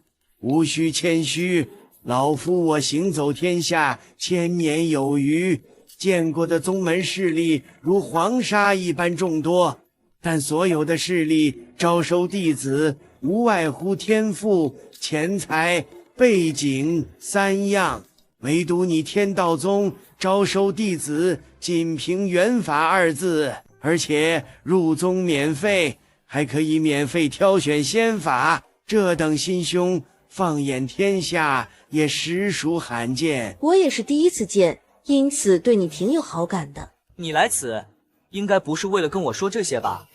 哈哈，确实不是，老夫来此主要目的是邀请你天道宗加入仙盟。仙盟这2个字一出，连空气都仿佛凝重了几分。那可是由大陆最顶尖势力组成，用以管理上万宗门的庞然大物。哦，仙盟，不知道加入仙盟对我天道宗有什么好处吗？大陆上凡是元婴级势力，放眼天下，几乎没有不入仙盟者。入了仙盟，不管是购买仙法、丹药也好，灵气也罢，还是采集灵草、贩卖资源，都可以走仙盟渠道。最重要的是，一旦加入仙盟，便代表你已被仙盟认可，未来你天道宗扩展领地都不会受到限制。老者抛出的条件个个诱人，他相信这个世间没有人会拒绝加入仙盟。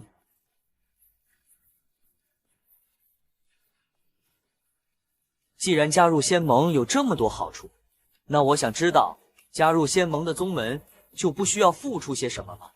自然是需要付出代价的，按照宗门评级而来，每年需要支付一定灵石与资源。比如金丹级势力，每年需要支付年总收入的50%。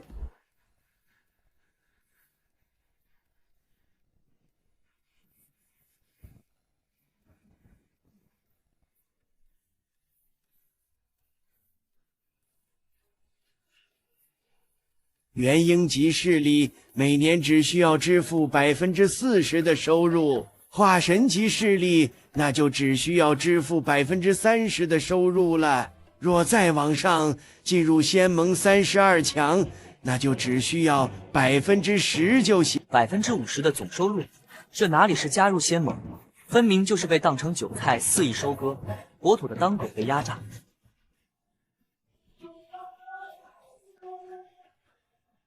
你别看每年需要支付这么多资源，可好处也是不少。比如你有什么敌人，可以出钱邀更强的宗门为你出手；比如你可以让宗门天资极高的弟子去更好的宗门潜修。总而言之，只要加入了仙盟，在修真界就算是安身立命了。这些钱财买的不是位置，而是保命符。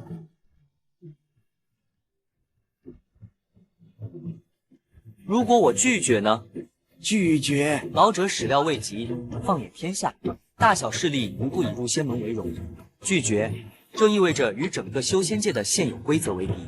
拒绝入仙盟，你宗门还弱小或者影响不大的时候，倒没人会管你。但老夫看，你天道宗迟早有一天会做大做强，到了那个时候，很多强大势力便有正当理由以清剿异类为名，将你宗门一口吃下。老夫提议你入仙盟，虽然收获少了点，但保住根基还是绰绰有余的。谢谢指教，我心意已决，我天道宗不入仙盟。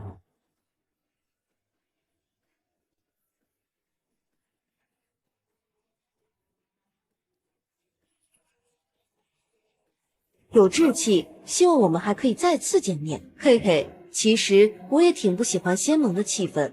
燕儿，此话不可乱说，人多嘴杂，以后切莫胡说八道。好啦好啦，知道了。你呀，这么大个人了，还跟小时候一样。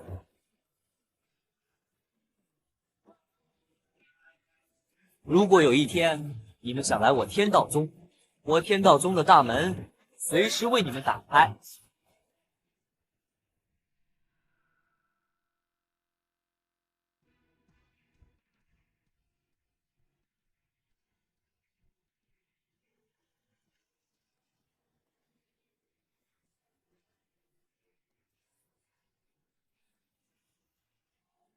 老者此行招揽苏白，却被反邀加入天道宗。哈哈，有意思，有意思。我呢？怎么不邀请我呀？不欢迎我？当然欢迎，天道宗欢迎任何人加入。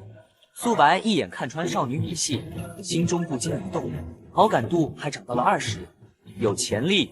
既然如此，老夫就先告辞了，期待与你再次相遇。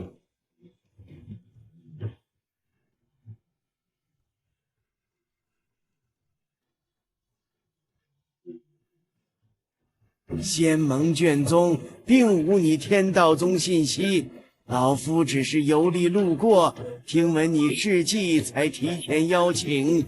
你与凌霄宗有怨，信息很快会知晓，到时仙盟来人态度如何就不确定了。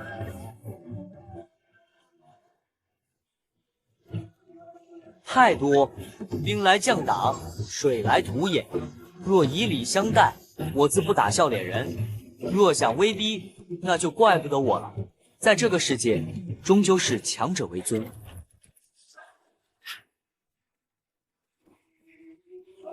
爷爷，你平时对外人话挺少的，今天怎么跟苏宗主说了那么多话呀？看到那天道宗，让我想起了一些事情。那是几千年前的事，久到他自己都快忘记了。那应该还是修仙开拓的蛮荒时代吧。以前的事，爷爷也建立过宗门，后来不知道怎么就解散了。爷爷跟我说说嘛。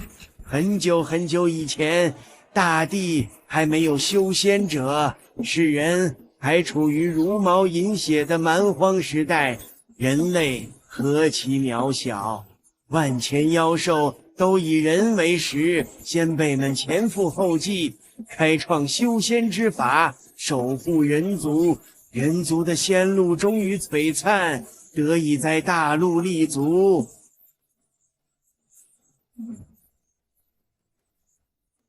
那时，人族集结一切力量，无数人以身试路，粉身碎骨，只为完善通往更高境界的仙法。终于，我们将第一批仙躯送上了更高层次，人族君临天下，万千妖族尽皆俯首，那便是人族最辉煌的时刻。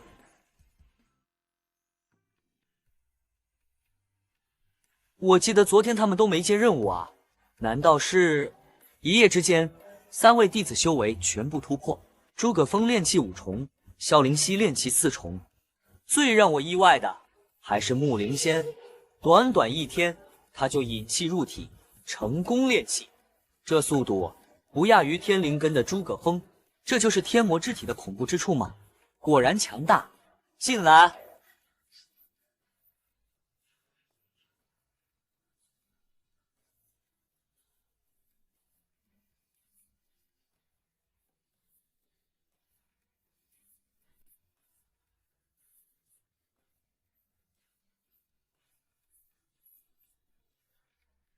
苏白彻底看傻了，这厚度足有上万字，请个假而已，需要写本书吗？这是何意？回禀师尊，这是弟子的请假书，弟子有私事外出几日，特来申请。请假？需要写这么多字吗？师尊有所不知，以前在凌霄宗请假，必须写万字申请书，陈述缘由、保证书等。即便如此，还不一定能批准。师尊请放心。宗门事务已交代妥当，招收弟子有萧炎暂代，灵草已交灵犀照料，绝不会影响宗门分毫。还请师尊允许弟子的请假申请。请个假而已，有必要搞得跟生离死别一样吗？行了，起来吧。天道宗不是凌霄宗，没那么多条条框框，这里也不是监狱，更不会限制弟子自由。你要请假，无需写什么申请书。以后只需告诉我一声便可，若有紧急事情，甚至无需我同意，便可自行离宗。师尊，请假原来可以这么简单吗？他准备的说辞没用上，怎么不想请假了？不，弟子谢师尊恩典。你等下离宗前，把请假规则补充到律条上，以后所有弟子都按这个规矩来，告知一声即可。是，弟子遵命。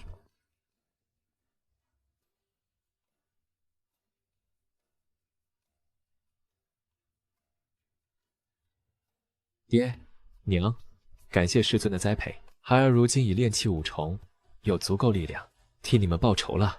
来人正是苏白的第5位弟子，身怀荒古圣体的萧炎。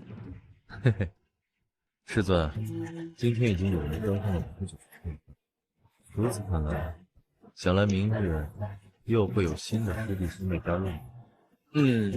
按时间推算，也该是时候了。你的肉身锻炼的怎么样了？回师尊，弟子这些天从来没有懈怠过修炼，如今举起千斤巨石，轻而易举，距离肉身境2重不远。3年之后，面对那柳嫣然，你可有把握胜过他？师尊请放心，打败柳嫣然，弟子信心十足。没进天道宗前，柳嫣然是他心中无法逾越的高山。可现在见识了宗门的逆天仙法，心态早已天翻地覆。凌天宗仙盟500强右，跟我们天道宗比起来，差得远。师尊，弟子先告退，前去修炼，争取早日追上师兄师姐。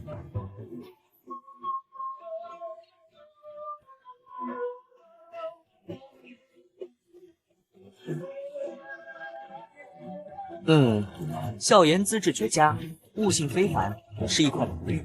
苏白相信，不止笑颜，如今宗门内的5位弟子，日后皆能名震一方。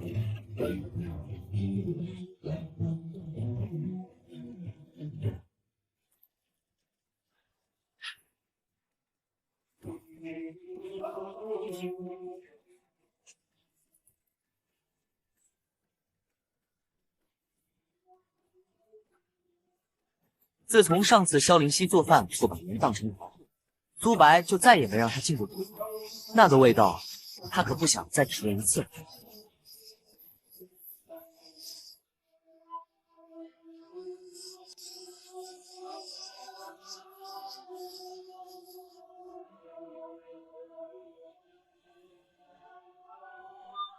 做饭不仅能为叶青瑶换取宗门积分，弥补根基不足。木灵仙也能借此练习对火焰的操控力，为以后掌控天魔之焰打下基础。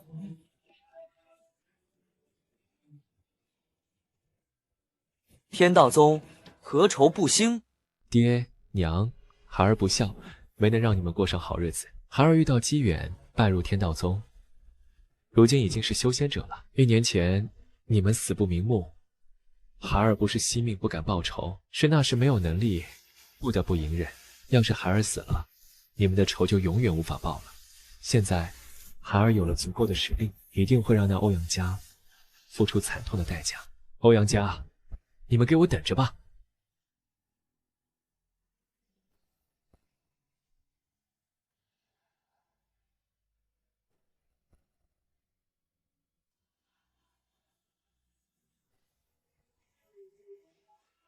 一夜之间，他的悲痛化为滔天杀意。爹娘，孩儿为你们报仇去了。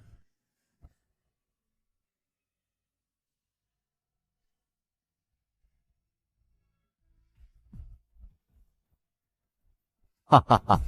今天是老夫60大寿，诸位能够赏脸前来，真是令我欧阳府蓬荜生辉呀！祝欧阳老爷子福如东海，长命100岁！哈哈，好！今天我特地备下美酒佳肴，希望大家尽兴。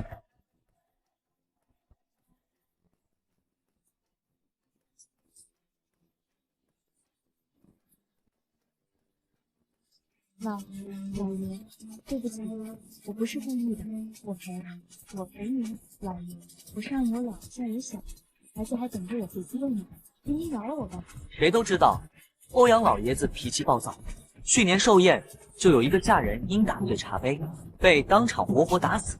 拉出去，埋了。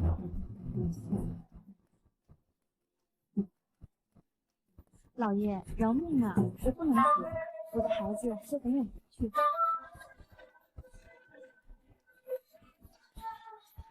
好了，宴席继续，诸位，请喝。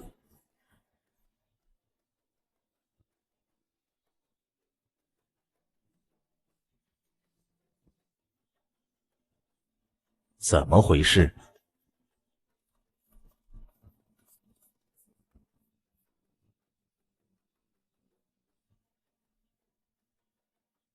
欧阳府大寿，诸葛峰前来送礼。